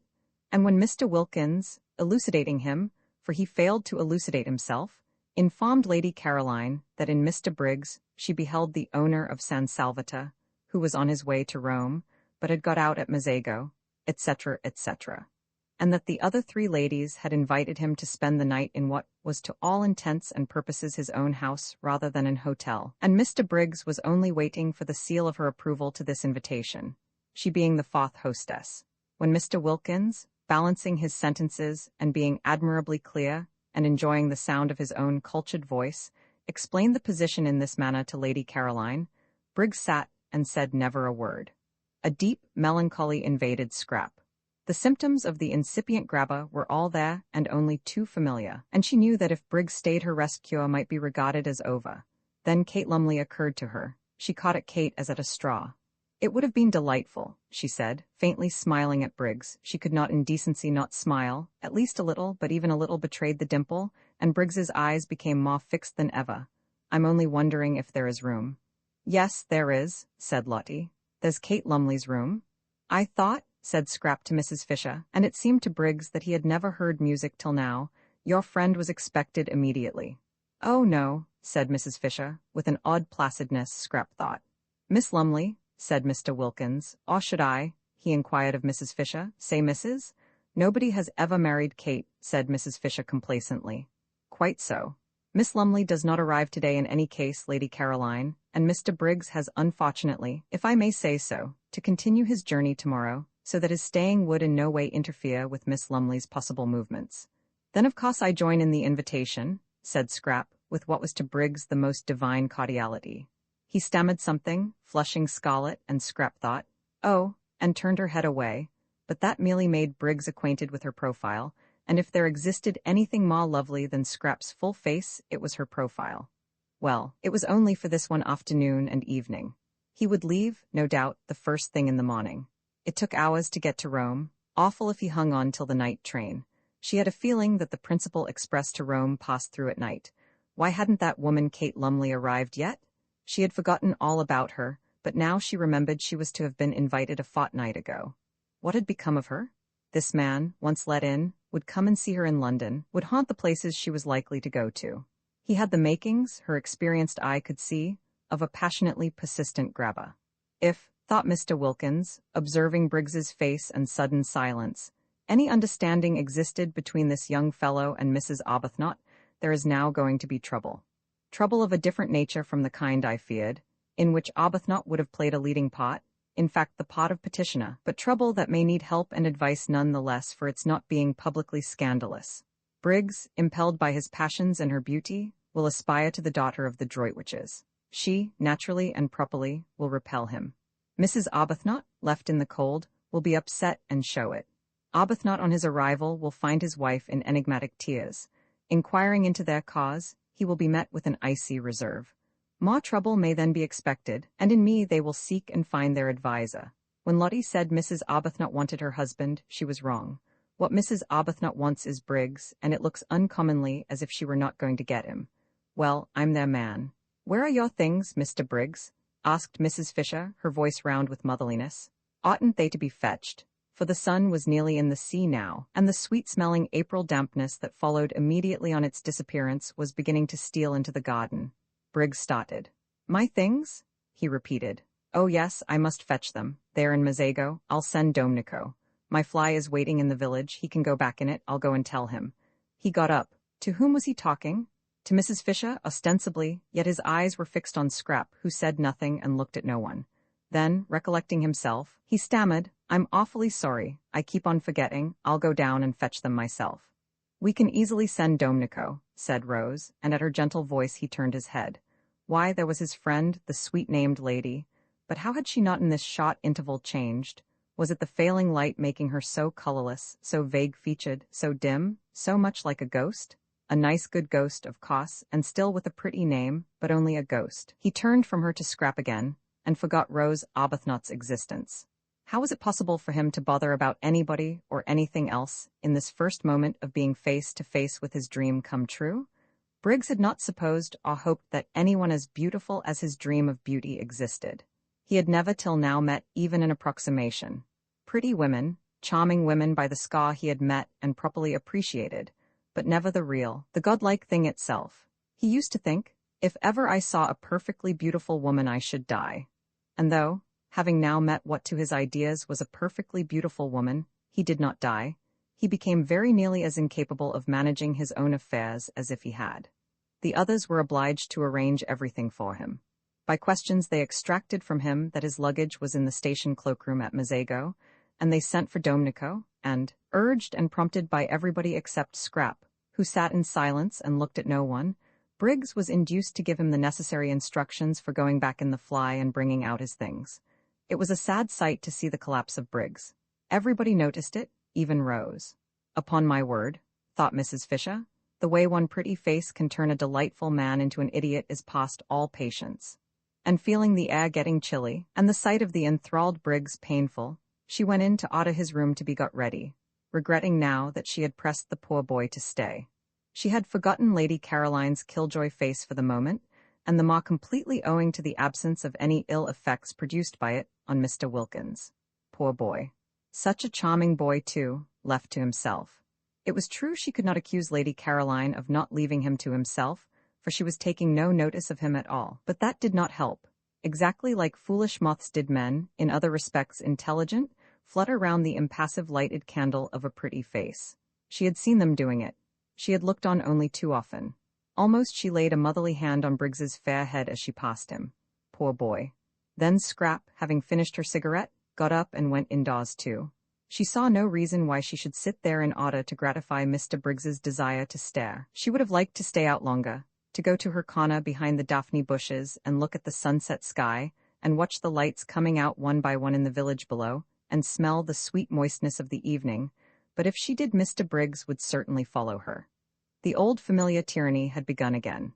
Her holiday of peace and liberation was interrupted, perhaps over, for who knew if he would go away, after all, tomorrow? He might leave the house, driven out of it by Kate Lumley, but there was nothing to prevent his taking rooms in the village and coming up every day. This tyranny of one person over another. And she was so miserably constructed that she wouldn't even be able to frown him down without being misunderstood. Scrap, who loved this time of the evening in her corner, felt indignant with Mr. Briggs, who was doing her out of it, and she turned her back on the garden and him, and went towards the house without a look or a word. But Briggs, when he realized her intention, leapt to his feet, snatched chairs which were not in her way out of it, kicked a footstool which was not in her path on one side, hurried to the door, which stood wide open, in order to hold it open, and followed her through it, walking by her side along the hall. What was to be done with Mr. Briggs? Well, it was his hall. She couldn't prevent his walking along it. "I hope," he said, not able while walking to take his eyes off her, so that he knocked against several things he would otherwise have avoided, the corner of a bookcase, an ancient carved cupboard, the table with the flowers on it, shaking the water over, "that you are quite comfortable here? If you're not, I'll flay them alive." His voice vibrated. What was to be done with Mr. Briggs? She could of course stay in her room the whole time, say she was ill, not appear at dinner, but again, the tyranny of this. "I'm very comfortable indeed," said Scrap. "If I had dreamed you were coming," he began. "It's a wonderful old place," said Scrap, doing her utmost to sound detached and forbidding, but with little hope of success.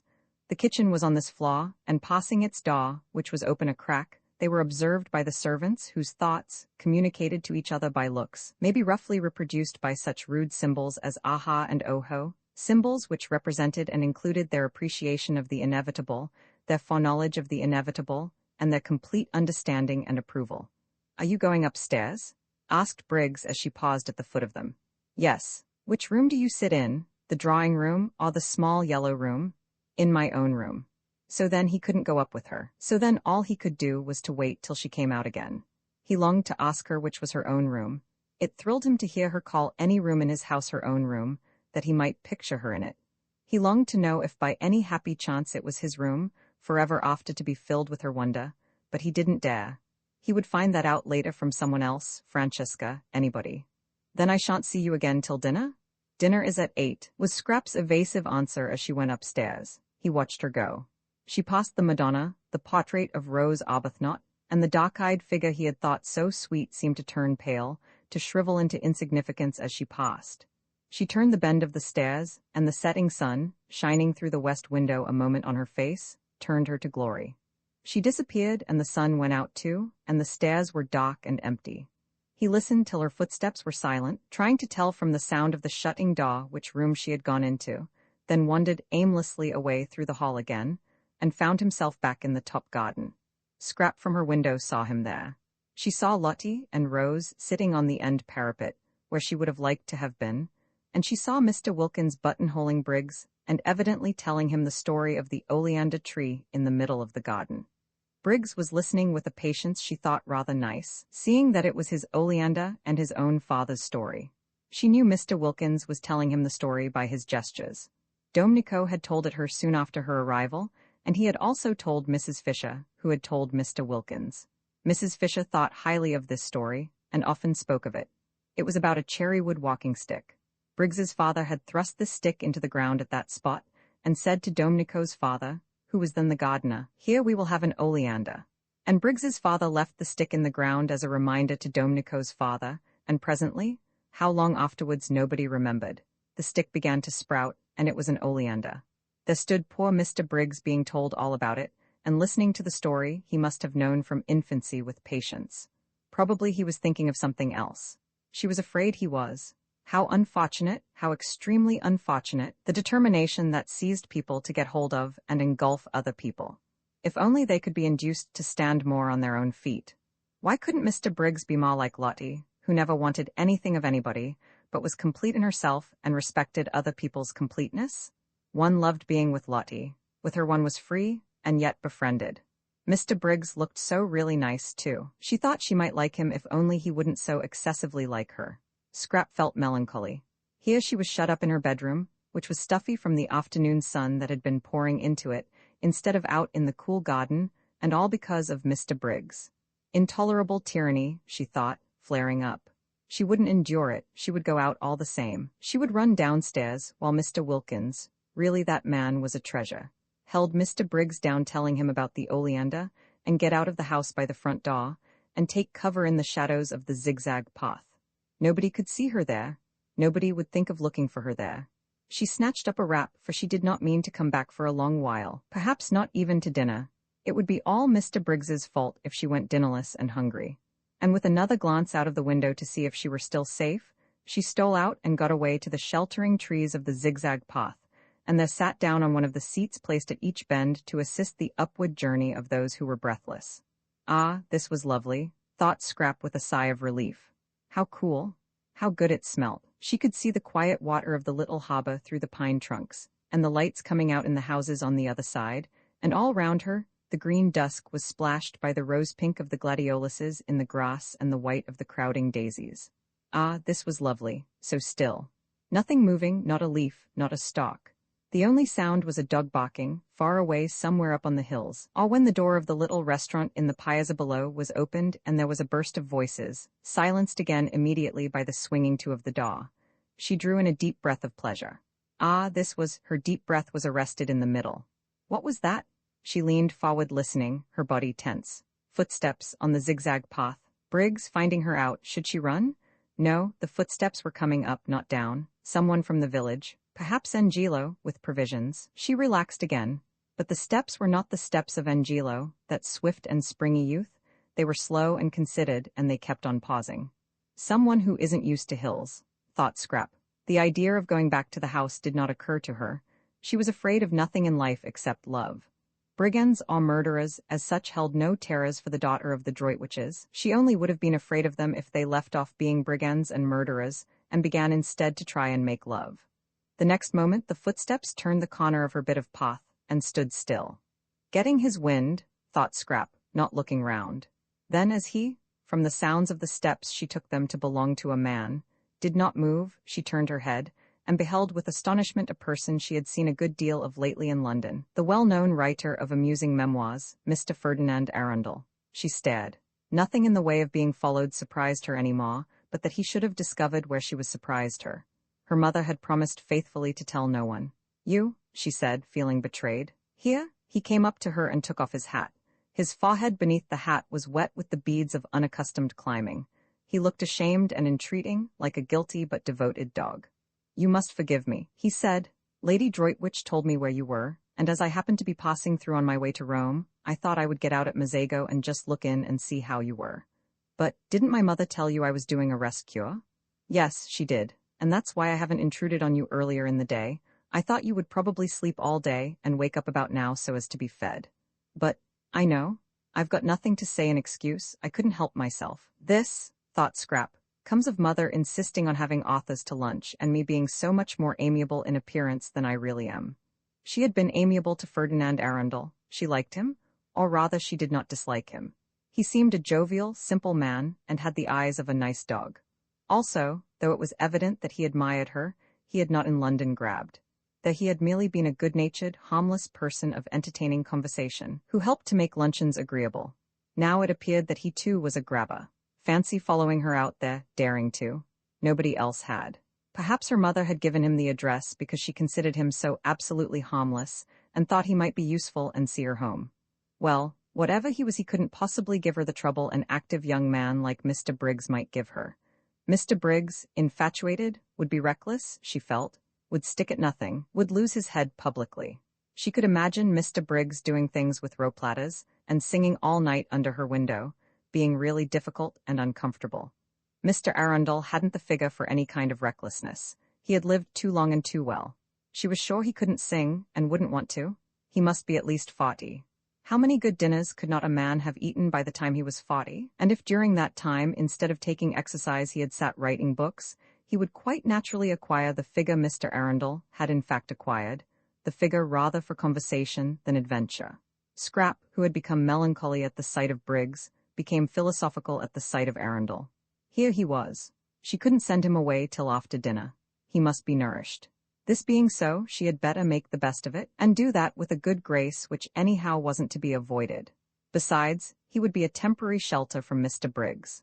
She was at least acquainted with Ferdinand Arundel, and could hear news from him of her mother and her friends, and such talk would put up a defensive barrier at dinner between herself and the approaches of the other one. And it was only for one dinner, and he couldn't eat her. She therefore prepared herself for friendliness. "I'm to be fed," she said, ignoring his last remark, "at 8, and you must come up and be fed too. Sit down and get cool and tell me how everybody is. May I really dine with you, in these traveling things?" he said, wiping his forehead before sitting down beside her. She was too lovely to be true, he thought. Just to look at her for an hour, just to hear her voice, was enough reward for his journey and his fears. "Of course. I suppose you've left your fly in the village, and will be going on from Mazago by the night train." "I'll stay in Mazago in an hotel and go on tomorrow. But tell me," he said, gazing at the adorable profile, "about yourself. London has been extraordinarily dull and empty. Lady Droitwich said you were with people here she didn't know. I hope they've been kind to you? You look, well, as if your cure had done everything a cure should." "They've been very kind," said Scrap. "I got them out of an advertisement." "An advertisement? It's a good way, I find, to get friends. I'm fonder of one of these than I've been of anybody in years." "Really? Who is it?" "You shall guess which of them it is when you see them. Tell me about Mother." "When did you see her last?" "We arranged not to write to each other unless there was something special. I wanted to have a month that was perfectly blank. And now I've come and interrupted. I can't tell you how ashamed I am, both of having done it and of not having been able to help it." "Oh, but," said Scrap quickly, for he could not have come on a better day, when up there waiting and watching for her was, she knew, the enamored Briggs. "I'm really very glad indeed to see you. Tell me about Mother." Roman II, of course Mrs. Arbuthnot was not miserable. How could she be, she asked herself, when God was taking care of her? But she let that pass for the moment unrepudiated, because of her conviction that here was another fellow creature in urgent need of her help. And not just boots and blankets and better sanitary arrangements this time, but the more delicate help of comprehension, of finding the exact right words. The exact right words, she presently discovered, after trying various ones about living for others, and prayer, and the peace to be found in placing oneself unreservedly in God's hands. To meet all these words, Mrs. Wilkins had other words, incoherent and yet, for the moment at least, till one had had more time, difficult to answer. The exact right words were a suggestion that it would do no harm to answer the advertisement. Non-committal. Mere inquiry. And what disturbed Mrs. Arbuthnot about this suggestion was that she did not make it solely to comfort Mrs. Wilkins. She made it because of her own strange longing for the medieval castle. This was very disturbing. There she was, accustomed to direct, to lead, to advise, to support, except Frederick. She long since had learned to leave Frederick to God, being led herself, being influenced and thrown off her feet by just an advertisement, by just an incoherent stranger. It was indeed disturbing. She failed to understand her sudden longing for what was, after all, self-indulgence, when for years no such desire had entered her heart. "There's no harm in simply asking," she said in a low voice, as if the vicar and the savings bank and all her waiting and dependent poor were listening and condemning. "It isn't as if it committed us to anything," said Mrs. Wilkins, also in a low voice, but her voice shook. They got up simultaneously. Mrs. Arbuthnot had a sensation of surprise that Mrs. Wilkins should be so tall, and went to a writing table, and Mrs. Arbuthnot wrote to Z, Box 1000 The Times, for particulars. She asked for all particulars, but the only one they really wanted was the one about the rent. They both felt that it was Mrs. Arbuthnot who ought to write the letter and do the business part. Not only was she used to organizing and being practical, but she also was older and certainly calmer, and she herself had no doubt too that she was wiser.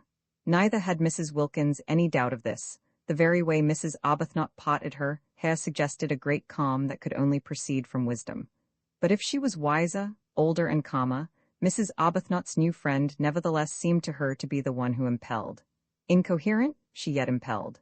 She appeared to have, apart from her need of help, an upsetting kind of character. She had a curious infectiousness. She led one on. And the way her unsteady mind leaped at conclusions, wrong ones, of course, witnessed the one that she, Mrs. Arbuthnot, was miserable. The way she leaped at conclusions was disconcerting.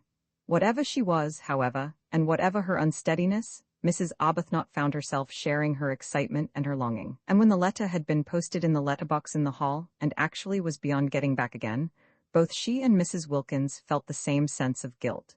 "It only shows," said Mrs. Wilkins in a whisper, as they turned away from the letterbox, "how immaculately good we've been all our lives. The very first time we do anything our husbands don't know about we feel guilty." "I'm afraid I can't say I've been immaculately good," gently protested Mrs. Arbuthnot, a little uncomfortable at this fresh example of successful leaping at conclusions, for she had not said a word about her feeling of guilt.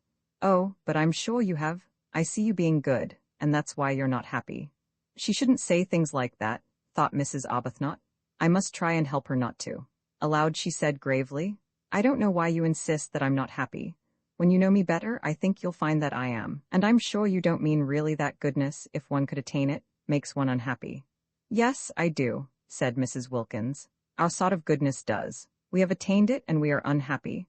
There are miserable sorts of goodness and happy sorts. The sort we'll have at the medieval castle, for instance, is the happy sort.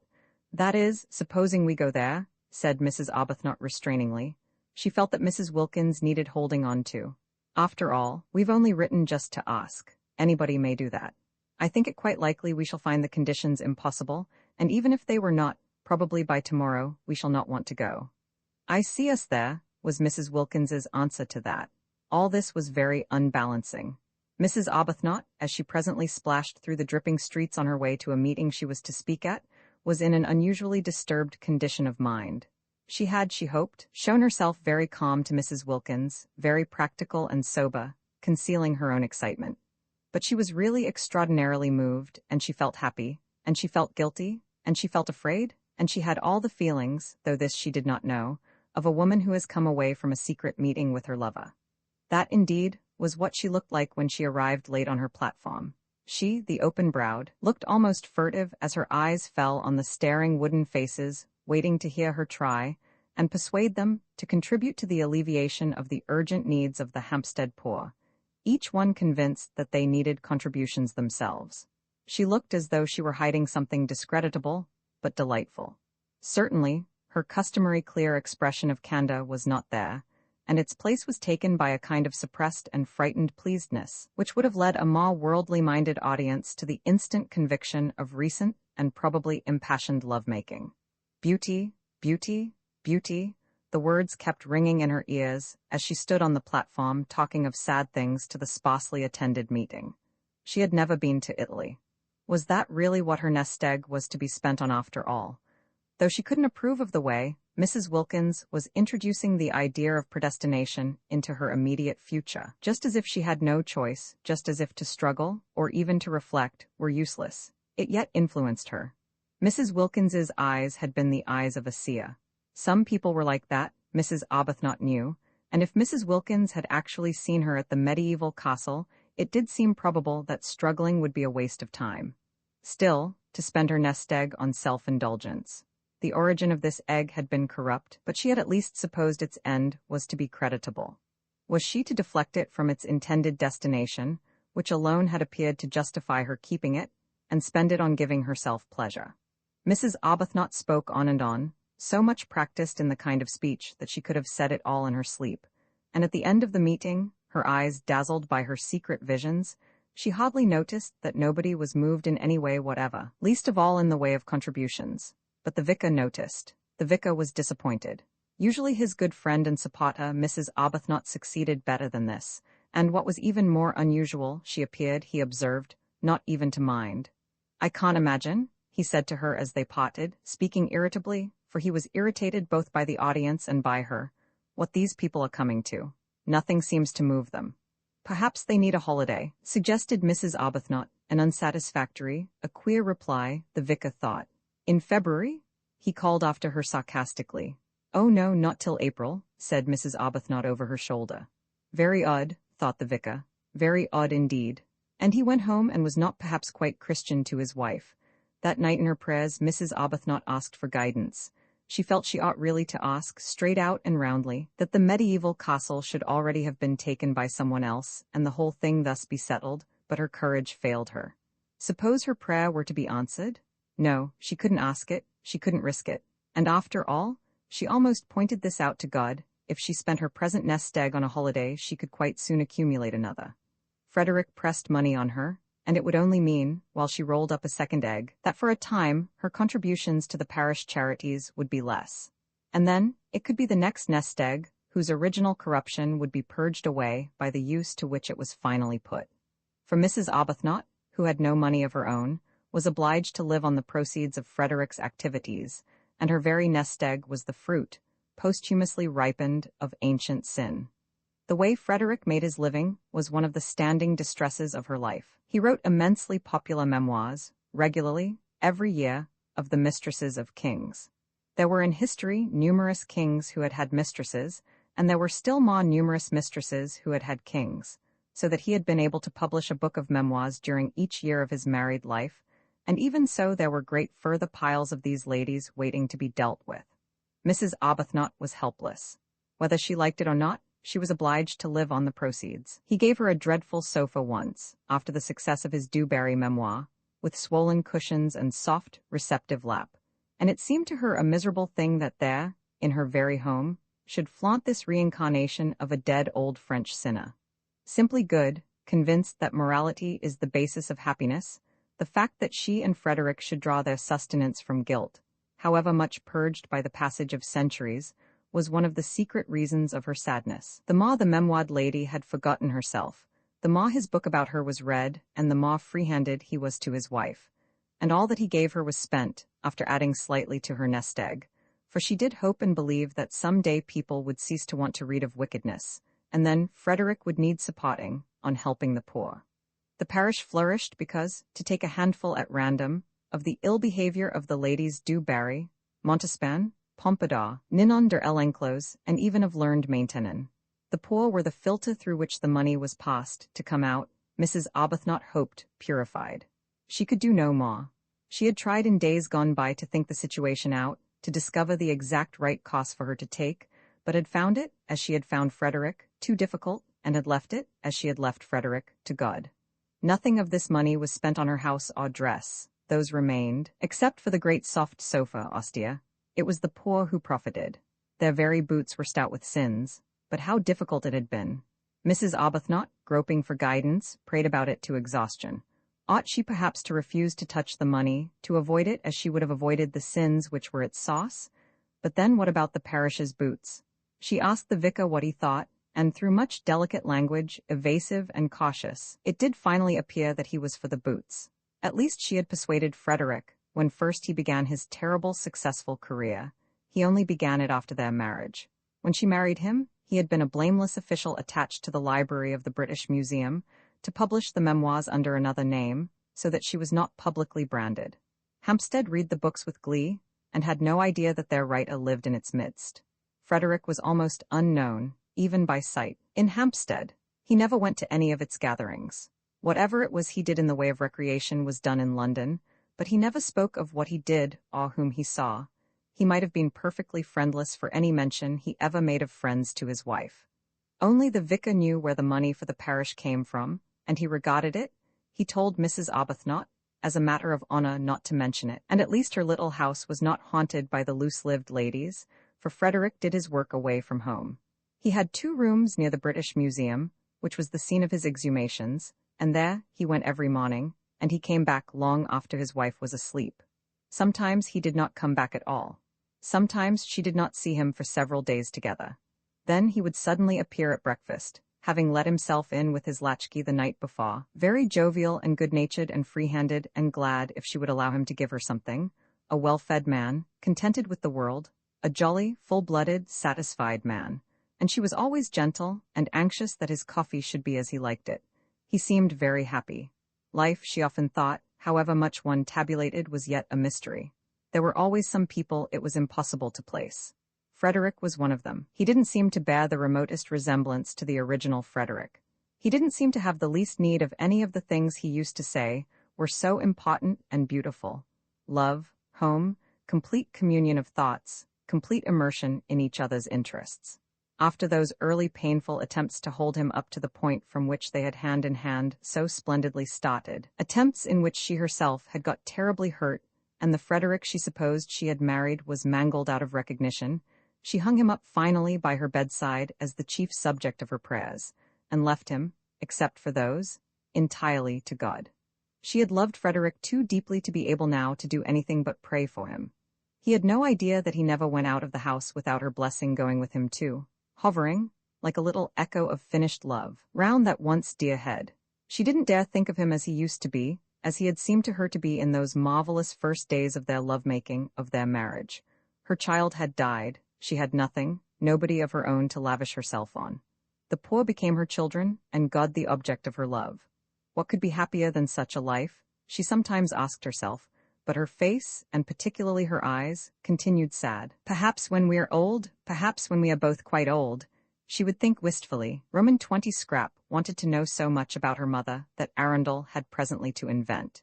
He would talk about anything she wished if only he might be with her for a while, and see her and hear her. But he knew very little of the Droitwiches and their friends really, beyond meeting them at those bigger functions where literature is also represented, and amusing them at luncheons and dinners. He knew very little of them really.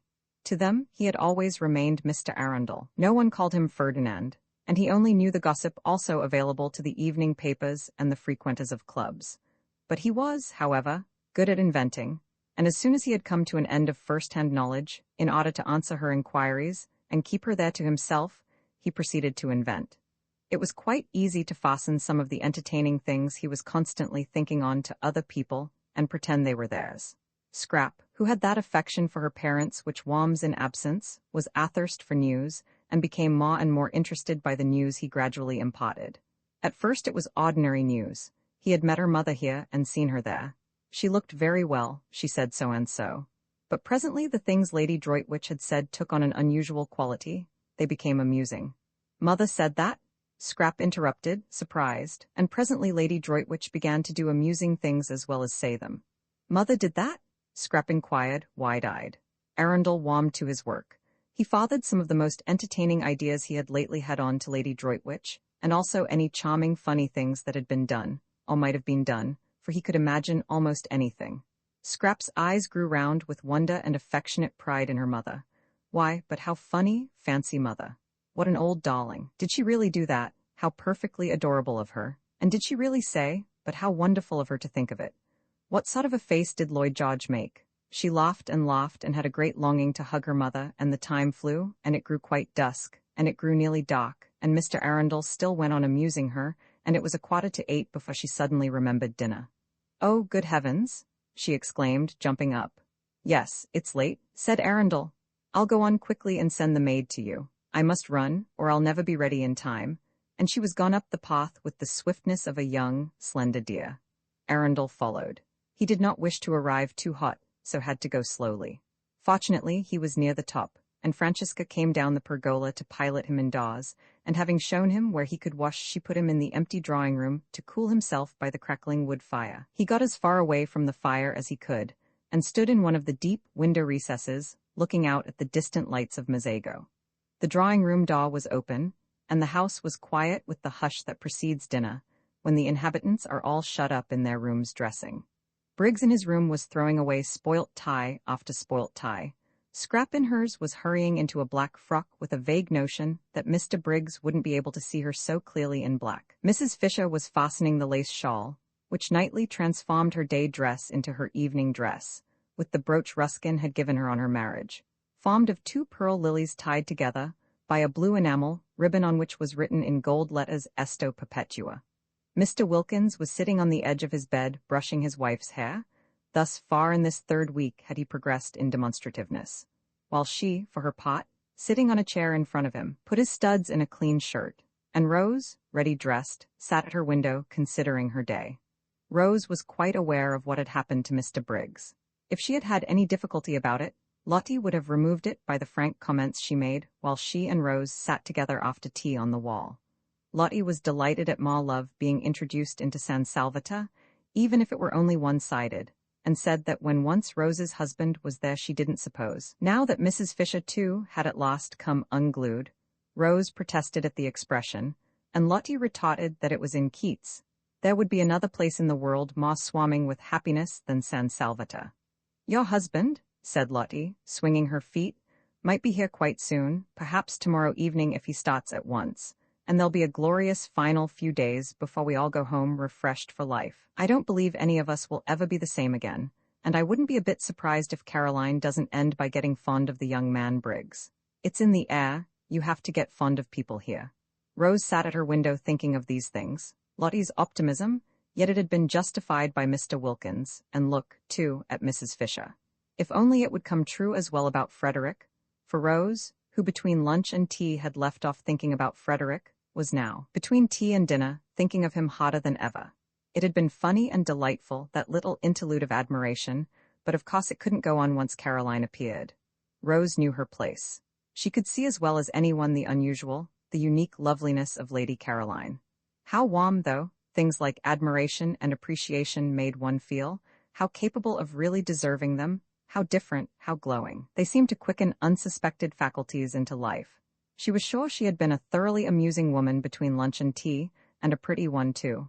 She was quite certain she had been pretty. She saw it in Mr. Briggs's eyes as clearly as in a looking-glass. For a brief space, she thought, she had been like a topid fly brought back to gay buzzing by the lighting of a fire in a wintry room. She still buzzed, she still tingled, just at the remembrance. What fun it had been, having an admirer even for that little while. No wonder people liked admirers. They seemed, in some strange way, to make one come alive. Although it was all over, she still glowed with it and felt more exhilarated, more optimistic, more as Lottie probably constantly felt, than she had done since she was a girl. She dressed with care, though she knew Mr. Briggs would no longer see her, but it gave her pleasure to see how pretty, while she was about it, she could make herself look. And very nearly she stuck a crimson camellia in her hair down by her ear. She did hold it there for a minute, and it looked almost sinfully attractive, and was exactly the color of her mouth. But she took it out again with a smile and a sigh and put it in the proper place for flowers, which is water. She mustn't be silly, she thought.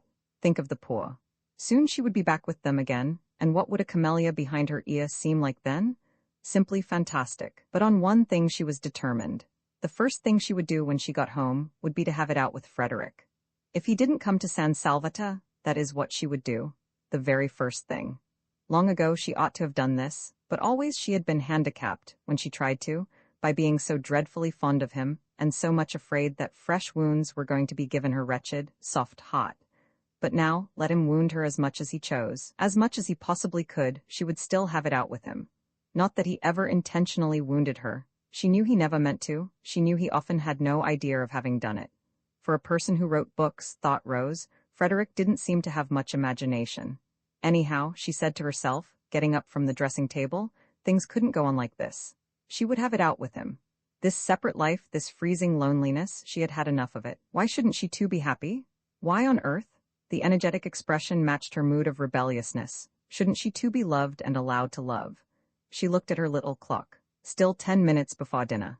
Tired of staying in her bedroom, she thought she would go on to Mrs. Fisher's battlements, which would be empty at this hour, and watch the moon rise out of the sea.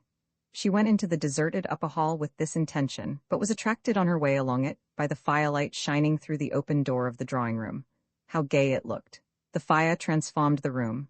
A dark, ugly room in the daytime, it was transformed just as she had been transformed by the warmth of no, she wouldn't be silly. She would think of the poor. The thought of them always brought her down to sobriety at once. She peeped in. Firelight and flowers, and outside the deep slits of windows hung the blue curtain of the night. How pretty. What a sweet place San Salvatore was. And that gorgeous lilac on the table, she must go and put her face in it, but she never got to the lilac. She went one step towards it, and then stood still, for she had seen the figure looking out of the window in the farthest corner, and it was Frederick. All the blood in Rose's body rushed to her heart and seemed to stop its beating. Frederick, come. She stood quite still. He had not heard her. He did not turn round. She stood looking at him. The miracle had happened, and he had come. She stood holding her breath. So he needed her, for he had come instantly. So he too must have been thinking, longing, her heart, which had seemed to stop beating, was suffocating her now, the way it raced along. Frederick did love her then. He must love her. Oh, why had he come? Something, perhaps her absence, had made him turn to her, want her, and now the understanding she had made up her mind to have with him would be quite easy. Her thoughts wouldn't go on. Her mind stammered. She couldn't think. She could only see and feel. She didn't know how it had happened. It was a miracle. God could do miracles. God had done this one. God could, her mind stammered again and broke off. Frederick, she tried to say, but no sound came, or if it did the crackling of the fire covered it up. She must go nearer. She began to creep towards him, softly, softly. He did not move. He had not heard. She stole nearer, and the fire crackled and he heard nothing. She stopped a moment, unable to breathe. She was afraid. Suppose he, oh, but he had come. She went on again, close up to him, and her heart beat so loud that she thought he must hear it. And couldn't he feel, didn't he know? Frederick, she whispered, hardly able even to whisper, choked by the beating of her heart. He spun round on his heels. Rose? He exclaimed, staring blankly. But she did not see his stare, for her arms were round his neck, and her cheek was against his, and she was murmuring, her lips on his ear, I knew you would come. In my very heart I always knew you would come. Roman 21. Now Frederick was not the man to hurt anything if he could help it. Besides, he was completely bewildered. Not only was his wife here, of all places in the world, but she was clinging to him as she had not clung for years, and murmuring love, and welcoming him. If she welcomed him, she must have been expecting him. Strange as this was, it was the only thing in the situation which was evident, that, and the softness of her cheek against his, and the long-forgotten sweet smell of her. Frederick was bewildered, but not being the man to hurt anything if he could help it, he too put his arms round her, and having put them round her, he also kissed her. And presently he was kissing her almost as tenderly as she was kissing him, and presently he was kissing her quite as tenderly, and again presently he was kissing her more tenderly, and just as if he had never left off. He was bewildered, but he still could kiss. It seemed curiously natural to be doing it.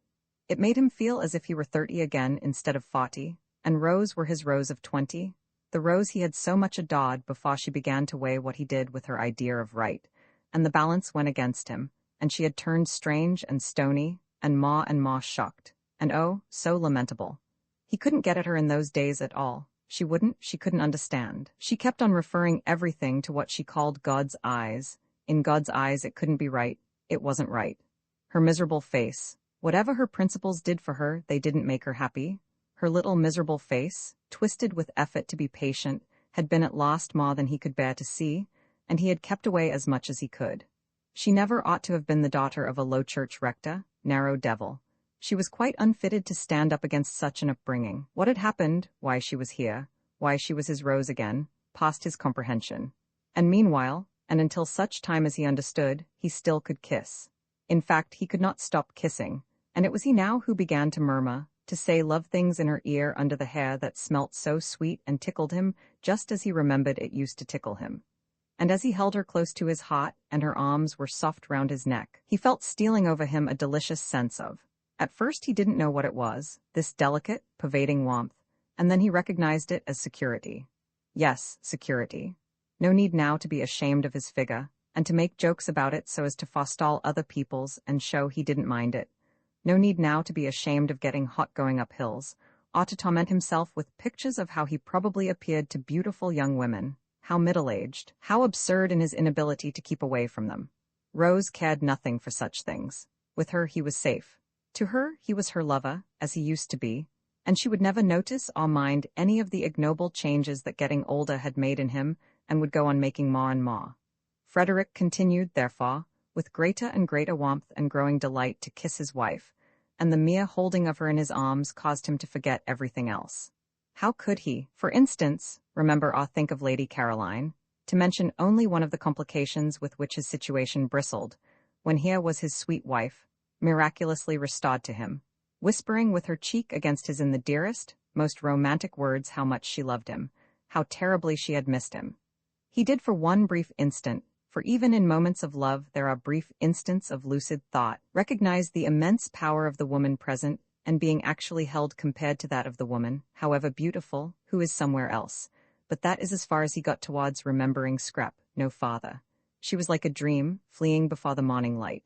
"When did you start?" murmured Rose, her mouth on his ear. She couldn't let him go, not even to talk she couldn't let him go. "Yesterday morning," murmured Frederick, holding her close. He couldn't let her go either.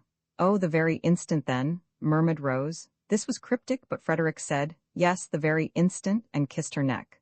"How quickly my letter got to you," murmured Rose, whose eyes were shut in the excess of her happiness. "Didn't it?" said Frederick, who felt like shutting his eyes himself. So there had been a letter. Soon, no doubt, light would be vouchsafed him, and meanwhile this was so strangely, touchingly sweet, this holding his Rose to his heart again after all the years, that he couldn't bother to try to guess anything. Oh, he had been happy during these years, because it was not in him to be unhappy.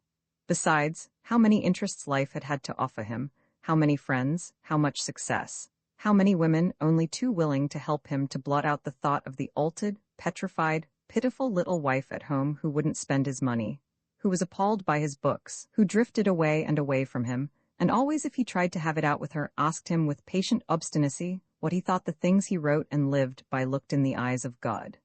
"No one," she said once, "should ever write a book God wouldn't like to read. That is the test, Frederick." And he had laughed hysterically, burst into a great shriek of laughter, and rushed out of the house, away from her solemn little face, away from her pathetic, solemn little face. But this Rose was his youth again, the best part of his life, the part of it that had had all the visions in it and all the hopes. How they had dreamed together, he and she, before he struck that vein of memoirs, how they had planned and laughed and loved. They had lived for a while in the very heart of poetry. After the happy days came the happy nights, the happy, happy nights with her asleep close against his heart, with her when he woke in the morning still close against his heart, for they hardly moved in their deep, happy sleep. It was wonderful to have it all come back to him at the touch of her, at the feel of her face against his, wonderful that she should be able to give him back his youth. Sweetheart, he murmured, overcome by remembrance, clinging to her now in his turn. "Beloved husband," she breathed, the bliss of it, the sheer bliss. Briggs, coming in a few minutes before the gong went on the chance that Lady Caroline might be there, was much astonished. He had supposed Rose Arbuthnot was a widow, and he still supposed it, so that he was much astonished. "Well, I'm damned," thought Briggs, quite clearly and distinctly, for the shock of what he saw in the window startled him so much that for a moment he was shaken free of his own confused absorption. Aloud he said, very red, "Oh, I say, "I beg your pardon," and then stood hesitating, and wondering whether he oughtn't to go back to his bedroom again. If he had said nothing, they would not have noticed he was there, but when he begged their pardon, Rose turned and looked at him as one looks who is trying to remember, and Frederick looked at him too without at first quite seeing him. They didn't seem, thought Briggs, to mind or to be at all embarrassed. He couldn't be her brother. No brother ever brought that look into a woman's face. It was very awkward. If they didn't mind, he did. It upset him to come across his Madonna forgetting herself. "Is this one of your friends?" Frederick was able after an instant to ask Rose, who made no attempt to introduce the young man standing awkwardly in front of them, but continued to gaze at him with a kind of abstracted, radiant goodwill. "It's Mr. Briggs," said Rose, recognizing him. "This is my husband," she added, and Briggs, shaking hands, just had time to think how surprising it was to have a husband when you were a widow before the gong sounded, and Lady Caroline would be there in a minute, and he ceased to be able to think at all, and merely became a thing with its eyes fixed on the door. Through the door immediately entered, in what seemed to him an endless procession, first Mrs. Fisher, very stately in her evening lace shawl and brooch, who when she saw him at once relaxed into smiles and benignity, only to stiffen, however, when she caught sight of the stranger. Then Mr. Wilkins, cleaner and neater and more carefully dressed and brushed than any man on earth, and then, tying something hurriedly as she came, Mrs. Wilkins, and then nobody. Lady Caroline was late. Where was she? Had she heard the gong? Oughtn't it to be beaten again? Suppose she didn't come to dinner after all? Briggs went cold. "Introduce me," said Frederick on Mrs. Fisher's entrance, touching Rose's elbow. "My husband," said Rose, holding him by the hand, her face exquisite. This, thought Mrs. Fisher, must now be the last of the husbands unless Lady Caroline produces one from up her sleeve. But she received him graciously, for he certainly looked exactly like a husband, not at all like one of those people who go about abroad pretending they are husbands when they are not, and said she supposed he had come to accompany his wife home at the end of the month, and remarked that now the house would be completely full. "So that," she added, smiling at Briggs, "we shall at last really be getting our money's worth." Briggs grinned automatically, because he was just able to realize that somebody was being playful with him, but he had not heard her, and he did not look at her. Not only were his eyes fixed on the door, but his whole body was concentrated on it. Introduced in his turn, Mr. Wilkins was most hospitable and called Frederick sir. "Well, sir," said Mr. Wilkins haughtily, here we are," and having gripped his hand with an understanding that only wasn't mutual because Arbuthnot did not yet know what he was in for in the way of trouble, he looked at him as a man should, squarely in the eyes, and allowed his look to convey as plainly as a look can that in him would be found staunchness, integrity, reliability, in fact a friend in need. Mrs. Arbuthnot was very much flushed, Mr. Wilkins noticed. He had not seen her flushed like that before. "Well, I'm their man," he thought. Lottie's greeting was effusive. It was done with both hands. "Didn't I tell you?" She laughed to Rose over her shoulder while Frederick was shaking her hands in both his. "What did you tell her?" asked Frederick in order to say something. The way they were all welcoming him was confusing. They had evidently all expected him, not only Rose. The sandy but agreeable young woman didn't answer his question, but looked extraordinarily pleased to see him. Why should she be extraordinarily pleased to see him? "What a delightful place this is," said Frederick, confused, and making the first remark that occurred to him. "It's a tub of love," said the sandy young woman earnestly, which confused him more than ever, and his confusion became excessive at the next words he heard, spoken, these, by the old lady, who said, "We won't wait. Lady Caroline is always late." For he only then, on hearing her name, really and properly remembered Lady Caroline, and the thought of her confused him to excess. He went into the dining room like a man in a dream. He had come out to this place to see Lady Caroline, and had told her so. He had even told her in his fatuousness, it was true, but how fatuous, that he hadn't been able to help coming. She didn't know he was married. She thought his name was Arundel. Everybody in London thought his name was Arundel. He had used it and written under it so long that he almost thought it was himself.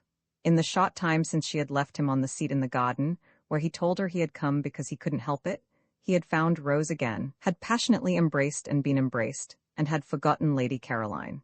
It would be an extraordinary piece of good fortune if Lady Caroline's being late meant she was tired or bored and would not come to dinner at all. Then he couldn't. He turned a deeper red even than usual, he being a man of full habit and red anyhow, at the thought of such cowardice. No, he couldn't go away after dinner and catch his train and disappear to Rome. Not unless, that is, Rose came with him. But even so, what a running away. No, he couldn't. When they got to the dining room, Mrs. Fisher went to the head of the table. Was this Mrs. Fisher's house? He asked himself.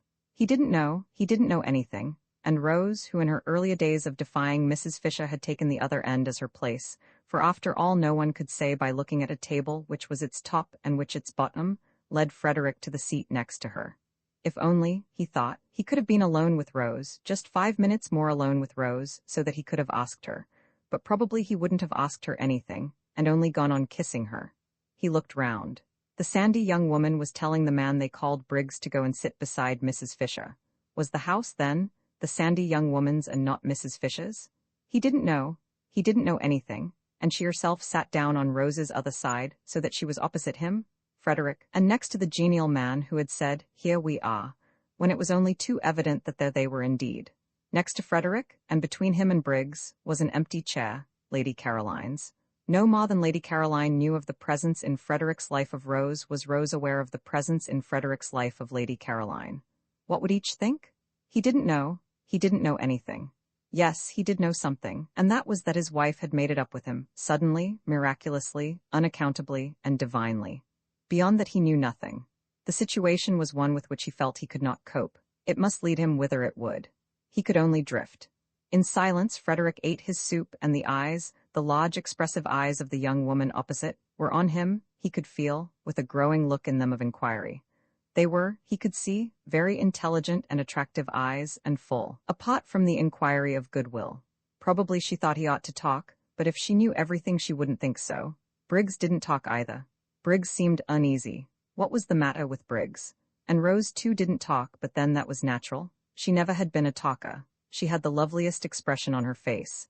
How long would it be on it after Lady Caroline's entrance? He didn't know anything, but the genial man on Mrs. Fisher's left was talking enough for everybody. That fellow ought to have been a parson. Pulpits were the place for a voice like his. It would get him a bishopric in 6 months. He was explaining to Briggs, who shuffled about in his seat. Why did Briggs shuffle about in his seat? That he must have come out by the same train as Arbuthnot, and when Briggs, who said nothing, wriggled in apparent dissent, he undertook to prove it to him, and did prove it to him in long, clear sentences. "Who's the man with the voice?" Frederick asked Rose in a whisper, and the young woman opposite, whose ears appeared to have the quickness of hearing of wild creatures, answered, "He's my husband." "Then by all the rules," said Frederick pleasantly, pulling himself together, "you oughtn't to be sitting next to him. But I want to. I like sitting next to him. I didn't before I came here." Frederick could think of nothing to say to this, so he only smiled generally. "It's this place," she said, nodding at him. "It makes one understand. You've no idea what a lot you'll understand before you've done here." "I'm sure I hope so," said Frederick with real fervor. The soup was taken away and the fish was brought. Briggs, on the other side of the empty chair, seemed more uneasy than ever. What was the matter with Briggs? Didn't he like fish? Frederick wondered what Briggs would do in the way of fidgets if he were in his own situation. Frederick kept on wiping his mustache, and was not able to look up from his plate, but that was as much as he showed of what he was feeling. Though he didn't look up, he felt the eyes of the young woman opposite raking him like searchlights, and Rose's eyes were on him too, he knew, but they rested on him unquestioningly, beautifully, like a benediction. How long would they go on doing that once Lady Caroline was there? He didn't know anything. He wiped his mustache for the 20th unnecessary time, and could not quite keep his hand steady, and the young woman opposite saw his hand not being quite steady, and her eyes raked him persistently. Why did her eyes rake him persistently?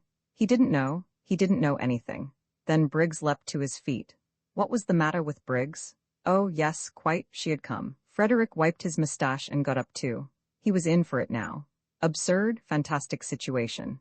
Well, whatever happened he could only drift, and look like an ass to Lady Caroline, the most absolute as well as deceitful ass. An ass who was also a reptile, for she might well think he had been mucking her out in the garden when he said, no doubt in a shaking voice, "Fool and ass," that he had come because he couldn't help it, while as for what he would look like to his Rose, when Lady Caroline introduced him to her, when Lady Caroline introduced him as her friend whom she had invited in to dinner, well, God alone knew that. He therefore, as he got up, wiped his mustache for the last time before the catastrophe. But he was reckoning without Scrap. That accomplished and experienced young woman slipped into the chair Briggs was holding for her, and on Lottie's leaning across eagerly and saying before anyone else could get a word in, "Just fancy, Caroline, how quickly Rose's husband has got here," turned to him without so much as the faintest shadow of surprise on her face, and held out her hand, and smiled like a young angel, and said, "And me late your very first evening." The daughter of the Droitwiches, Roman 22. That evening was the evening of the full moon. The garden was an enchanted place where all the flowers seemed white. The lilies, the daphnes, the orange blossom, the white stocks, the white pinks, the white roses, you could see these as plainly as in the daytime, but the colored flowers existed only as fragrance. The three younger women sat on the low wall at the end of the top garden after dinner, Rose a little apart from the others, and watched the enormous moon moving slowly over the place where Shelley had lived his last months just on 100 years before. The sea quivered along the path of the moon. The stars winked and trembled. The mountains were misty blue outlines, with little clusters of lights shining through from little clusters of homes. In the garden, the plants stood quite still, straight and unstirred by the smallest ruffle of air. Through the glass doors, the dining room, with its candle-lit table and brilliant flowers, nasturtiums and marigolds that night, glowed like some magic cave of color, and the three men smoking round it looked strangely animated figures seen from the silence, the huge cool calm of outside. Mrs. Fisher had gone to the drawing-room and the fire. Scrap and Lottie, their faces upturned to the sky, said very little and in whispers. Rose said nothing. Her face, too, was upturned. She was looking at the umbrella pine, which had been smitten into something glorious, silhouetted against stars. Every now and then Scrap's eyes lingered on Rose, so did Lottie's. For Rose was lovely. Anywhere at that moment, among all the well-known beauties, she would have been lovely. Nobody could have put her in the shade, blown out her light that evening. She was too evidently shining. Lottie bent close to Scrap's ear and whispered. "Love," she whispered. Scrap nodded. "Yes," she said under her breath. She was obliged to admit it. You only had to look at Rose to know that here was love. "There's nothing like it," whispered Lottie. Scrap was silent. "It's a great thing," whispered Lottie after a pause, during which they both watched Rose's upturned face, "to get on with one's loving. Perhaps you can tell me of anything else in the world that works such wonders." But Scrap couldn't tell her, and if she could have, what a night to begin arguing in. This was a night for she pulled herself up. Love again. It was everywhere. There was no getting away from it. She had come to this place to get away from it, and here was everybody in its different stages. Even Mrs. Fisher seemed to have been brushed by one of the many feathers of Love's wing, and at dinner was different, full of concern because Mr. Briggs wouldn't eat, and her face when she turned to him all soft with motherliness. Scrap looked up at the pine tree motionless among stars. Beauty made you love, and love made you beautiful. She pulled her wrap closer round her with a gesture of defense, of keeping out and off. She didn't want to grow sentimental. Difficult not to, here. The marvelous night stole in through all one's chinks and brought in with it, whether one wanted them or not, enormous feelings, feelings one couldn't manage, great things about death and time and waste, glorious and devastating things, magnificent and bleak, at once rapture and terror and immense, hot-cleaving longing. She felt small and dreadfully alone. She felt uncovered and defenseless. Instinctively, she pulled her wrap closer. With this thing of chiffon, she tried to protect herself from the eternities. "I suppose," whispered Lottie, "Rose's husband seems to you just an ordinary, good-natured, middle-aged man." Scrap brought her gaze down from the stars and looked at Lottie a moment while she focused her mind again. "Just a rather red, rather round man," whispered Lottie. Scrap bowed her head. "He isn't," whispered Lottie. "Rose sees through all that, that's mere trimmings. She sees what we can't see because she loves him.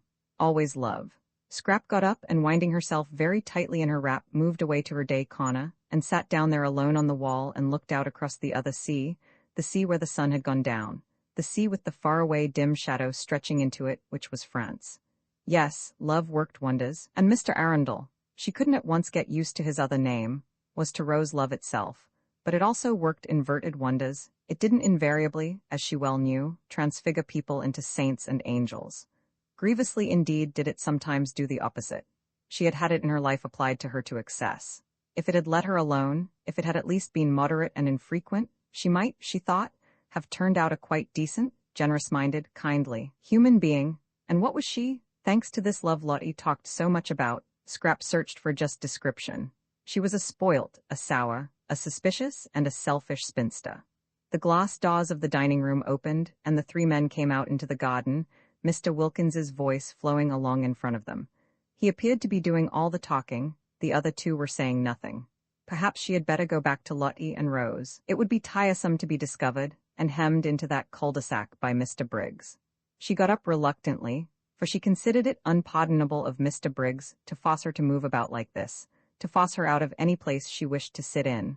And she emerged from the daphne bushes feeling like some gaunt, stern figure of just resentment, and wishing that she looked as gaunt and stern as she felt. So would she have struck repugnance into the soul of Mr. Briggs, and been free of him. But she knew she didn't look like that, however hard she might try.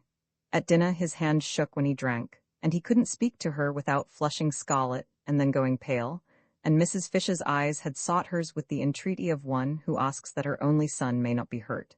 How could a human being, thought Scrap, frowning as she issued forth from her corner, how could a man made in God's image behave so? And he fitted for better things, she was sure, with his youth, his attractiveness, and his brains.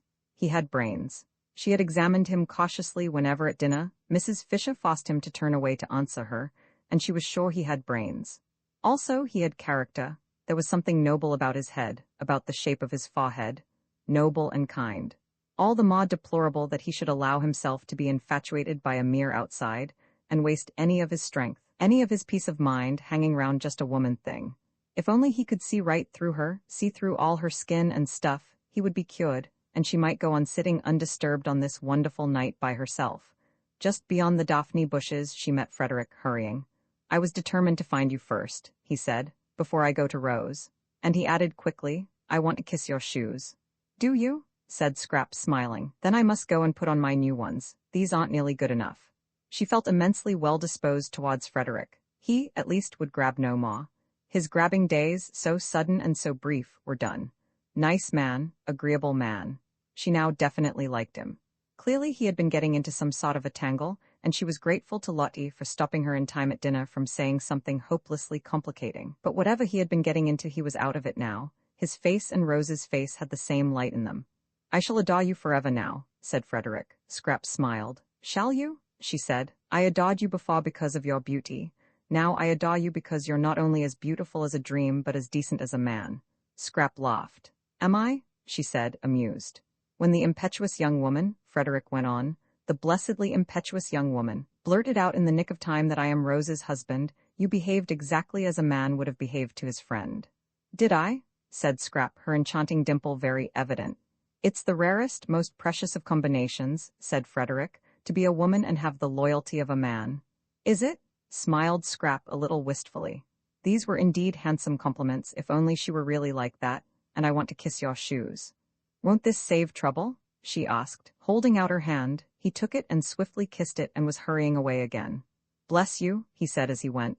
"Where is your luggage?" Scrap called after him. "Oh, Lord, yes," said Frederick, pausing. "It's at the station. I'll send for it." He disappeared through the bushes. She went indoors to give the order, and this is how it happened that Domenico, for the second time that evening, found himself journeying into Mezzago and wondering as he went.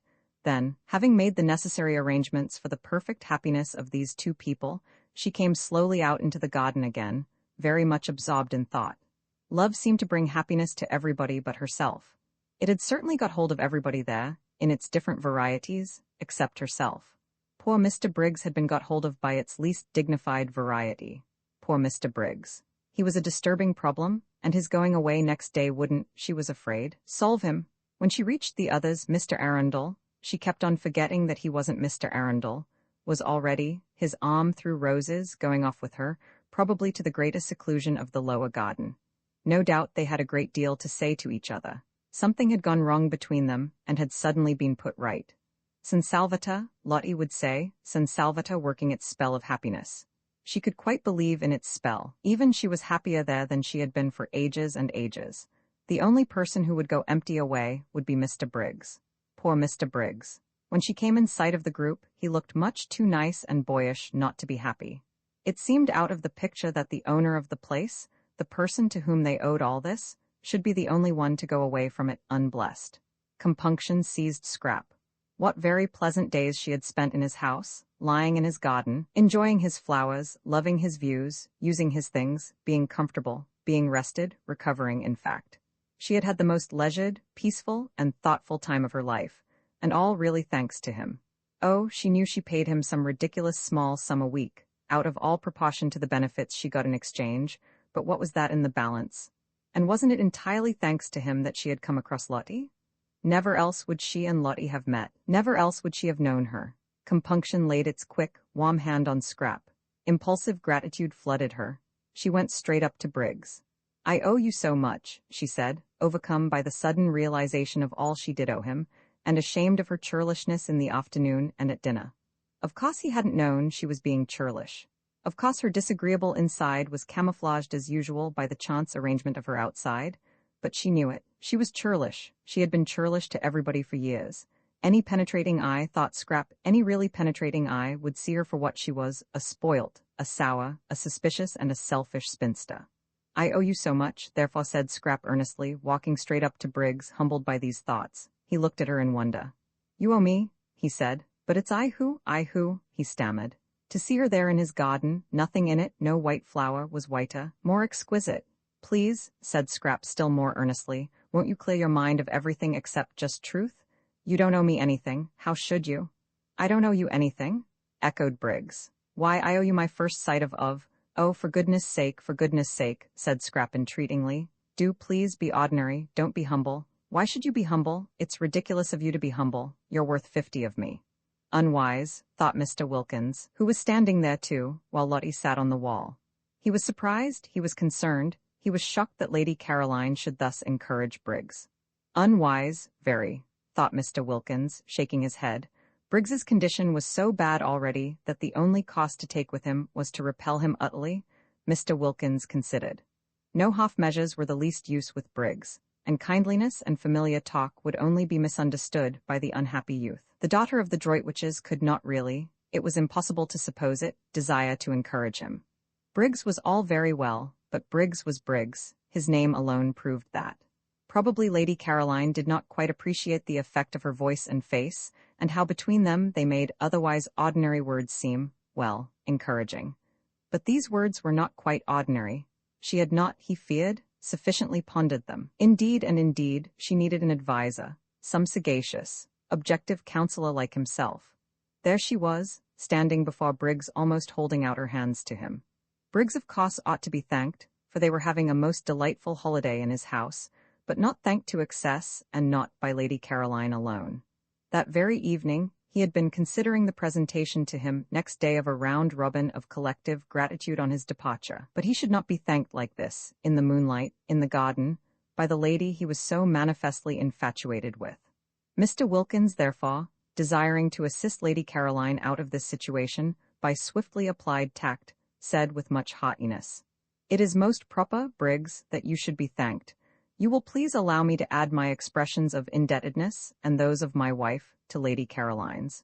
We ought to have proposed a vote of thanks to you at dinner. You should have been toasted. There certainly ought to have been some," but Briggs took no notice of him whatever. He simply continued to look at Lady Caroline, as though she were the first woman he had ever seen. Neither, Mr. Wilkins observed, did Lady Caroline take any notice of him. She too continued to look at Briggs, and with that odd air of almost appeal. Most unwise. Most. Lottie, on the other hand, took too much notice of him, choosing this moment when Lady Caroline needed special support and protection to get up off the wall and put her arm through his and draw him away. "I want to tell you something, Mellish," said Lottie at this juncture, getting up. "Presently," said Mr. Wilkins, waving her aside. "No, now," said Lottie, and she drew him away. He went with extreme reluctance. Briggs should be given no rope at all, not an inch. "Well, what is it?" he asked impatiently, as she led him towards the house. Lady Caroline ought not to be left like that, exposed to annoyance. "Oh, but she isn't," Lottie assured him, just as if he had said this aloud, which he certainly had not. "Caroline is perfectly all right." "Not at all right, that young Briggs isn't, of course he is. What did you expect? Let's go indoors to the fire and Mrs. Fisher. She's all by herself." "I cannot," said Mr. Wilkins, trying to draw back. "Leave Lady Caroline alone in the garden." "Don't be silly, Mellish, she isn't alone. Besides, I want to tell you something." "Well, tell me then." "Indoors." With a reluctance that increased at every step, Mr. Wilkins was taken farther and farther away from Lady Caroline. He believed in his wife now and trusted her, but on this occasion he thought she was making a terrible mistake. In the drawing-room sat Mrs. Fisher by the fire, and it certainly was to Mr. Wilkins, who preferred rooms and fires after dark to gardens and moonlight. More agreeable to be in there than out of doors if he could have brought Lady Caroline safely in with him. As it was, he went in with extreme reluctance. Mrs. Fisher, her hands folded on her lap, was doing nothing, merely gazing fixedly into the fire. The lamp was arranged conveniently for reading, but she was not reading.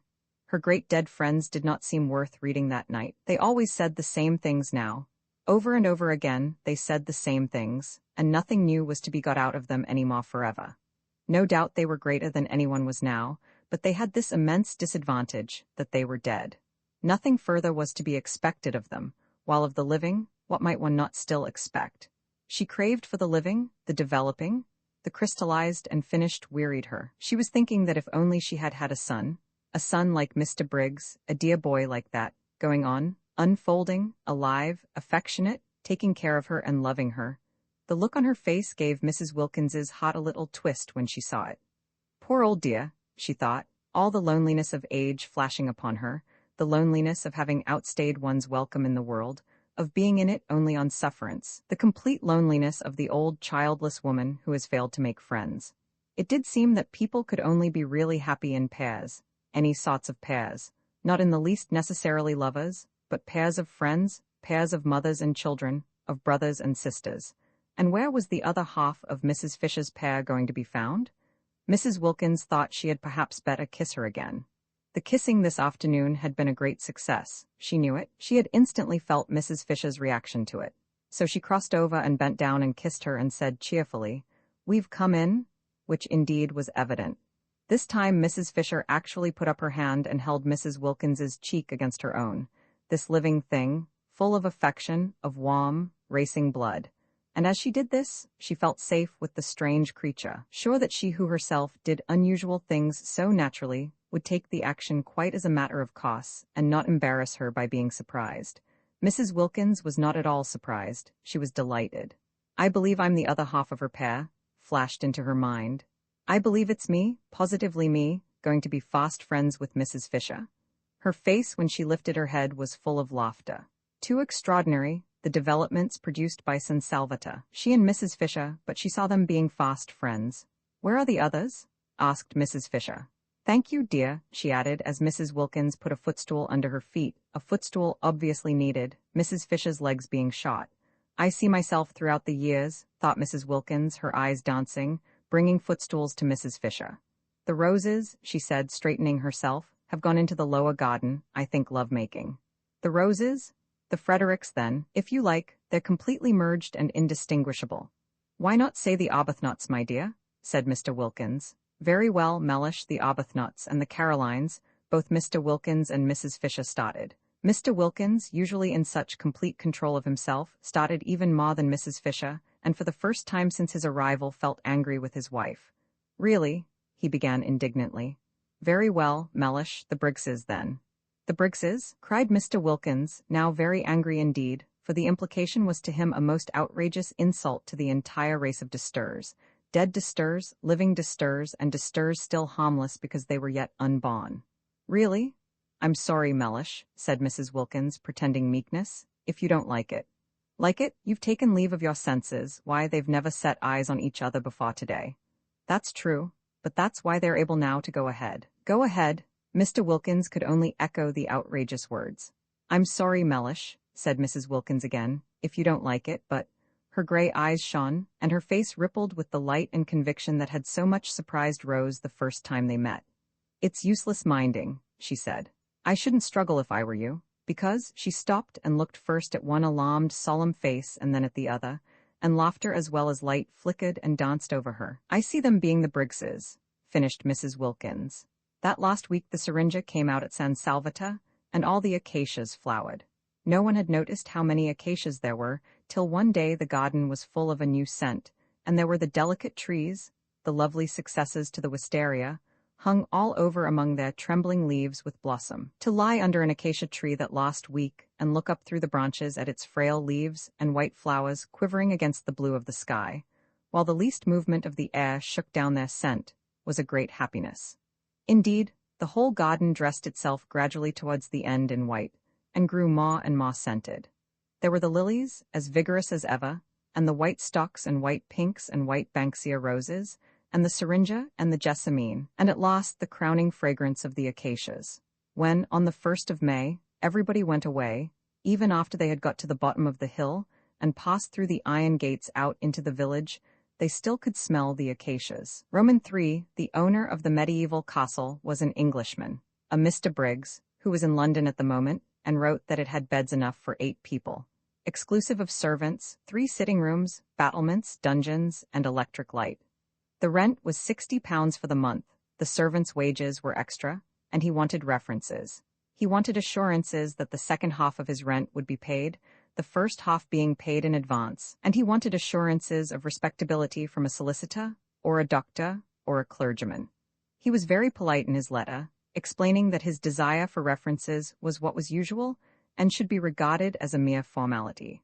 Mrs. Arbuthnot and Mrs. Wilkins had not thought of references, and they had not dreamed a rent could be so high. In their minds had floated sums like 3 guineas a week, or less, seeing that the place was small and old. £60 for a single month. It staggered them. Before Mrs. Arbuthnot's eyes rose up boots, endless vistas, all the stout boots that £60 would buy, and besides the rent there would be the servants' wages and the food and the railway journeys out and home. While as for references, these did indeed seem a stumbling block. It did seem impossible to give any without making their plan more public than they had intended. They had both, even Mrs. Arbuthnot, lured for once away from perfect candor by the realization of the great saving of trouble and criticism an imperfect explanation would produce. They had both thought it would be a good plan to give out, each to her own circle, their circles being luckily distinct, that each was going to stay with a friend who had a house in Italy. It would be true as far as it went. Mrs. Wilkins asserted that it would be quite true, but Mrs. Arbuthnot thought it wouldn't be quite. And it was the only way, Mrs. Wilkins said, to keep Mellish even approximately quiet. To spend any of her money just on the mere getting to Italy would cause him indignation. What he would say if he knew she was renting part of a medieval castle on her own account, Mrs. Wilkins preferred not to think. It would take him days to say it all, and this although it was her very own money, and not a penny of it had ever been his. "But I expect," she said, "your husband is just the same. I expect all husbands are alike in the long run." Mrs. Arbuthnot said nothing, because her reason for not wanting Frederick to know was the exactly opposite one. Frederick would be only too pleased for her to go. He would not mind it in the very least. Indeed, he would hail such a manifestation of self-indulgence and worldliness with an amusement that would hurt, and urge her to have a good time and not to hurry home with a crushing detachment. Far better, she thought, to be missed by Mellish than to be sped by Frederick. To be missed, to be needed, from whatever motive, was, she thought, better than the complete loneliness of not being missed or needed at all. She therefore said nothing, and allowed Mrs. Wilkins to leap at her conclusions unchecked. But they did, both of them, for a whole day feel that the only thing to be done was to renounce the medieval castle, and it was in arriving at this bitter decision that they really realized how acute had been their longing for it. Then Mrs. Arbuthnot, whose mind was trained in the finding of ways out of difficulties, found a way out of the reference difficulty, and simultaneously Mrs. Wilkins had a vision revealing to her how to reduce the rent. Mrs. Arbuthnot's plan was simple and completely successful. She took the whole of the rent in person to the owner, drawing it out of her savings bank. Again she looked furtive and apologetic, as if the clock must know the money was wanted for purposes of self-indulgence, and going up with the 6 £10 notes in her handbag to the address near the Brompton Oratory where the owner lived, presented them to him, waiving her right to pay only half. And when he saw her, and her potted hair and soft dark eyes and sober apparel, and heard her grave voice, he told her not to bother about writing round for those references. "It'll be all right," he said, scribbling a receipt for the rent. "Do sit down, won't you? Nasty day, isn't it? You'll find the old castle has lots of sunshine, whatever else it hasn't got. Husband going?" Mrs. Arbuthnot, unused to anything but candor, looked troubled at this question and began to murmur inarticulately, and the owner at once concluded that she was a widow. A one, of course, for other widows were old, and that he had been a fool not to guess it. "Oh, I'm sorry," he said, turning red right up to his fair hair. "I didn't mean H.M. He ran his eye over the receipt he had written. "Yes, I think that's all right," he said, getting up and giving it to her.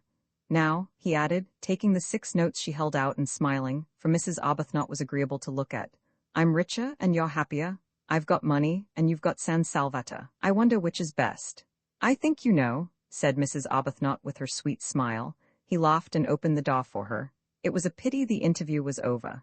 He would have liked to ask her to lunch with him. She made him think of his mother, of his nurse, of all things kind and comforting, besides having the attraction of not being his mother or his nurse.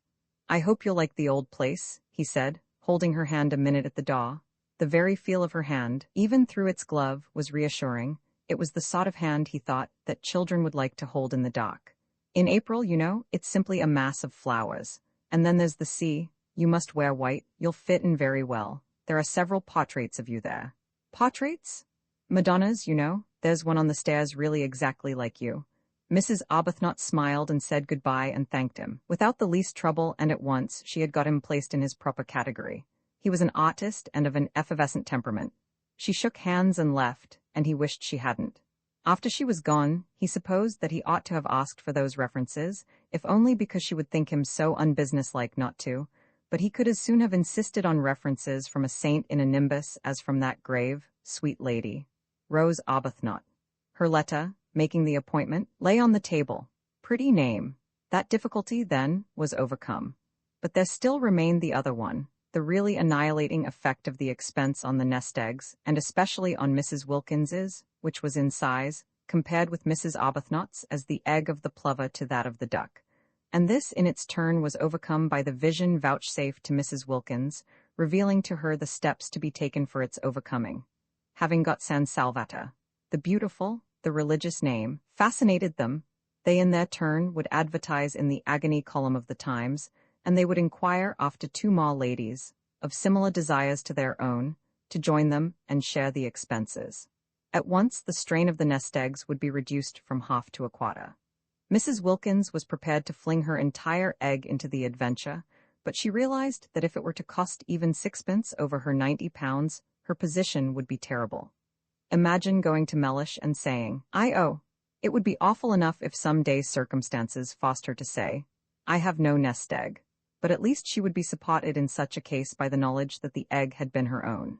She therefore, though prepared to fling her lost penny into the adventure, was not prepared to fling into it a single farthing that was not demonstrably her own, and she felt that if her share of the rent was reduced to £15 only, she would have a safe margin for the other expenses. Also, they might economize very much on food, gather olives off their own trees and eat them, for instance, and perhaps catch fish.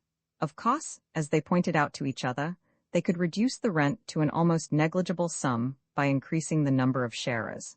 They could have 6 more ladies instead of 2 if they wanted to, seeing that there were 8 beds. But supposing the 8 beds were distributed in couples in 4 rooms, it would not be altogether what they wanted, to find themselves shut up at night with a stranger. Besides, they thought that perhaps having so many would not be quite so peaceful. After all, they were going to San Salvata for peace and rest and joy, and 6 more ladies, especially if they got into one's bedroom, might a little interfere with that. However, there seemed to be only 2 ladies in England at that moment who had any wish to join them, for they had only 2 answers to their advertisement. "Well, we only want 2, said Mrs. Wilkins, quickly recovering, for she had imagined a great rush. "I think a choice would have been a good thing," said Mrs. Arbuthnot. "You mean because then we needn't have had Lady Caroline to stir." "I didn't say that," gently protested Mrs. Arbuthnot. "We needn't have her," said Mrs. Wilkins. "Just 1 more person would help us a great deal with the rent. We're not obliged to have 2. But why should we not have her? She seems really quite what we want." "Yes, she does from her letter," said Mrs. Wilkins doubtfully.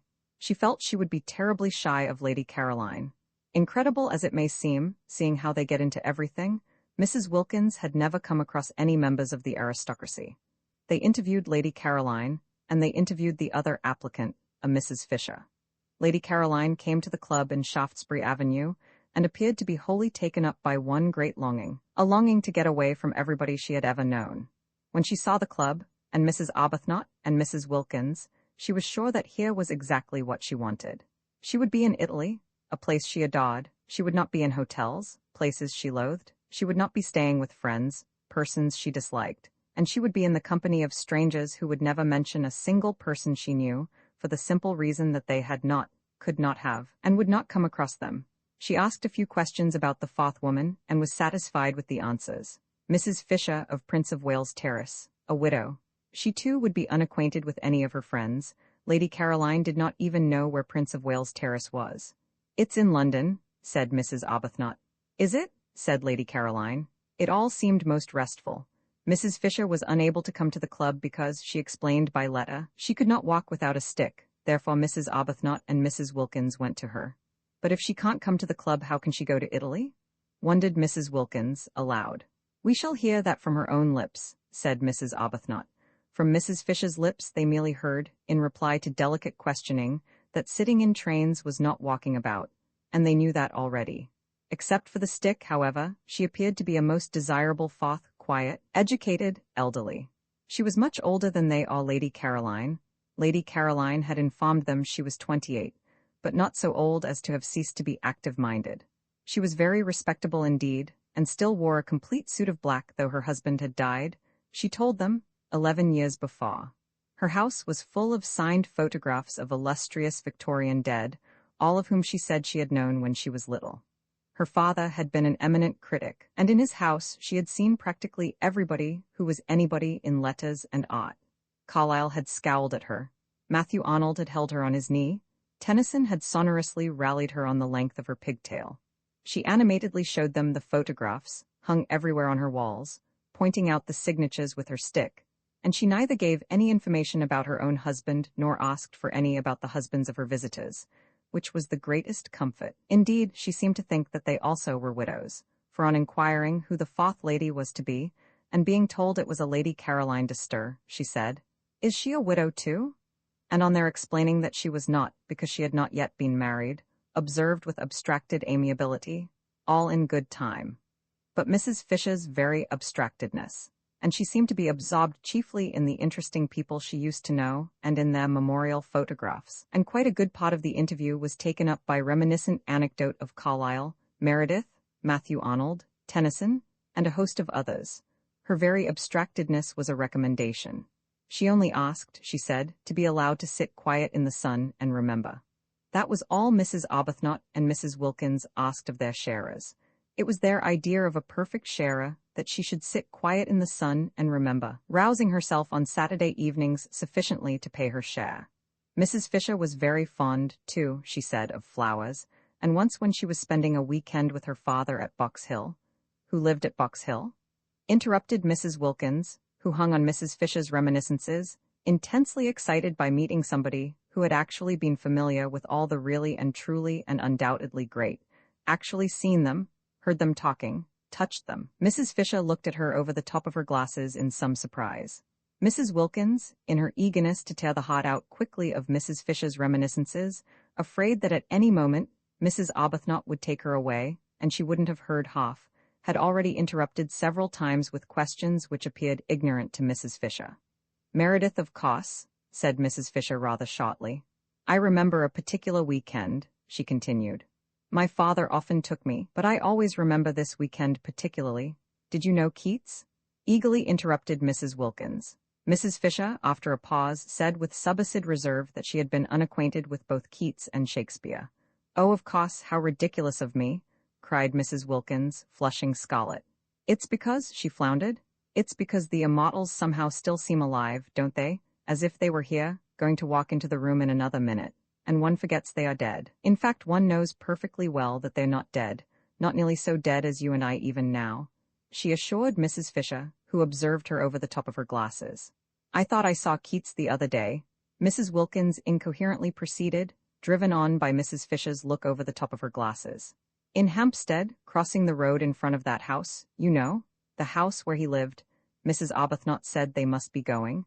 Mrs. Fisher did nothing to prevent them. I really thought I saw him," protested Mrs. Wilkins, appealing for belief first to one and then to the other, while waves of color passed over her face, and totally unable to stop because of Mrs. Fisher's glasses and the steady eyes looking at her over their tops.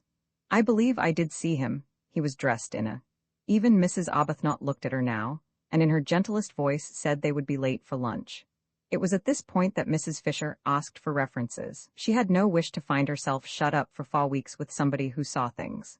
It is true that there were 3 sitting rooms, besides the garden and the battlements at San Salvatore, so that there would be opportunities of withdrawal from Mrs. Wilkins, but it would be disagreeable to Mrs. Fisher. For instance, if Mrs. Wilkins were suddenly to assert that she saw Mr. Fisher.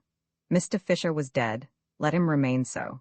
She had no wish to be told he was walking about the garden, the only reference she really wanted, for she was much too old and firmly seated in her place in the world for questionable associates to matter to her, was one with regard to Mrs. Wilkins's health. Was her health quite normal? Was she an ordinary, everyday, sensible woman? Mrs. Fisher felt that if she were given even one address, she would be able to find out what she needed. So she asked for references, and her visitors appeared to be so much taken aback. Mrs. Wilkins, indeed, was instantly sobered, that she added, "It is usual." Mrs. Wilkins found her speech first. "But," she said, "aren't we the ones who ought to ask for some from you?" And this seemed to Mrs. Arbuthnot too the right attitude. Surely it was they who were taking Mrs. Fisher into their party, and not Mrs. Fisher who was taking them into it.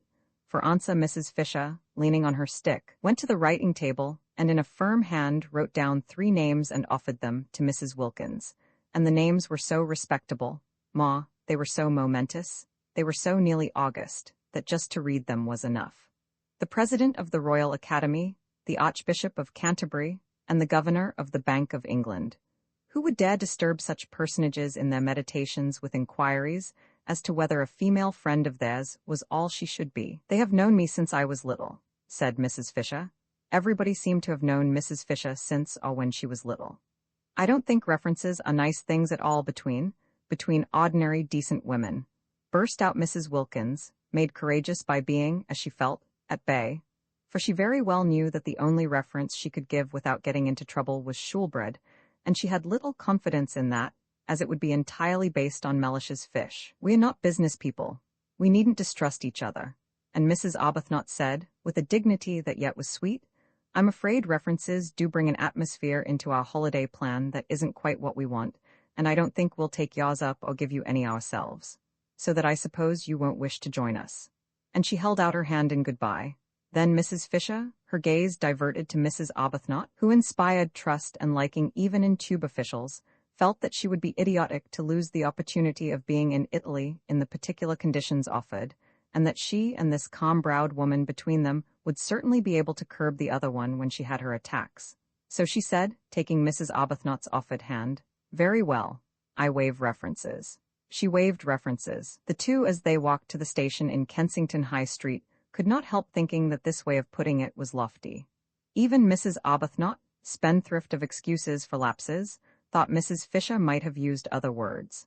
And Mrs. Wilkins, by the time she got to the station, and the walk and the struggle on the crowded pavement with other people's umbrellas had warmed her blood, actually suggested waiving Mrs. Fisher. "If there is any waving to be done, do let us be the ones who wave," she said eagerly. But Mrs. Arbuthnot, as usual, held on to Mrs. Wilkins, and presently, having cooled down in the train, Mrs. Wilkins announced that at San Salvatore Mrs. Fisher would find her level. "I see her finding her level there," she said, her eyes very bright. Whereupon Mrs. Arbuthnot, sitting with her quiet hands folded, turned over in her mind how best she could help Mrs. Wilkins not to see quite so much, or at least, if she must see, to see in silence. Roman IV, it had been arranged that Mrs. Arbuthnot and Mrs. Wilkins, traveling together, should arrive at San Salvatore on the evening of March 31st. The owner, who told them how to get there, appreciated their disinclination to begin their time in it on April 1st, and Lady Caroline and Mrs. Fisher, as yet unacquainted and therefore under no obligations to bore each other on the journey, for only towards the end would they find out by a process of sifting who they were to arrive on the morning of April 2nd. In this way everything would be got nicely ready for the two who seemed, in spite of the equality of the sharing, yet to have something about them of guests. There were disagreeable incidents towards the end of March, when Mrs. Wilkins, her heart in her mouth and her face a mixture of guilt, terror, and determination, told her husband that she had been invited to Italy, and he declined to believe it. Of course he declined to believe it. Nobody had ever invited his wife to Italy before. There was no precedent. He required proofs. The only proof was Mrs. Arbuthnot, and Mrs. Wilkins had produced her, but after what entreaties, what passionate persuading? For Mrs. Arbuthnot had not imagined she would have to face Mr. Wilkins and say things to him that were short of the truth, and it brought home to her what she had for some time suspected, that she was slipping more and more away from God. Indeed, the whole of March was filled with unpleasant, anxious moments. It was an uneasy month. Mrs. Arbuthnot's conscience, made supersensitive by years of pampering, could not reconcile what she was doing with its own high standard of what was right. It gave her little peace. It nudged her at her prayers. It punctuated her entreaties for divine guidance with disconcerting questions, such as, "Are you not a hypocrite? Do you really mean that? Would you not, frankly, be disappointed if that prayer were granted?" The prolonged wet, raw weather was on the side too of her conscience, producing far more sickness than usual among the poor. They had bronchitis, they had fevers, there was no end to the distress. And here she was going off, spending precious money on going off, simply and solely to be happy. One woman being happy, and these piteous multitudes, she was unable to look the vicar in the face. He did not know, nobody knew, what she was going to do, and from the very beginning she was unable to look anybody in the face. She excused herself from making speeches appealing for money. How could she stand up and ask people for money when she herself was spending so much on her own selfish pleasure? Nor did it help her, or quiet her that, having actually told Frederick, in her desire to make up for what she was squandering, that she would be grateful if he would let her have some money, he instantly gave her a check for £100. He asked no questions. She was scarlet. He looked at her a moment and then looked away. It was a relief to Frederick that she should take some money. She gave it all immediately to the organization she worked with, and found herself more tangled in doubts than ever. Mrs. Wilkins, on the contrary, had no doubts. She was quite certain that it was a most proper thing to have a holiday, and altogether right and beautiful to spend one's own hard-collected savings on being happy. "Think how much nicer we shall be when we come back," she said to Mrs. Arbuthnot, encouraging that pale lady.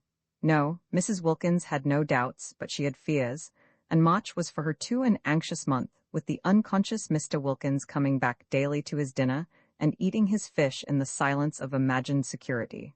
Also, things happen so awkwardly. It really is astonishing how awkwardly they happen.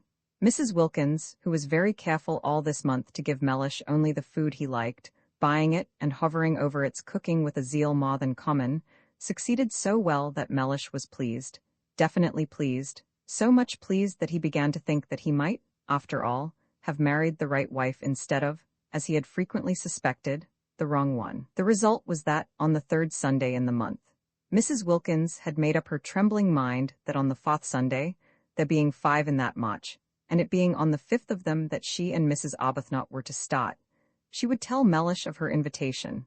On the third Sunday, then, after a very well-cooked lunch in which the Yorkshire pudding had melted in his mouth, and the apricot tart had been so perfect that he ate it all, Mellish, smoking his cigar by the brightly burning fire the while hail gusts banged on the window, said, "I am thinking of taking you to Italy for Easter," and paused for her astounded and grateful ecstasy. None came. The silence in the room, except for the hail hitting the windows and the gay roar of the fire, was complete. Mrs. Wilkins could not speak. She was dumbfounded.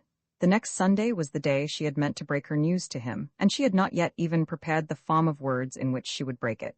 Mr. Wilkins, who had not been abroad since before the war, and was noticing with increasing disgust, as week followed week of wind and rain, the peculiar persistent vileness of the weather, had slowly conceived a desire to get away from England for Easter. He was doing very well in his business. He could afford a trip. Switzerland was useless in April. There was a familiar sound about Easter in Italy. To Italy he would go, and as it would cause comment if he did not take his wife, take her he must. Besides, she would be useful. A second person was always useful in a country whose language one did not speak for holding things, for waiting with the luggage. He had expected an explosion of gratitude and excitement. The absence of it was incredible. She could not, he concluded, have heard. Probably she was absorbed in some foolish daydream. It was regrettable how childish she remained. He turned his head. Their chairs were in front of the fire, and looked at her. She was staring straight into the fire, and it was no doubt the fire that made her face so red. "I am thinking," he repeated, raising his clear, cultivated voice and speaking with acerbity, for inattention at such a moment was deplorable, "of taking you to Italy for Easter. Did you not hear me?" Yes, she had heard him, and she had been wondering at the extraordinary coincidence, really most extraordinary. She was just going to tell him how she had been invited. A friend had invited her. Easter, too? Easter was in April, wasn't it? Her friend had a house there. In fact, Mrs. Wilkins, driven by terror, guilt, and surprise, had been more incoherent, if possible, than usual. It was a dreadful afternoon. Mellish, profoundly indignant, besides having his intended treat coming back on him like a blessing to roost, cross-examined her with the utmost severity. He demanded that she refuse the invitation. He demanded that, since she had so outrageously accepted it without consulting him, she should write and cancel her acceptance. Finding himself up against an unsuspected, shocking ruck of obstinacy in her, he then declined to believe she had been invited to Italy at all. He declined to believe in this Mrs. Arbuthnot, of whom till that moment he had never heard, and it was only when the gentle creature was brought round, with such difficulty, with such a desire on her part to throw the whole thing up rather than tell Mr. Wilkins less than the truth, and herself endorsed his wife's statements that he was able to give them credence. He could not but believe Mrs. Arbuthnot. She produced the precise effect on him that she did on tube officials. She hardly needed to say anything. But that made no difference to her conscience, which knew and would not let her forget that she had given him an incomplete impression. "Do you," asked her conscience, "see any real difference between an incomplete impression and a completely stated lie?" God sees none. The remainder of March was a confused bad dream. Both Mrs. Arbuthnot and Mrs. Wilkins were shattered, try as they would not to. Both felt extraordinarily guilty, and when on the morning of the 30th they did finally get off, there was no exhilaration about the departure, no holiday feeling at all. "We've been too good, much too good," Mrs. Wilkins kept on murmuring as they walked up and down the platform at Victoria, having arrived there an hour before they need have. "And that's why we feel as though we are doing wrong. We're browbeaten? We're not any longer real human beings. Real human beings aren't ever as good as we've been. Oh," she clenched her thin hands, "to think that we ought to be so happy now, here on the very station, actually starting, and we are not, and it's being spoilt for us just simply because we've spoilt them. What have we done? What have we done, I should like to know?" she inquired of Mrs. Arbuthnot indignantly, "except for once want to go away by ourselves and have a little rest from them." Mrs. Arbuthnot, patiently pacing, did not ask who she meant by them, because she knew. Mrs. Wilkins meant their husbands, persisting in her assumption that Frederick was as indignant as Mellish over the departure of his wife, whereas Frederick did not even know his wife had gone. Mrs. Arbuthnot, always silent about him, had said nothing of this to Mrs. Wilkins. Frederick went too deep into her heart for her to talk about him. He was having an extra bout of work finishing another of those dreadful books, and had been away practically continually the last few weeks, and was away when she left. Why should she tell him beforehand? Sure as she so miserably was that he would have no objection to anything she did, she merely wrote him a note and put it on the hall table ready for him if and when he should come home. She said she was going for a month's holiday, as she needed a rest, and she had not had one for so long, and that Gladys, the efficient parlour-maid, had orders to see to his comforts. She did not say where she was going. There was no reason why she should. He would not be interested, he would not care. The day was wretched, blustering, and wet.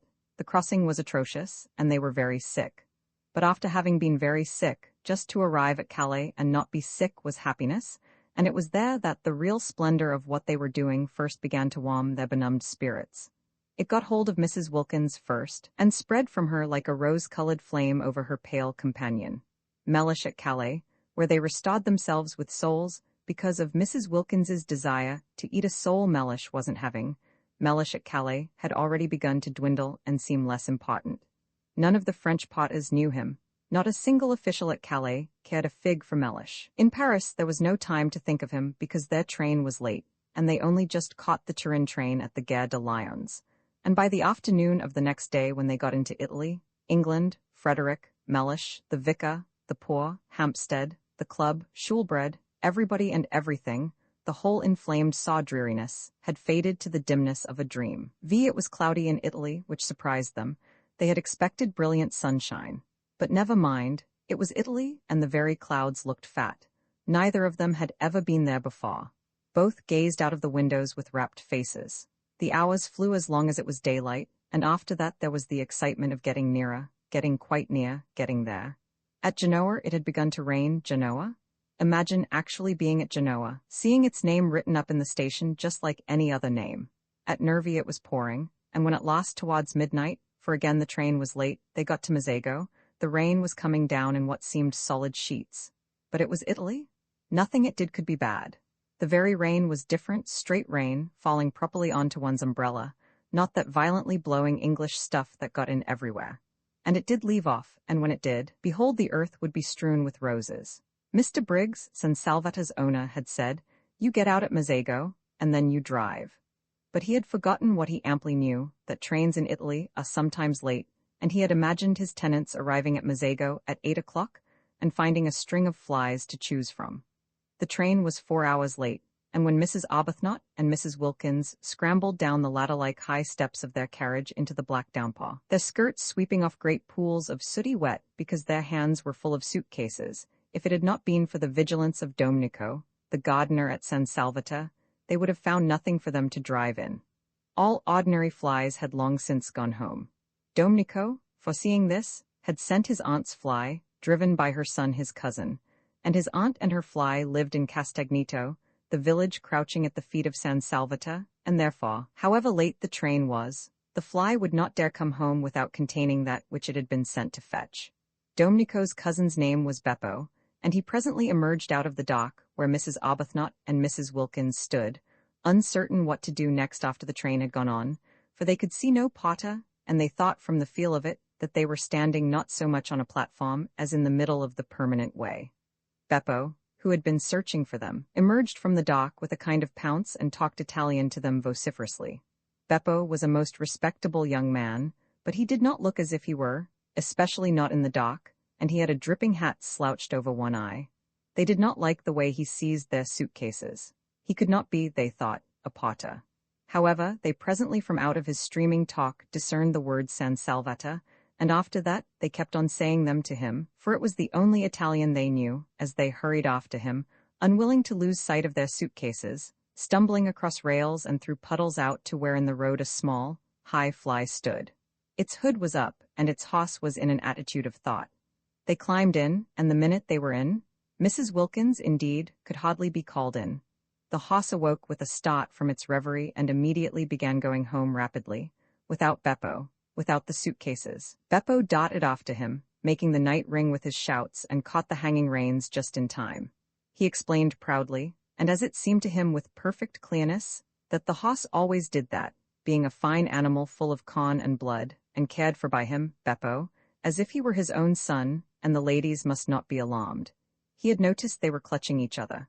But clear and loud and profuse of words though he was, they only looked at him blankly. He went on talking, however, while he piled the suitcases up round them, sure that sooner or later they must understand him, especially as he was careful to talk very loud and illustrate everything he said with the simplest elucidatory gestures, but they both continued only to look at him.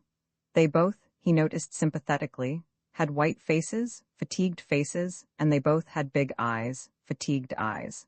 They were beautiful ladies, he thought, and their eyes, looking at him over the tops of the suitcases, watching his every movement. There were no trunks, only numbers of suitcases, were like the eyes of the Mother of God. The only thing the ladies said, and they repeated it at regular intervals, even after they had started, gently prodding him as he sat on his box to call his attention to it, was, "San Salvata?" And each time he answered vociferously, encouragingly, "Sai, San Salvata." "We don't know of course if he's taking us there," said Mrs. Arbuthnot at last in a low voice, after they had been driving as it seemed to them a long while, and had got off the paving stones of the sleep-shrouded town, and were out on a winding road with what they could just see was a low wall on their left, beyond which was a great black emptiness and the sound of the sea. On their right was something close and steep and high and black. Rocks, they whispered to each other. Huge rocks. "No, we don't know," agreed Mrs. Wilkins, a slight coldness passing down her spine. They felt very uncomfortable. It was so late, it was so dark, the road was so lonely. Suppose a wheel came off. Suppose they met fascisti, or the opposite of fascisti. How sorry they were now that they had not slept at Genoa and come on the next morning in daylight. But that would have been the 1st of April, said Mrs. Wilkins, in a low voice. "It is that now," said Mrs. Arbuthnot beneath her breath. "So it is," murmured Mrs. Wilkins. They were silent. Beppo turned round on his box, a disquieting habit already noticed, for surely his hoss ought to be carefully watched, and again addressed them with what he was convinced was lucidity, no patois, and the clearest explanatory movements. How much they wished their mothers had made them learn Italian when they were little. If only now they could have said, "Please sit round the right way and look after the hoss." They did not even know what hoss was in Italian. It was contemptible to be so ignorant. In their anxiety, for the road twisted round great jutting rocks, and on their left was only the low wall to keep them out of the sea should anything happen. They too began to gesticulate, waving their hands at Beppo, pointing ahead. They wanted him to turn round again and face his hoss, that was all. He thought they wanted him to drive faster, and there followed a terrifying 10 minutes during which, as he supposed, he was gratifying them. He was proud of his hoss, and it could go very fast. He rose in his seat, the whip cracked, the hoss rushed forward, the rocks leaped towards them, the little fly swayed, the suitcases heaved, Mrs. Arbuthnot and Mrs. Wilkins clung. In this way they continued, swaying, heaving, clattering, clinging, till at a point near Castagnito there was a rise in the road, and on reaching the foot of the rise the hoss, who knew every inch of the way, stopped suddenly, throwing everything in the fly into a heap, and then proceeded up at the slowest of walks. Beppo twisted himself round to receive their admiration, laughing with pride in his hoss. There was no answering laugh from the beautiful ladies. Their eyes, fixed on him, seemed bigger than ever, and their faces against the black of the night showed milky. But here at least, once they were up the slope, were houses. The rocks left off, and there were houses, the low wall left off, and there were houses. The sea shrunk away, and the sound of it ceased, and the loneliness of the road was finished. No lights anywhere, of course, nobody to see them pass. And yet Beppo, when the houses began, after looking over his shoulder and shouting Castagnito at the ladies, once more stood up and cracked his whip and once more made his hoss dash forward. "We shall be there in a minute," Mrs. Arbuthnot said to herself, holding on. "We shall soon stop now," Mrs. Wilkins said to herself, holding on. They said nothing aloud, because nothing would have been heard above the whip cracking and the wheel clattering and the boisterous inciting noises Beppo was making at his hoss. Anxiously, they strained their eyes for any sight of the beginning of San Salvatore. They had supposed and hoped that after a reasonable amount of village, a medieval archway would loom upon them, and through it they would drive into a garden and draw up at an open, welcoming door, with light streaming from it and those servants standing in it who, according to the advertisement, remained. Instead, the fly suddenly stopped. Peering out, they could see they were still in the village street, with small dock houses each side, and Beppo, throwing the reins over the hoss's back as if completely confident this time that he would not go any farther, got down off his box. At the same moment, springing as it seemed out of nothing, a man and several half-grown boys appeared on each side of the fly and began dragging out the suitcases. "No, no, San Salvatore," exclaimed Mrs. Wilkins, trying to hold on to what suitcases she could. "Sai, San Salvatore," they all shouted, pulling. "This can't be San Salvatore," said Mrs. Wilkins, turning to Mrs. Arbuthnot, who sat quite still watching her suitcases being taken from her with the same patience she applied to lesser evils. She knew she could do nothing if these men were wicked men determined to have her suitcases. "I don't think it can be," she admitted, and could not refrain from a moment's wonder at the ways of God. Had she really been brought here, she and poor Mrs. Wilkins, after so much trouble in arranging it, so much difficulty and worry, along such devious paths of prevarication and deceit, only to be, she checked her thoughts, and gently said to Mrs. Wilkins, while the ragged youths disappeared with the suitcases into the night, and the man with the lantern helped Beppo pull the rug off her, that they were both in God's hands, and for the first time, on hearing this, Mrs. Wilkins was afraid. There was nothing for it but to get out. Useless to try to go on sitting in the fly repeating San Salvatore. Every time they said it, and their voices each time were fainter, Beppo and the other man merely echoed it in a series of loud shouts. If only they had learned Italian when they were little. If only they could have said, "We wish to be driven to the door." But they did not even know what door was in Italian. Such ignorance was not only contemptible, it was, they now saw, definitely dangerous. Useless, however, to lament it now. Useless to put off whatever it was that was going to happen to them by trying to go on sitting in the fly. They therefore got out. The two men opened their umbrellas for them and handed them to them. From this they received a faint encouragement, because they could not believe that if these men were wicked, they would pause to open umbrellas. The man with the lantern then made signs to them to follow him, talking loud and quickly, and Beppo, they noticed, remained behind. Ought they to pay him? Not, they thought, if they were going to be robbed and perhaps murdered. Surely on such an occasion one did not pay. Besides, he had not after all brought them to San Salvatore. Where they had got to was evidently somewhere else. Also, he did not show the least wish to be paid. He let them go away into the night with no clamor at all. This, they could not help thinking, was a bad sign. He asked for nothing because presently he was to get so much. they came to some steps. The road ended abruptly in a church and some descending steps. The man held the lantern low for them to see the steps. "San Salvata?" said Mrs. Wilkins once again, very faintly, before committing herself to the steps. It was useless to mention it now, of course, but she could not go down steps in complete silence. No medieval castle, she was sure, was ever built at the bottom of steps. Again, however, came the echoing shout, "Sai, Sai, San Salvata." They descended gingerly, holding up their skirts just as if they would be wanting them another time and had not in all probability finished with skirts forever. The steps ended in a steeply sloping path with flat stone slabs down the middle. They slipped a good deal on these wet slabs, and the man with the lantern, talking loud and quickly, held them up. His way of holding them up was polite.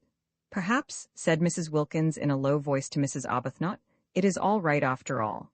"We're in God's hands," said Mrs. Arbuthnot again, and again Mrs. Wilkins was afraid. They reached the bottom of the sloping path, and the light of the lantern flickered over an open space with houses round three sides. The sea was the fourth side, lazily washing backwards and forwards on pebbles. "San Salvata," said the man, pointing with his lantern to a black mass curved round the water like an arm flung about it. They strained their eyes. They saw the black mass, and on the top of it a light. "San Salvata?" They both repeated incredulously, for where were the suitcases, and why had they been forced to get out of the fly? "Sai, Sai, San Salvata." They went along what seemed to be a quay, right on the edge of the water. There was not even a low wall here, nothing to prevent the man with the lantern tipping them in if he wanted to. He did not, however, tip them in. Perhaps it was all right after all, Mrs. Wilkins again suggested to Mrs. Arbuthnot on noticing this, who this time was herself beginning to think that it might be, and said no more about God's hands. The flicker of the lantern danced along, reflected in the wet pavement of the quay. Out to the left, in the darkness and evidently at the end of a jetty, was a red light. They came to an archway with a heavy iron gate. The man with the lantern pushed the gate open. This time they went up steps instead of down, and at the top of them was a little path that wound upwards among flowers. They could not see the flowers, but the whole place was evidently full of them. It here dawned on Mrs. Wilkins that perhaps the reason why the fly had not driven them up to the door was that there was no road, only a footpath. That also would explain the disappearance of the suitcases. She began to feel confident that they would find their suitcases waiting for them when they got up to the top. San Salvata was, it seemed, on the top of a hill, as a medieval castle should be. At a turn of the path they saw above them, much nearer now and shining more brightly, the light they had seen from the quay. She told Mrs. Arbuthnot of her dawning belief, and Mrs. Arbuthnot agreed that it was very likely a true one. Once more, but this time in a tone of real hopefulness, Mrs. Wilkins said, pointing upwards at the black outline against the only slightly less black sky, "San Salvata?" And once more, but this time comfortingly, encouragingly, came back the assurance, "Sai, Sai, San Salvata."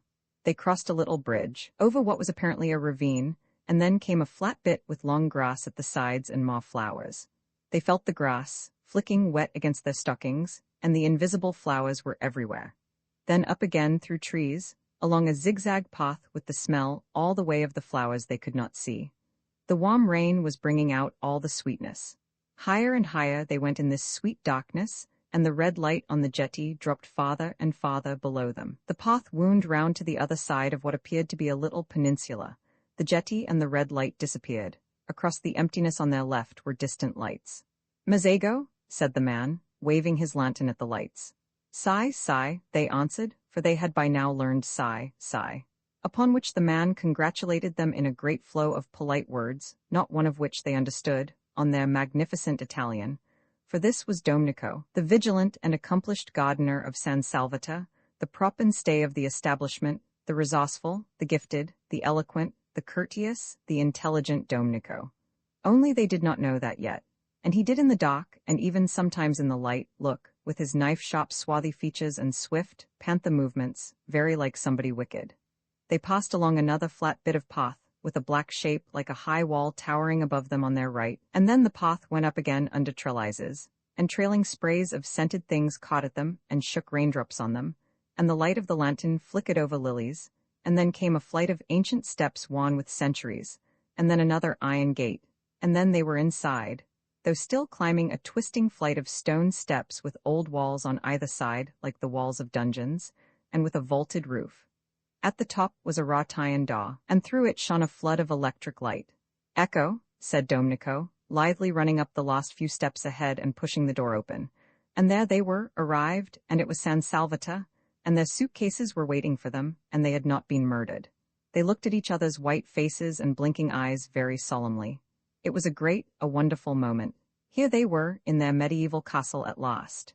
Their feet touched its stones. Mrs. Wilkins put her arm round Mrs. Arbuthnot's neck and kissed her. "The first thing to happen in this house," she said softly, solemnly, "shall be a kiss." "Dear Lottie," said Mrs. Arbuthnot. "Dear Rose," said Mrs. Wilkins, her eyes brimming with gladness. Domenico was delighted. He liked to see beautiful ladies kiss. He made them a most appreciative speech of welcome, and they stood arm in arm, holding each other up, for they were very tired, blinking smilingly at him, and not understanding a word. When Mrs. Wilkins woke next morning, she lay in bed a few minutes before getting up and opening the shutters. What would she see out of her window? A shining world, or a world of rain? But it would be beautiful. Whatever it was would be beautiful. She was in a little bedroom with bare white walls and a stone floor and sparse old furniture. The beds, there were two, were made of iron, enameled black and painted with bunches of gay flowers. She lay putting off the great moment of going to the window as one puts off opening a precious letter, gloating over it. She had no idea what time it was. She had forgotten to wind up her watch ever since, centuries ago, she last went to bed in Hampstead. No sounds were to be heard in the house, so she supposed it was very early, yet she felt as if she had slept a long while, so completely rested, so perfectly content. She lay with her arms clasped round her head, thinking how happy she was, her lips curved upwards in a delighted smile. In bed by herself. Adorable condition. She had not been in a bed without Mellish once now for 5 whole years, and the cool roominess of it, the freedom of one's movements, the sense of recklessness, of audacity, in giving the blankets a pull if one wanted to, or twitching the pillows more comfortably. It was like the discovery of an entirely new joy. Mrs. Wilkins longed to get up and open the shutters, but where she was really so very delicious. She gave a sigh of contentment and went on lying there looking round her, taking in everything in her room, her own little room, her very own to arrange just as she pleased for this one blessed month, her room bought with her own savings, the fruit of her careful denials, whose door she could bolt if she wanted to, and nobody had the right to come in. It was such a strange little room, so different from any she had known, and so sweet. It was like a cell. Except for the 2 beds, it suggested a happy austerity. And the name of the chamber, she thought, quoting and smiling round at it, was Peace. Well, this was delicious, to lie there thinking how happy she was, but outside those shutters it was more delicious still. She jumped up, pulled on her slippers, for there was nothing on the stone floor but one small rug, ran to the window and threw open the shutters. "Oh," cried Mrs. Wilkins. All the radiance of April in Italy lay gathered together at her feet. The sun poured in on her. The sea lay asleep in it, hardly stirring. Across the bay, the lovely mountains, exquisitely different in color, were asleep too in the light. And underneath her window, at the bottom of the flower-starred grass slope from which the wall of the castle rose up, was a great cypress, cutting through the delicate blues and violets and rose colors of the mountains and the sea like a great black sod. She stared. Such beauty, and she there to see it. Such beauty, and she alive to feel it. Her face was bathed in light. Lovely scents came up to the window and caressed her. A tiny breeze gently lifted her hair. Far out in the bay, a cluster of almost motionless fishing boats hovered like a flock of white birds on the tranquil sea. How beautiful, how beautiful. Not to have died before this, to have been allowed to see, breathe, feel this. She stared, her lips parted. Happy, poor, ordinary, everyday word. But what could one say, how could one describe it? It was as though she could hardly stay inside herself, it was as though she were too small to hold so much of joy, it was as though she were washed through with light. And how astonishing to feel this sheer bliss, for here she was, not doing and not going to do a single unselfish thing, not going to do a thing she didn't want to do. According to everybody she had ever come across, she ought at least to have twinges. She had not one twinge. Something was wrong somewhere. Wonderful that at home she should have been so good, so terribly good, and merely felt tormented. Twinges of every sort had there been her portion. Aches, hurts, discouragements, and she the whole time being steadily unselfish. Now she had taken off all her goodness and left it behind her like a heap of rain-sodden clothes, and she only felt joy. She was naked of goodness, and was rejoicing in being naked. She was stripped and exulting. And there, away in the dim mugginess of Hampstead, was Mellish being angry. She tried to visualize Mellish. She tried to see him having breakfast and thinking bitter things about her. And lo, Mellish himself began to shimmer, became rose color, became delicate violet, became an enchanting blue, became formless, became iridescent. Actually, Mellish, after quivering a minute, was lost in light. Well, thought Mrs. Wilkins, staring, as it were, after him, how extraordinary not to be able to visualize Mellish, and she who used to know every feature, every expression of his by heart. She simply could not see him as he was. She could only see him resolved into beauty, melted into harmony with everything else. The familiar words of the general thanksgiving came quite naturally into her mind, and she found herself blessing God for her creation, preservation, and all the blessings of this life, but above all for his inestimable love, out loud, in a burst of acknowledgement. While Mellish, at that moment angrily pulling on his boots before going out into the dripping streets, was indeed thinking bitter things about her. She began to dress, choosing clean white clothes in honor of the summer's day, unpacking her suitcases, tidying her adorable little room. She moved about with quick, purposeful steps, her long, thin body held up straight, her small face, so much puckered at home with effort and fear, smoothed out. All she had been and done before this morning, all she had felt and worried about, was gone. Each of her worries behaved as the image of Mellish had behaved, and dissolved into color and light, and she noticed things she had not noticed for years. When she was doing her hair in front of the glass she noticed it, and thought, why, what pretty stuff. For years she had forgotten she had such a thing as hair, plaiting it in the evening and unplaiting it in the morning with the same hurry and indifference with which she laced and unlaced her shoes. Now she suddenly saw it, and she twisted it round her fingers before the glass, and was glad it was so pretty. Mellish couldn't have seen it either, for he had never said a word about it. Well, when she got home she would draw his attention to it. Mellish, she would say, look at my hair. Aren't you pleased you've got a wife with hair like curly honey? She laughed. She had never said anything like that to Mellish yet, and the idea of it amused her. But why had she not? Oh yes, she used to be afraid of him. Funny to be afraid of anybody, and especially of one's husband whom one saw in his most simplified moments, such as asleep, and not breathing properly through his nose. When she was ready, she opened her door to go across to see if Rose, who had been put the night before by a sleepy maidservant into a cell opposite, were awake. She would say good morning to her, and then she would run down and stay with that cypress tree till breakfast was ready, and after breakfast she wouldn't so much as look out of a window till she had helped Rose get everything ready for Lady Caroline and Mrs. Fisher. There was much to be done that day, settling in, arranging the rooms. She mustn't leave Rose to do it alone. They would make it all so lovely for the two to come, have such an entrancing vision ready for them of little cells bright with flowers. She remembered she had wanted Lady Caroline not to come. Fancy wanting to shut someone out of heaven because she thought she would be shy of her. And as though it mattered if she were, and as though she would be anything so self-conscious as shy.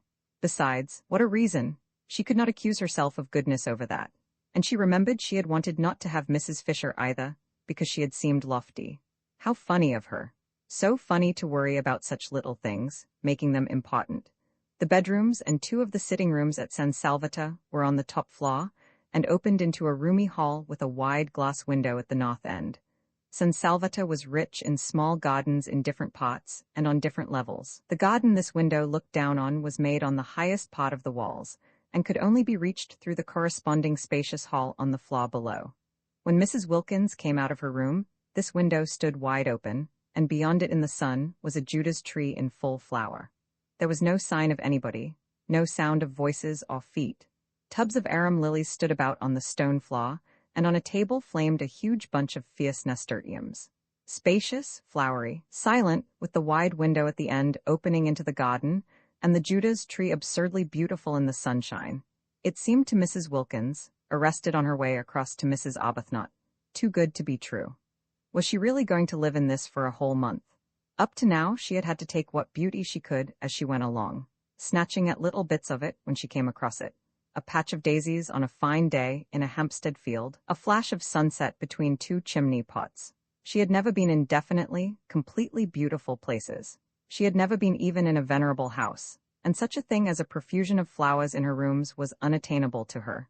Sometimes in the spring she had bought 6 tulips at Shoolbred's, unable to resist them, conscious that Mellish, if he knew what they had cost, would think it inexcusable, but they had soon died, and then there were no more. As for the Judas tree, she hadn't an idea what it was, and gazed at it out there against the sky with the rapt expression of one who sees a heavenly vision. Mrs. Arbuthnot, coming out of her room, found her there like that, standing in the middle of the hall staring. Now what does she think she sees now? Thought Mrs. Arbuthnot. We are in God's hands, said Mrs. Wilkins, turning to her, speaking with extreme conviction. Oh, said Mrs. Arbuthnot quickly, her face, which had been covered with smiles when she came out of her room, falling. Why, what has happened? For Mrs. Arbuthnot had woken up with such a delightful feeling of security, of relief, and she did not want to find she had not after all escaped from the need of refuge. She had not even dreamed of Frederick.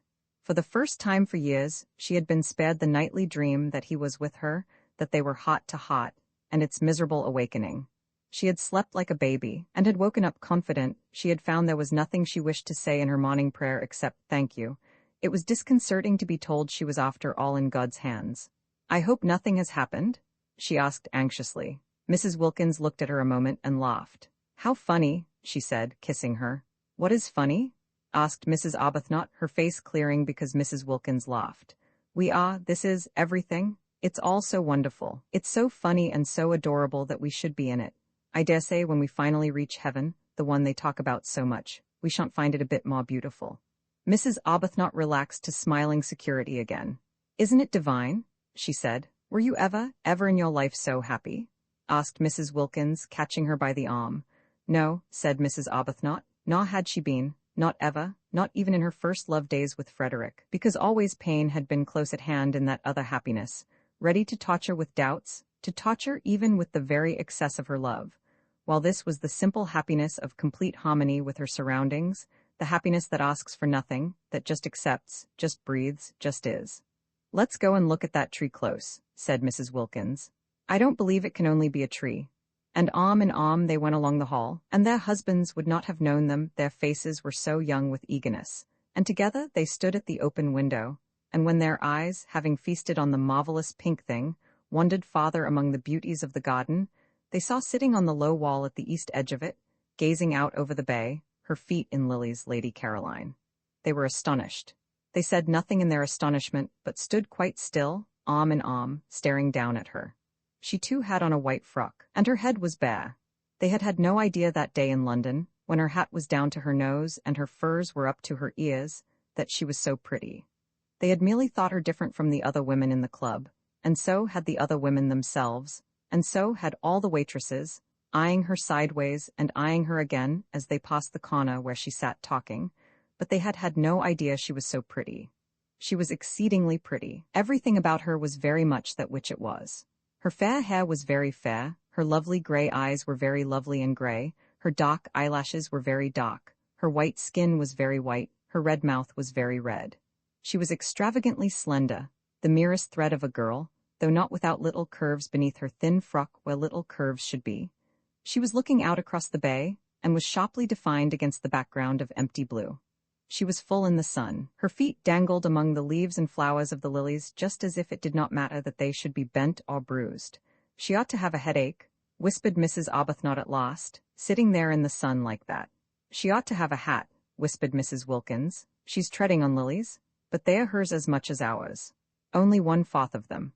Lady Caroline turned her head. She looked up at them a moment, surprised to see them so much younger than they had seemed that day at the club, and so much less unattractive. Indeed, they were really almost quite attractive, if anyone could ever be really quite attractive in the wrong clothes. Her eyes, swiftly glancing over them, took in every inch of each of them in the half-second before she smiled and waved her hand and called out good morning. There was nothing, she saw at once, to be hoped for in the way of interest from their clothes. She did not consciously think this, for she was having a violent reaction against beautiful clothes and the slavery they impose on one, her experience being that the instant one had got them, they took one in hand and gave one no peace till they had been everywhere and been seen by everybody. You didn't take your clothes to parties, they took you. It was quite a mistake to think that a woman, a really well-dressed woman, wore out her clothes. It was the clothes that wore out the woman, dragging her about at all hours of the day and night. No wonder men stayed young longer. Just new trousers couldn't excite them. She couldn't suppose that even the newest trousers ever behaved like that, taking the bit between their teeth. Her images were disorderly, but she thought as she chose, she used what images she liked. As she got off the wall and came towards the window, it seemed a restful thing to know she was going to spend an entire month with people in dresses made as she dimly remembered dresses used to be made 5 summers ago. "I got here yesterday morning," she said, looking up at them and smiling. She really was bewitching. She had everything, even a dimple. "It's a great pity," said Mrs. Arbuthnot, smiling back, "because we were going to choose the nicest room for you." "Oh, but I've done that," said Lady Caroline. "At least, I think it's the nicest. It looks 2 ways. I adore a room that looks 2 ways, don't you? Over the sea to the west, and over this Judas tree to the north. And we had meant to make it pretty for you with flowers," said Mrs. Wilkins. "Oh, Domenico did that. I told him to directly I got here. He's the gardener. He's wonderful." "It's a good thing, of course," said Mrs. Arbuthnot a little hesitatingly, "to be independent and to know exactly what one wants." "Yes, it saves trouble," agreed Lady Caroline. "But one shouldn't be so independent," said Mrs. Wilkins, "as to leave no opportunity for other people to exercise their benevolences on one." Lady Caroline, who had been looking at Mrs. Arbuthnot, now looked at Mrs. Wilkins. That day at that queer club, she had had merely a blurred impression of Mrs. Wilkins, for it was the other one who did all the talking, and her impression had been of somebody so shy, so awkward that it was best to take no notice of her. She had not even been able to say goodbye properly, doing it in an agony, turning red, turning damp. Therefore she now looked at her in some surprise, and she was still more surprised when Mrs. Wilkins added, gazing at her with the most obvious sincere admiration, speaking indeed with a conviction that refused to remain unuttered, "I didn't realize you were so pretty." She stared at Mrs. Wilkins. She was not usually told this quite so immediately and roundly. Abundantly as she was used to it, impossible not to be after 28 solid years, it surprised her to be told it with such bluntness and by a woman. "It's very kind of you to think so," she said. "Why, you're lovely," said Mrs. Wilkins. Quite lovely." "I hope," said Mrs. Arbuthnot pleasantly, "you make the most of it." Lady Caroline then stared at Mrs. Arbuthnot. "Oh yes," she said, "I make the most of it. I've been doing that ever since I can remember." "Because," said Mrs. Arbuthnot, smiling and raising a warning forefinger, "it won't last." Then Lady Caroline began to be afraid these two were originals. If so, she would be bawed. Nothing bawed her so much as people who insisted on being original, who came and buttonholed her, and kept her waiting while they were being original, and the one who admired her. It would be tiresome if she dogged her about in order to look at her. What she wanted of this holiday was complete escape from all she had had before. She wanted the rest of complete contrast. Being admired, being dogged, wasn't contrast, it was repetition. And as for originals, to find herself shut up with two on the top of a precipitous hill in a medieval castle built for the express purpose of preventing easy goings out and in, would not, she was afraid, be especially restful. Perhaps she had better be a little less encouraging.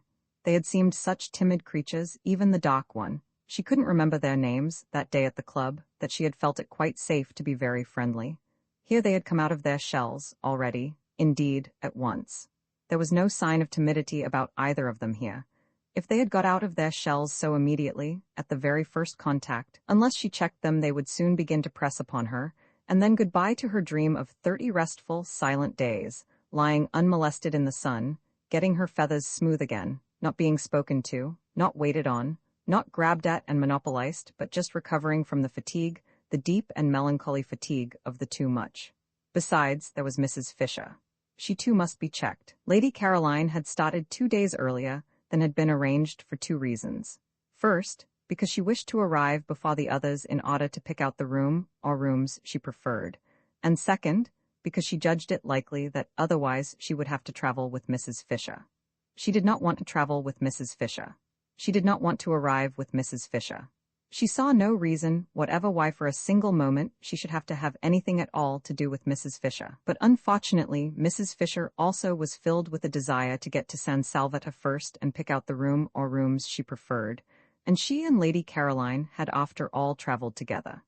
As early as Calais, they began to suspect it. In Paris, they feared it. At Modane, they knew it. At Mazego, they concealed it, driving out to Castagneto in 2 separate flies, the nose of the one almost touching the back of the other the whole way. But when the road suddenly left off at the church and the steps, further evasion was impossible. And faced by this abrupt and difficult finish to their journey, there was nothing for it but to amalgamate.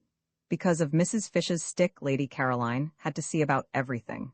Mrs. Fish's intentions, she explained from her fly when the situation had become plain to her, were active, but her stick prevented their being carried out. The two drivers told Lady Caroline boys would have to carry the luggage up to the castle, and she went in search of some, while Mrs. Fisher waited in the fly because of her stick. Mrs. Fisher could speak Italian, but only, she explained, the Italian of Dante, which Matthew Arnold used to read with her when she was a girl, and she thought this might be above the heads of boys. Therefore Lady Caroline, who spoke ordinary Italian very well, was obviously the one to go and do things. "I am in your hands," said Mrs. Fisher, sitting firmly in her fly. "You must please regard me as merely an old woman with a stick." And presently, down the steps and cobbles to the piazza, and along the quay, and up the zigzag path, Lady Caroline found herself as much obliged to walk slowly with Mrs. Fisher as if she were her own grandmother. "It's my stick," Mrs. Fisher complacently remarked at intervals. And when they rested at those bends of the zigzag path where seats were, and Lady Caroline, who would have liked to run on and get to the top quickly, was forced in common humanity to remain with Mrs. Fisher because of her stick, Mrs. Fisher told her how she had been on a zigzag path once with Tennyson. "Isn't his cricket wonderful?" said Lady Caroline absently. "The Tennyson," said Mrs. Fisher, turning her head and observing her a moment over her spectacles. "Isn't he?" said Lady Caroline. "I am speaking," said Mrs. Fisher, "of Alfred." "Oh," said Lady Caroline. "And it was a path too?" Mrs. Fisher went on severely. "Curiously like this. No eucalyptus tree, of course, but otherwise curiously like this. And at one of the bends he turned and said to me, I see him now turning and saying to me, yes, Mrs. Fisher would have to be checked. And so would these two up at the window. She had better begin at once. She was sorry she had got off the wall. All she need have done was to have waved her hand, and waited till they came down and out into the garden to her. So she ignored Mrs. Arbuthnot's remark and raised forefinger, and said with mocked coldness, at least she tried to make it sound mocked, that she supposed they would be going to breakfast, and that she had had hers, but it was her fate that however coldly she sent forth her words, they came out sounding quite warm and agreeable. That was because she had a sympathetic and delightful voice, due entirely to some special formation of her throat and the roof of her mouth, and having nothing whatever to do with what she was feeling. Nobody in consequence ever believed they were being snubbed. It was most tiresome, and if she stared icily it did not look icy at all, because her eyes, lovely to begin with, had the added loveliness of very long, soft, dark eyelashes. No icy stare could come out of eyes like that. It got caught and lost in the soft eyelashes, and the person stared at merely thought they were being regarded with a flattering and exquisite attentiveness. And if ever she was out of humor or definitely cross, and who would not be sometimes in such a world, she only looked so pathetic that people all rushed to comfort her, if possible by means of kissing. It was more than tiresome, it was maddening. Nature was determined that she should look and sound angelic. She could never be disagreeable or rude without being completely misunderstood. "I had my breakfast in my room," she said, trying her utmost to sound curt. "Perhaps I'll see you later." And she nodded and went back to where she had been sitting on the wall, with the lilies being nice and cool round her feet. Romans 7, their eyes followed her admiringly. They had no idea they had been snubbed. It was a disappointment, of course, to find she had forestalled them, and that they were not to have the happiness of preparing for her, of watching her face when she arrived and first saw everything, but there was still Mrs. Fisher. They would concentrate on Mrs. Fisher, and would watch her face instead, only, like everybody else, they would have preferred to watch Lady Caroline's. Perhaps then, as Lady Caroline had talked of breakfast, they had better begin by going and having it, for there was too much to be done that day to spend any more time gazing at the scenery. Servants to be interviewed, the house to be gone through and examined, and finally, Mrs. Fisher's room to be got ready and adorned. They waved their hands gaily at Lady Caroline, who seemed absorbed in what she saw and took no notice, and turning away found the maidservant of the night before had come up silently behind them in cloth slippers with string soles. She was Francesca, the elderly parlour maid, who had been with the owner, he had said, for years, and whose presence made inventories unnecessary. And after wishing them good morning and hoping they had slept well, she told them breakfast was ready in the dining room on the floor below, and if they would follow her, she would lead. They did not understand a single word of the very many in which Francesca succeeded in clothing this simple information, but they followed her, for it at least was clear that they were to follow, and going down the stairs, and along the broad hall like the one above, except for glass doors at the end instead of a window opening into the garden, they were shown into the dining room, where, sitting at the head of the table having her breakfast, was Mrs. Fisher. This time they exclaimed. Even Mrs. Arbuthnot exclaimed, though her exclamation was only, "Oh." Mrs. Wilkins exclaimed at greater length. "Why, but it's like having the bread taken out of one's mouth," exclaimed Mrs. Wilkins. "How do you do?" said Mrs. Fisher. "I can't get up because of my stick." And she stretched out her hand across the table. They advanced and shook it. "We had no idea you were here," said Mrs. Arbuthnot. "Yes," said Mrs. Fisher, resuming her breakfast. "Yes, I am here." And with composure she removed the top of her egg. "It's a great disappointment," said Mrs. Wilkins. "We had meant to give you such a welcome." This was the one, Mrs. Fisher remembered, briefly glancing at her, who when she came to Prince of Wales Terrace said she had seen Keats. She must be careful with this one, curb her from the beginning. She therefore ignored Mrs. Wilkins and said gravely, with a downward face of impenetrable calm bent on her egg, "Yes, I arrived yesterday with Lady Caroline." "It's really dreadful," said Mrs. Wilkins, exactly as if she had not been ignored. "There's nobody left to get anything ready for now. I feel thwarted. I feel as if the bread had been taken out of my mouth just when I was going to be happy swallowing it." "Where will you sit?" asked Mrs. Fisher of Mrs. Arbuthnot. Markedly of Mrs. Arbuthnot, the comparison with the bread seemed to her most unpleasant. "Oh, thank you," said Mrs. Arbuthnot, sitting down rather suddenly next to her. There were only two places she could sit down in, the places laid on either side of Mrs. Fisher. She therefore sat down in one, and Mrs. Wilkins sat down opposite her in the other. Mrs. Fisher was at the head of the table. Round her was grouped the coffee and the tea. Of course they were all sharing San Salvator equally, but it was she herself and Lottie, Mrs. Arbuthnot mildly reflected, who had found it, who had had the work of getting it, who had chosen to admit Mrs. Fisher into it. Without them, she could not help thinking, Mrs. Fisher would not have been there. Morally, Mrs. Fisher was a guest. There was no hostess in this party, but supposing there had been a hostess, it would not have been Mrs. Fisher, nor Lady Caroline. It would have been either herself or Lottie. Mrs. Arbuthnot could not help feeling this as she sat down, and Mrs. Fisher, the hand which Ruskin had wrung suspended over the pots before her, inquired, "Tea or coffee?"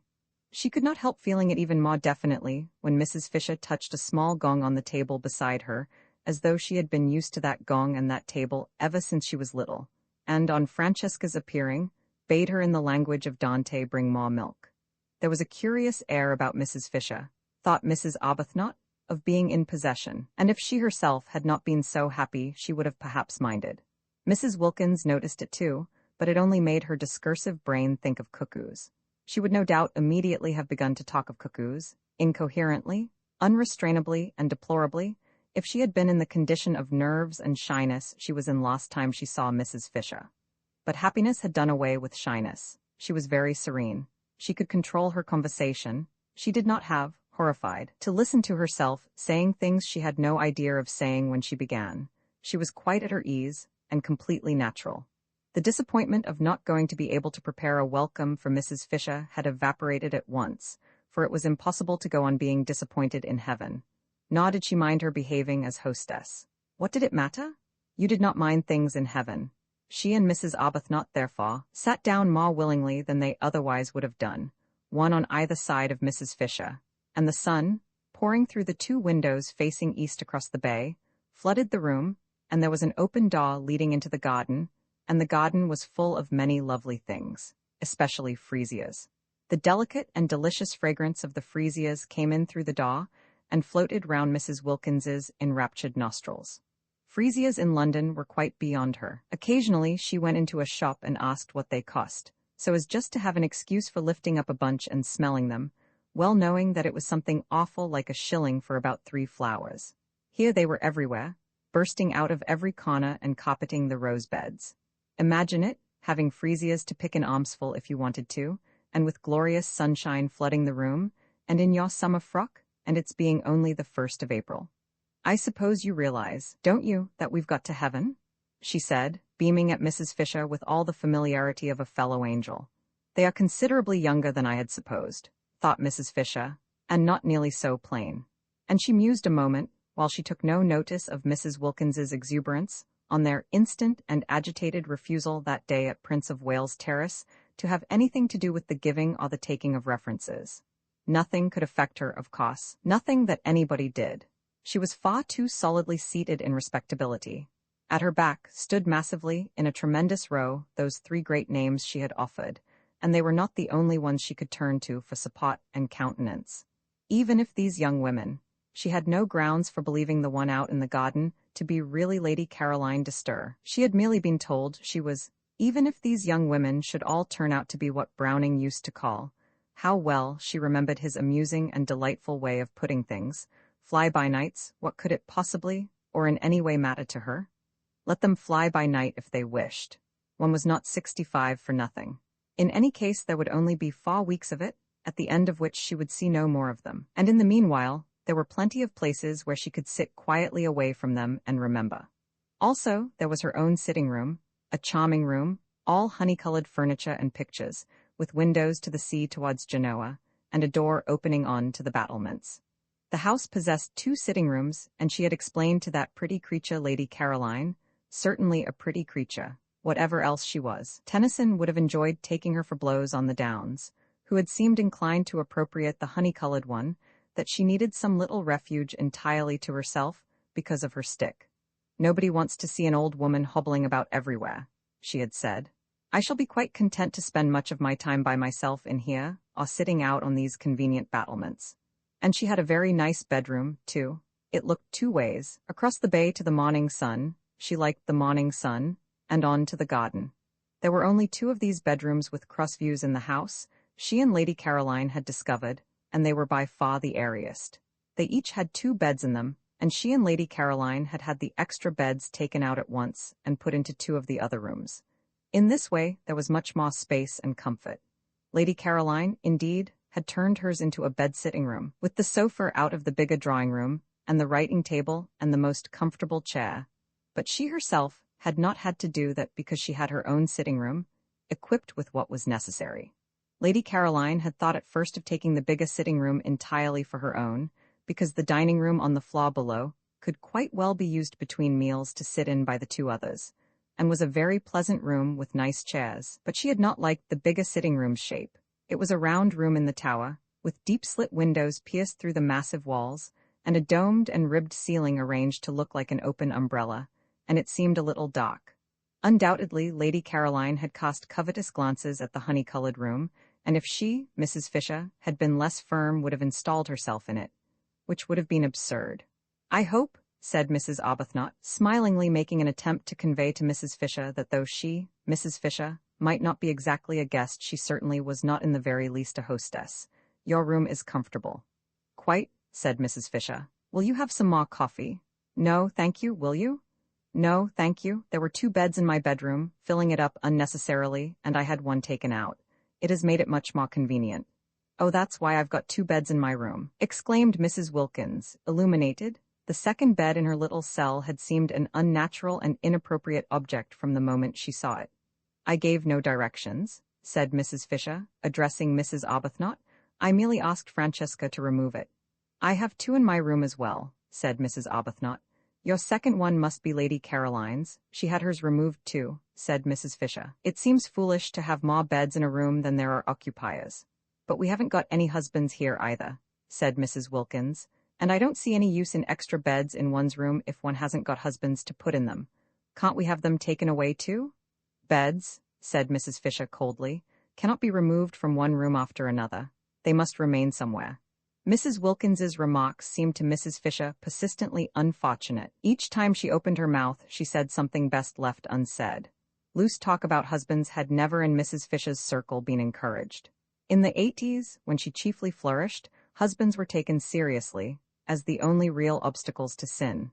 Beds, too, if they had to be mentioned, were approached with caution, and a decent reserve prevented them and husbands ever being spoken of in the same breath.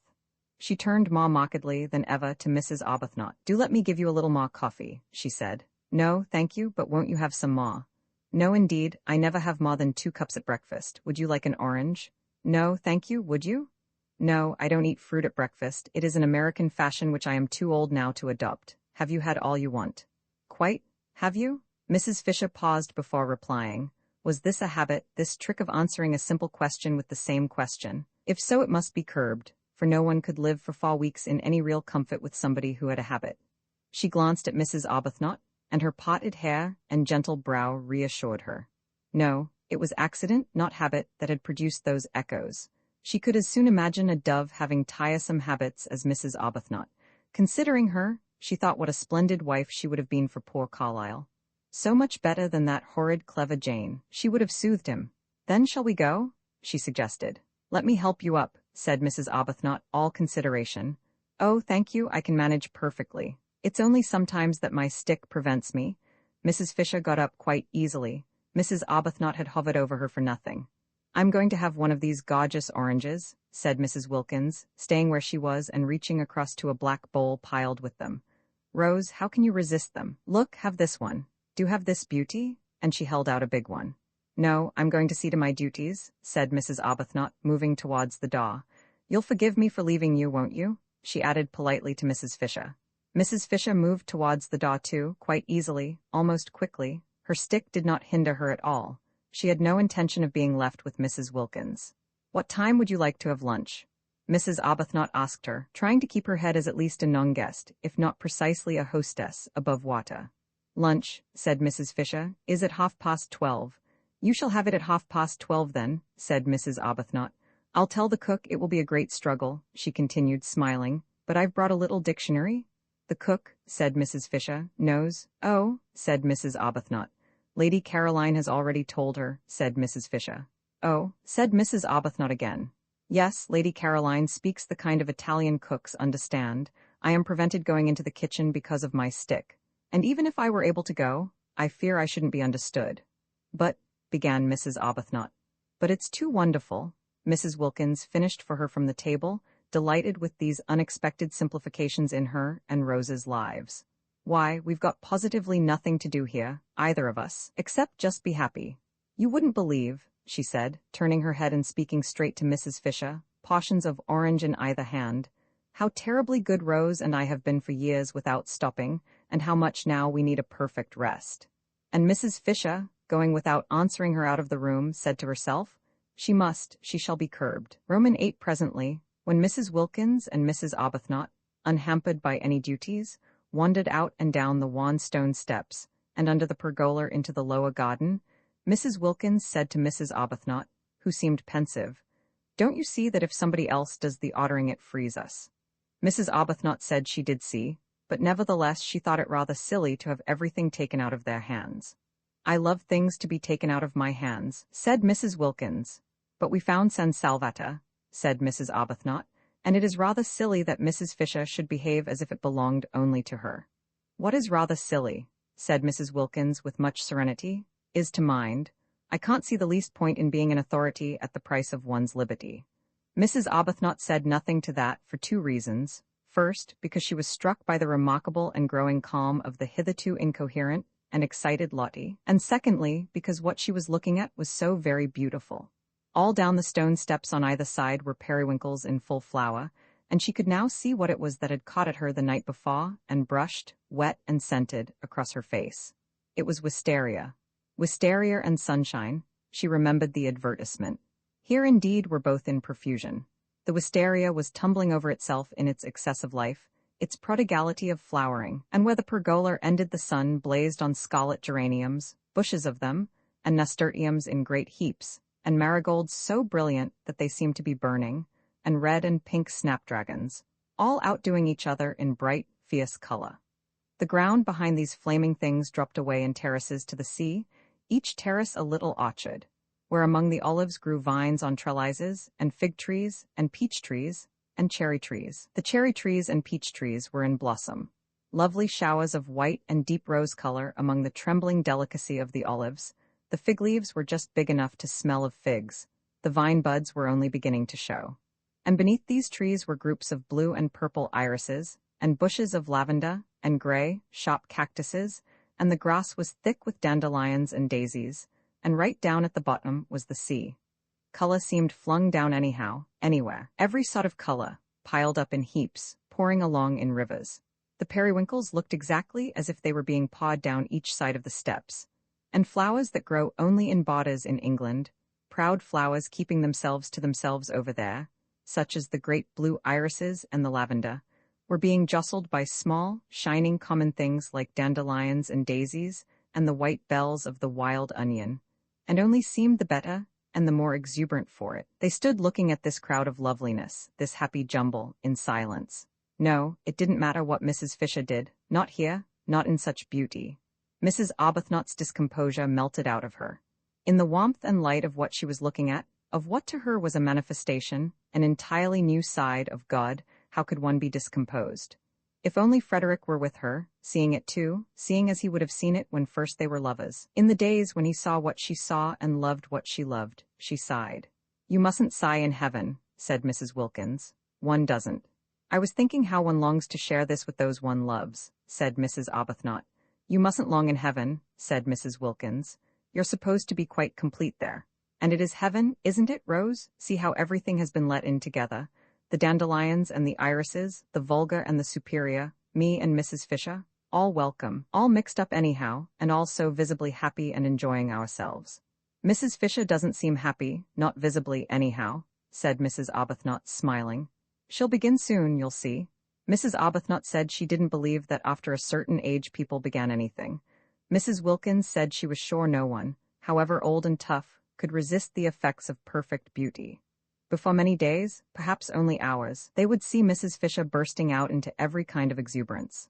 "I'm quite sure," said Mrs. Wilkins, "that we've got to heaven, and once Mrs. Fisher realizes that that's where she is, she's bound to be different. You'll see. She'll leave off being ossified and go all soft and able to stretch, and we shall get why, I shouldn't be surprised if we get quite fond of her." The idea of Mrs. Fisher bursting out into anything, she who seemed so particularly firmly fixed inside her buttons, made Mrs. Arbuthnot laugh. She condoned Lottie's loose way of talking of heaven, because in such a place, on such a morning, condonation was in the very air. Besides, what an excuse there was. And Lady Caroline, sitting where they had left her before breakfast on the wall, peeped over when she heard laughter, and saw them standing on the path below, and thought what a mercy it was they were laughing down there, and had not come up and done it round her. She disliked jokes at all times, but in the morning she hated them, especially close up, especially crowding in her ears. She hoped the originals were on their way out for a walk, and not on their way back from one. They were laughing more and more. What could they possibly find to laugh at? She looked down on the tops of their heads with a very serious face, for the thought of spending a month with laughers was a grave one, and they, as though they felt her eyes, turned suddenly and looked up. The dreadful geniality of those women. She shrank away from their smiles and wavings, but she could not shrink out of sight without falling into the lilies. She neither smiled nor waved back, and turning her eyes to the more distant mountains, surveyed them carefully till the two, tired of waving, moved away along the path and turned the corner and disappeared. This time they both did notice that they had been met with, at least, unresponsiveness. "If we weren't in heaven," said Mrs. Wilkins serenely, "I should say we had been snubbed, but as nobody snubs anybody there, of course we can't have been." "Perhaps she is unhappy," said Mrs. Arbuthnot. "Whatever it is she is, she'll get over it here," said Mrs. Wilkins with conviction. "We must try and help her," said Mrs. Arbuthnot. "Oh, but nobody helps anybody in heaven. That's finished with. You don't try to be or do, you simply are." Well, Mrs. Arbuthnot wouldn't go into that, not here, not today. The vicar, she knew, would have called Lottie's talk levity, if not profanity. How old he seemed from here, an old, old vicar. They left the path and clambered down the olive terraces, down and down, to where at the bottom the warm, sleepy sea heaved gently among the rocks. There a pine tree grew close to the water, and they sat under it, and a few yards away was a fishing boat lying motionless and green-bellied on the water. The ripples of the sea made little gurgling noises at their feet. They screwed up their eyes to be able to look into the blaze of light beyond the shade of their tree.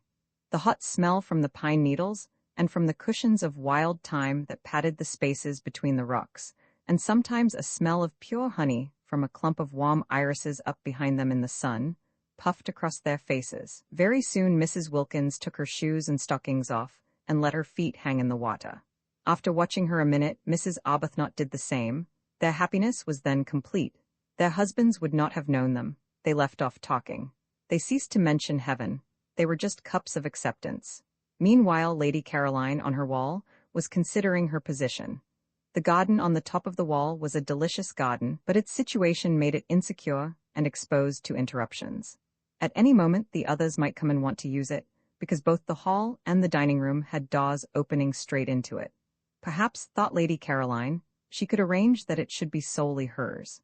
Mrs. Fisher had the battlements, delightful with flowers, and a watchtower all to herself, besides having snatched the one really nice room in the house. There were plenty of places the originals could go to. She had herself seen at least 2 other little gardens, while the hill the castle stood on was itself a garden, with walks and seats.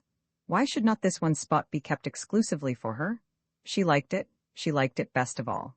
It had the Judas tree and an umbrella pine, it had the freesias and the lilies, it had a tamarisk beginning to flush pink, it had the convenient low wall to sit on, it had from each of its 3 sides the most amazing views. To the east the bay and mountains, to the north the village across the tranquil clear green water of the little harbour and the hills dotted with white houses and orange groves, and to the west was the thin thread of land by which San Salvatore was tied to the mainland, and then the open sea and the coastline, beyond Genoa, reaching away into the blue dimness of France. Yes, she would say she wanted to have this entirely to herself. How obviously sensible if each of them had their own special place to sit in a pot. It was essential to her comfort that she should be able to be a pot, left alone, not talked to. The others ought to like it best too. Why heard? One had enough of that in England, with one's relations and friends, oh, the numbers of them, pressing on one continually. Having successfully escaped them for 4 weeks, why continue? And with persons having no earthly claim on one, to herd. She lit a cigarette. She began to feel secure. Those 2 had gone for a walk. There was no sign of Mrs. Fisher. How very pleasant this was. Somebody came out through the glass doors just as she was drawing a deep breath of security. Surely it couldn't be Mrs. Fisher, wanting to sit with her? Mrs. Fisher had her battlements. She ought to stay on them, having snatched them. It would be too tiresome if she wouldn't, and wanted not only to have them and her sitting room, but to establish herself in this garden as well. No, it wasn't Mrs. Fisher, it was the cook. She frowned. Was she going to have to go on ordering the food? Surely one or other of those 2 waving women would do that now.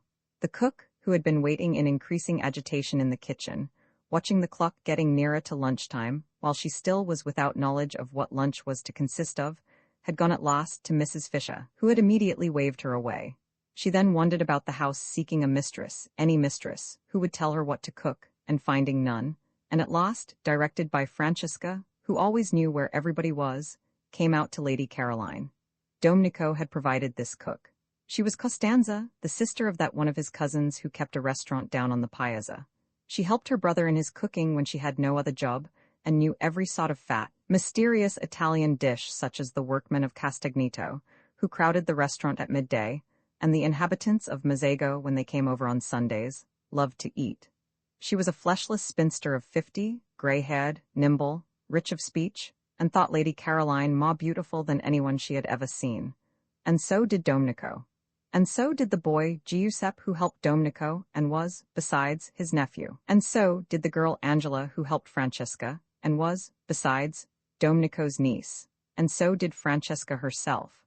Domenico and Francesca, the only 2 who had seen them, thought the 2 ladies who arrived last very beautiful, but compared to the fair young lady who arrived first they were as candles to the electric light that had lately been installed, and as the tin tubs in the bedrooms to the wonderful new bathroom their master had arranged on his last visit. Lady Caroline scowled at the cook. The scowl, as usual, was transformed on the way into what appeared to be an intent and beautiful gravity, and Costanza threw up her hands and took the saints aloud to witness that here was the very picture of the Mother of God. Lady Caroline asked her crossly what she wanted, and Costanza's head went on one side with delight at the sheer music of her voice. She said, after waiting a moment in case the music was going to continue, for she didn't wish to miss any of it, that she wanted orders. She had been to the signorina's mother, but in vain. She is not my mother, repudiated Lady Caroline angrily, and her anger sounded like the regretful wail of a melodious orphan. Costanza pawed forth pity. She too, she explained, had no mother. Lady Caroline interrupted with the curt information that her mother was alive and in London. Costanza praised God and the saints that the young lady did not yet know what it was like to be without a mother.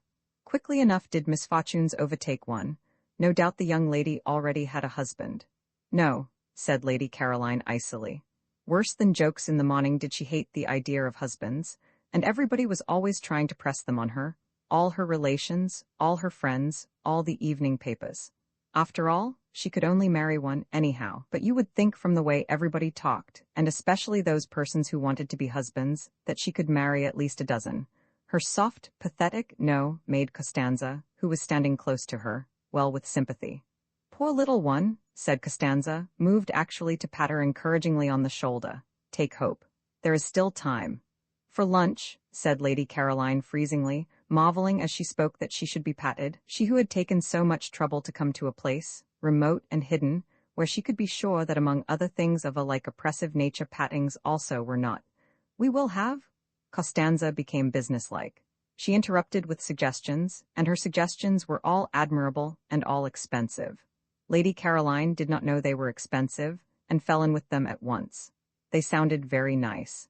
Every sort of young vegetables and fruits came into them, and much butter, and a great deal of cream, and incredible numbers of eggs.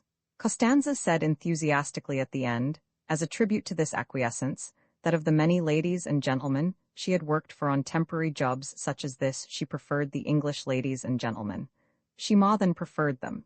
They roused devotion in her. For they knew what to order. They did not skimp. They refrained from grinding down the faces of the poor. From this Lady Caroline concluded that she had been extravagant, and promptly countermanded the cream. Costanza's face fell, for she had a cousin who had a cow, and the cream was to have come from them both. And perhaps we had better not have chickens, said Lady Caroline. Costanza's face fell more, for her brother at the restaurant kept chickens in his backyard, and many of them were ready for killing. Also do not order strawberries till I have consulted with the other ladies, said Lady Caroline, remembering that it was only the 1st of April, and that perhaps people who lived in Hampstead might be poor, indeed, must be poor, or why live in Hampstead? It is not I who am mistress here. Is it the old one? Asked Costanza, her face very long. No, said Lady Caroline. Which of the other two ladies is it? Neither, said Lady Caroline. Then Costanza's smiles returned, for the young lady was having fun with her and making jokes. She told her so in her friendly Italian way, and was genuinely delighted. I never make jokes, said Lady Caroline briefly. You had better go, our lunch will certainly not be ready by 12:30. And these curt words came out sounding so sweet that Costanza felt as if kind compliments were being paid her, and forgot her disappointment about the cream and the chickens, and went away all gratitude and smiles. This, thought Lady Caroline, will never do. I haven't come here to housekeep, and I won't. She called Costanza back. Costanza came running. The sound of her name in that voice enchanted her. I have ordered the lunch for today, said Lady Caroline, with the serious angel face that was hers when she was annoyed, and I have also ordered the dinner, but from now on you will go to one of the other ladies for orders. I give no more. The idea that she would go on giving orders was too absurd. She never gave orders at home. Nobody there dreamed of asking her to do anything. That such a very tiresome activity should be thrust upon her here, simply because she happened to be able to talk Italian, was ridiculous. Let the originals give orders if Mrs. Fisher refused to. Mrs. Fisher, of course, was the one nature intended for such a purpose. She had the very air of a competent housekeeper. Her clothes were the clothes of a housekeeper, and so was the way she did her hair. Having delivered herself of her ultimatum, with an acerbity that turned sweet on the way, and accompanied it by a peremptory gesture of dismissal that had the grace and loving kindness of a benediction. It was annoying that Costanza should only stand still with her head on one side gazing at her in obvious delight. Oh, go away? Exclaimed Lady Caroline in English, suddenly exasperated. There had been a fly in her bedroom that morning which had stuck just as Costanza was sticking. Only one, but it might have been a myriad, it was so tiresome from daylight on. It was determined to settle on her face, and she was determined it should not. Its persistence was uncanny. It woke her, and would not let her go to sleep again. She hit at it, and it eluded her without fuss or effort, and with an almost visible blandness, and she had only hit herself. It came back again instantly, and with a loud buzz alighted on her cheek. She hit at it again and hurt herself, while it skimmed gracefully away. She lost her temper, and sat up in bed and waited, watching to hit at it and kill it. She kept on hitting at it at last with fury and with all her strength, as if it were a real enemy deliberately trying to madden her, and it elegantly skimmed in and out of her blows, not even angry, to be back again the next instant. It succeeded every time in getting onto her face, and was quite indifferent how often it was driven away. That was why she had dressed and come out so early. Francesca had already been told to put a net over her bed, for she was not going to allow herself to be annoyed twice like that. People were exactly like flies. She wished there were nets for keeping them off too. She hit at them with words and frowns, and like the fly they slipped between her blows and were untouched. Worse than the fly, they seemed unaware that she had even tried to hit them. The fly at least did for a moment go away. With human beings, the only way to get rid of them was to go away herself. That was what, so tired, she had done this April. And having got here, having got close up to the details of life at San Salvatore, it appeared that here, too, she was not to be let alone. Viewed from London, there had seemed to be no details.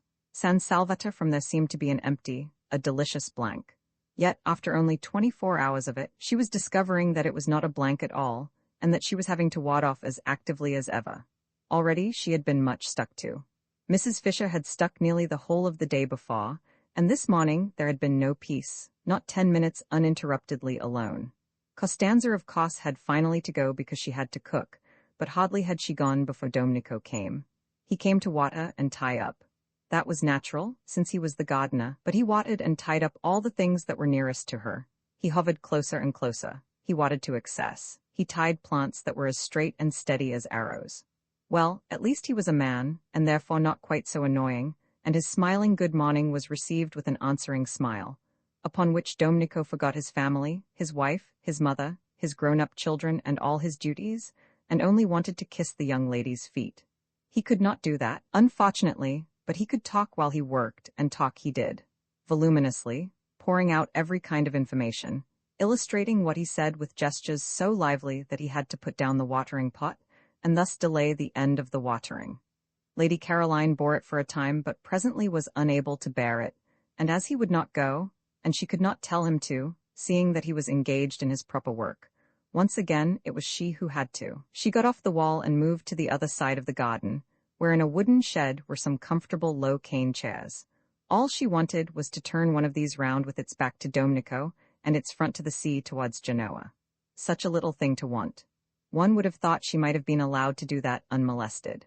But he, who watched her every movement, when he saw her approaching the chairs, darted after her, and seized one, and asked to be told where to put it. Would she never get away from being waited on, being made comfortable, being asked where she wanted things put, having to say thank you? She was shot with Domenico, who instantly concluded the sun had given her a headache, and ran in and fetched her a sunshade and a cushion and a footstool, and was skillful, and was wonderful, and was one of nature's gentlemen. She shut her eyes in a heavy resignation. She could not be unkind to Domenico. She could not get up and walk indoors as she would have done if it had been one of the others. Domenico was intelligent and very competent. She had at once discovered that it was he who really ran the house, who really did everything, and his manners were definitely delightful, and he undoubtedly was a charming person. It was only that she did so much long to be let alone. If only she could be left quite quiet for this 1 month. She felt that she might perhaps make something of herself after all. She kept her eyes shut, because then he would think she wanted to sleep and would go away. Domenico's romantic Italian soul melted within him at the sight, for having her eyes shut was extraordinarily becoming to her. He stood entranced, quite still, and she thought he had stolen away, so she opened them again. No, there he was, staring at her. Even he? There was no getting away from being stared at. "I have a headache," she said, shutting them again. "It is the sun," said Domenico, "and sitting on the wall without a hat. I wish to sleep." "Sigh, signorina," he said sympathetically, and went softly away. She opened her eyes with a sigh of relief. The gentle closing of the glass doors showed her that he had not only gone quite away, but had shut her out in the garden so that she should be undisturbed. Now perhaps she would be alone till lunchtime. It was very curious, and no one in the world could have been more surprised than she herself. But she wanted to think. She had never wanted to do that before. Everything else that it is possible to do without too much inconvenience she had either wanted to do, or had done at one period or another of her life, but not before had she wanted to think. She had come to San Salvatore with the single intention of lying comatose for 4 weeks in the sun, somewhere where her parents and friends were not, lapped in forgetfulness, stirring herself only to be fed, and she had not been there more than a few hours when this strange new desire took hold of her. There had been wonderful stars the evening before, and she had gone out into the top garden after dinner, leaving Mrs. Fisher alone over her nuts and wine, and sitting on the wall at the place where the lilies crowded their ghost heads, she had looked out into the gulf of the night, and it had suddenly seemed as if her life had been a noise all about nothing. She had been intensely surprised. She knew stars and darkness did produce unusual emotions because, in others, she had seen them being produced, but they had not before done it in herself. A noise all about nothing. Could she be quite well? She had wondered. For a long while past she had been aware that her life was a noise, but it had seemed to be very much about something. A noise, indeed, about so much that she felt she must get out of earshot for a little or she would be completely, and perhaps permanently, deafened. But suppose it was only a noise about nothing? She had not had a question like that in her mind before. It had made her feel lonely. She wanted to be alone, but not lonely. That was very different. That was something that ached and hurt dreadfully right inside one. It was what one dreaded most. It was what made one go to so many parties, and lately even the parties had seemed once or twice not to be a perfectly certain protection. Was it possible that loneliness had nothing to do with circumstances, but only with the way one met them? Perhaps she had thought she had better go to bed. She couldn't be very well. She went to bed, and in the morning, after she had escaped the fly and had her breakfast and got out again into the garden, there was this same feeling again, and in broad daylight. Once more she had that really rather disgusting suspicion that her life till now had not only been loud but empty. Well, if that were so, and if her first 28 years, the best ones, had gone just in meaningless noise, she had better stop a moment and look round her, pause, as they said in tiresome novels, and consider. She hadn't got many sets of 28 years. One more would see her growing very like Mrs. Fisher. Two more, she averted her eyes. Her mother would have been concerned if she had known. Her mother doted. Her father would have been concerned too, for he also doted. Everybody doted. And when, melodiously obstinate, she had insisted on going off to entomb herself in Italy for a whole month with queer people she had got out of an advertisement, refusing even to take her maid, the only explanation her friends could imagine was that poor Scrap, such was her name among them, had overdone it and was feeling a little nervy. Her mother had been distressed at her departure. It was such an odd thing to do, such a sign of disappointment. She encouraged the general idea of the verge of a nervous breakdown. If she could have seen her adored Scrap, more delightful to look upon than any other mother's daughter had ever yet been, the object of her utmost pride, the source of all her fondest hopes, sitting staring at the empty noonday Mediterranean, considering her 3 possible sets of 28 years, she would have been miserable. To go away alone was bad, to think was worse. No good could come out of the thinking of a beautiful young woman. Complications could come out of it in profusion, but no good. The thinking of the beautiful was bound to result in hesitations, in reluctances, in unhappiness all round. And here, if she could have seen her, sat her Scrap thinking quite hard. And such things? Such old things? Things nobody ever began to think till they were at least 40. Roman 9, that one of the 2 sitting rooms which Mrs. Fisher had taken for her own was a room of charm and character. She surveyed it with satisfaction on going into it after breakfast, and was glad it was hers.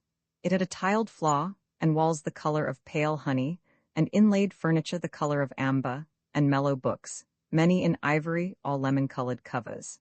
There was a big window overlooking the sea towards Genoa, and a glass door through which she could proceed out onto the battlements and walk along past the quaint and attractive watchtower, in itself a room with chairs and a writing table, to where on the other side of the tower the battlements ended in a marble seat, and one could see the Weston Bay and the point round which began the Gulf of Spezia. Her south view, between these 2 stretches of sea, was another hill, higher than San Salvatore, the last of the little peninsula, with the bland turrets of a smaller and uninhabited castle on the top, on which the setting sun still shone when everything else was sunk in shadow. Yes, she was very comfortably established here, and receptacles. Mrs. Fisher did not examine their nature closely, but they seemed to be small stone troughs, or perhaps little sarcophagi, ringed round the battlements with flowers. These battlements, she thought, considering them, would have been a perfect place for her to pace up and down gently in moments when she least felt the need of her stick, or to sit in on the marble seat, having first put a cushion on it, if there had not unfortunately been a second glass door opening onto them, destroying their complete privacy, spoiling her feeling that the place was only for her. The second door belonged to the round drawing-room, which both she and Lady Caroline had rejected as too dark. That room would probably be sat in by the women from Hampstead, and she was afraid they would not confine themselves to sitting in it, but would come out through the glass door and invade her battlements. This would ruin the battlements. It would ruin them as far as she was concerned if they were to be overrun, or even if, not actually overrun, they were liable to be raked by the eyes of persons inside the room. No one could be perfectly at ease if they were being watched and knew it. What she wanted, what she surely had a right to, was privacy. She had no wish to intrude on the others. Why then should they intrude on her? And she could always relax her privacy if, when she became better acquainted with her companions, she should think it worthwhile, but she doubted whether any of the three would so develop as to make her think it worthwhile. Hardly anything was really worthwhile, reflected Mrs. Fisher, except the past. It was astonishing, it was simply amazing, the superiority of the past to the present. Those friends of hers in London, solid persons of her own age, knew the same past that she knew, could talk about it with her, could compare it as she did with the tinkling present, and in remembering great men forget for a moment the trivial and barren young people who still, in spite of the war, seem to litter the world in such numbers. She had not come away from these friends, these conversable ripe friends, in order to spend her time in Italy chatting with three persons of another generation and defective experience. She had come away merely to avoid the treacheries of a London April. It was true what she had told the two who came to Prince of Wales Terrace, that all she wished to do at San Salvatore was to sit by herself in the sun and remember. They knew this, for she had told them. It had been plainly expressed and clearly understood. Therefore she had a right to expect them to stay inside the round drawing-room and not to emerge interruptingly on to her battlements. But would they? The doubt spoilt her morning. It was only towards lunchtime that she saw a way to be quite safe, and ringing for Francesca, bade her, in slow and majestic Italian, shut the shutters of the glass door of the round drawing-room, and then, going with her into the room, which had become darker than ever in consequence, but also, Mrs. Fisher observed to Francesca, who was being voluble, would because of this very darkness remain agreeably cool, and after all there were the numerous slit windows in the walls to let in light, and it was nothing to do with her if they did not let it in.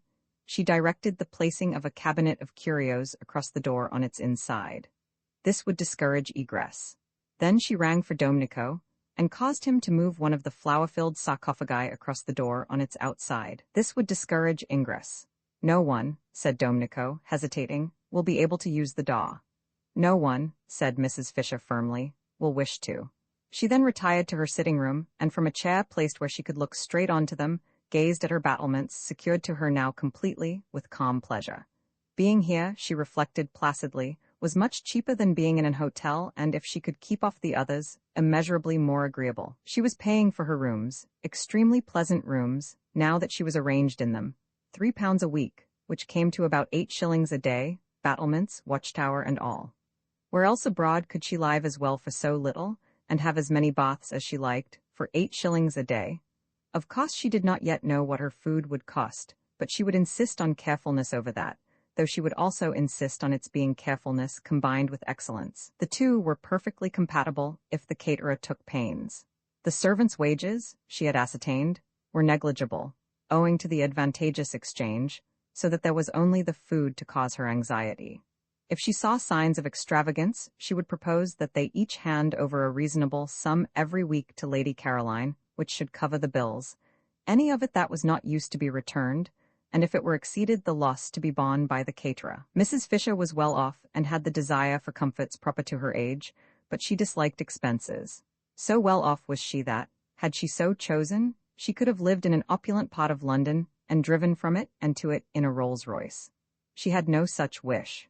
It needed more vitality than went with true comfort to deal with a house in an opulent spot and a Rolls-Royce. Worries attended such possessions, worries of every kind, crowned by bills. In the sober gloom of Prince of Wales Terrace, she could obscurely enjoy inexpensive yet real comfort, without being snatched at by predatory menservants or collectors for charities, and a taxi stand was at the end of the road. Her annual outlay was small. The house was inherited. Death had furnished it for her. She trod in the dining-room on the Turkey carpet of her father's. She regulated her day by the excellent black marble clock on the mantelpiece, which she remembered from childhood. Her walls were entirely covered by the photographs her illustrious deceased friends had given either herself or her father, with their own handwriting across the lower parts of their bodies, and the windows, shrouded by the maroon curtains of all her life, were decorated besides with the self-same aquariums to which she owed her first lessons in sea law, and in which still swam slowly the goldfishes of her youth. Were they the same goldfish? She did not know. Perhaps, like Cop, they outlived everybody. Perhaps, on the other hand, Behind the deep-sea vegetation provided for them at the bottom, they had from time to time as the years went by withdrawn and replaced themselves. Were they or were they not? She sometimes wondered, contemplating them between the courses of her solitary meals, the same goldfish that had that day been there when Carlyle. How well she remembered it. Angrily strode up to them in the middle of some argument with her father that had grown heated, and striking the glass smartly with his fist had put them to flight, shouting as they fled, "Och, ye deaf devils! Och, ye lucky deaf devils! Ye can't hear anything of the blasted, blethering, doddering, glaikit fool stuff ye maester talks, can ye?" All words to that effect. Dear great-souled Carlyle. Such natural gushings forth, such true freshness, such real grandeur. Rugged, if you will, yes, undoubtedly sometimes rugged and startling in a drawing-room, but magnificent. Who was there now to put beside him? Who was there to mention in the same breath? Her father, than whom no one had had more flair, said, "Thomas is immortal." And here was this generation of puniness, raising its little voice in doubts, or, still worse, not giving itself the trouble to raise it at all. Not, it was incredible, but it had been thus reported to her, even reading him. Mrs. Fisher did not read him either, but that was different. She had read him. She had certainly read him. Of course she had read him. There was Teufelsdröck. She quite well remembered a tailor called Teufelsdröck, so like Carlyle to call him that. Yes, she must have read him, though naturally details escaped her. The gong sounded. Lost in reminiscence, Mrs. Fisher had forgotten time and hastened to her bedroom to wash her hands and smooth her hair. She did not wish to be late and set a bad example, and perhaps find her seat at the head of the table taken. One could put no trust in the manners of the younger generation, especially not in those of that Mrs. Wilkins. She was, however, the first to arrive in the dining room. Francesca in a white apron stood ready with an enormous dish of smoking hot, glistening macaroni, but nobody was there to eat it. Mrs. Fisher sat down, looking stern. Lax. "Serve me," she said to Francesca, who showed a disposition to wait for the others. Francesca served her. Of the party she liked Mrs. Fisher least. In fact, she did not like her at all. She was the only one of the four ladies who had not yet smiled. True, she was old. True, she was unbeautiful. True, she therefore had no reason to smile, but kind ladies smiled, reason or no. They smiled, not because they were happy, but because they wished to make happy. This one of the four ladies could not then, Francesca decided, be kind, so she handed her the macaroni, being unable to hide any of her feelings, morosely. It was very well cooked, but Mrs. Fisher had never cared for macaroni, especially not this long, worm-shaped variety. She found it difficult to eat, slippery, wriggling off her fork, making her look, she felt, undignified when, having got it as she supposed into her mouth, ends of it yet hung out.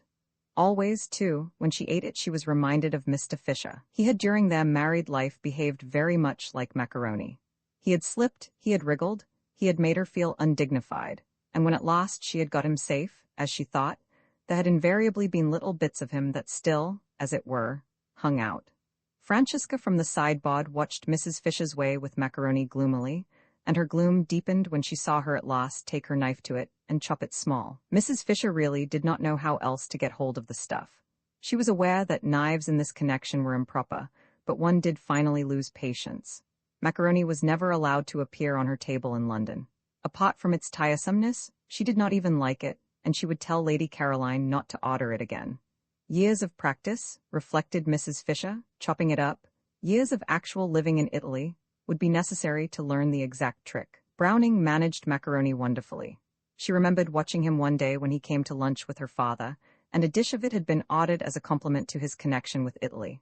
Fascinating, the way it went in.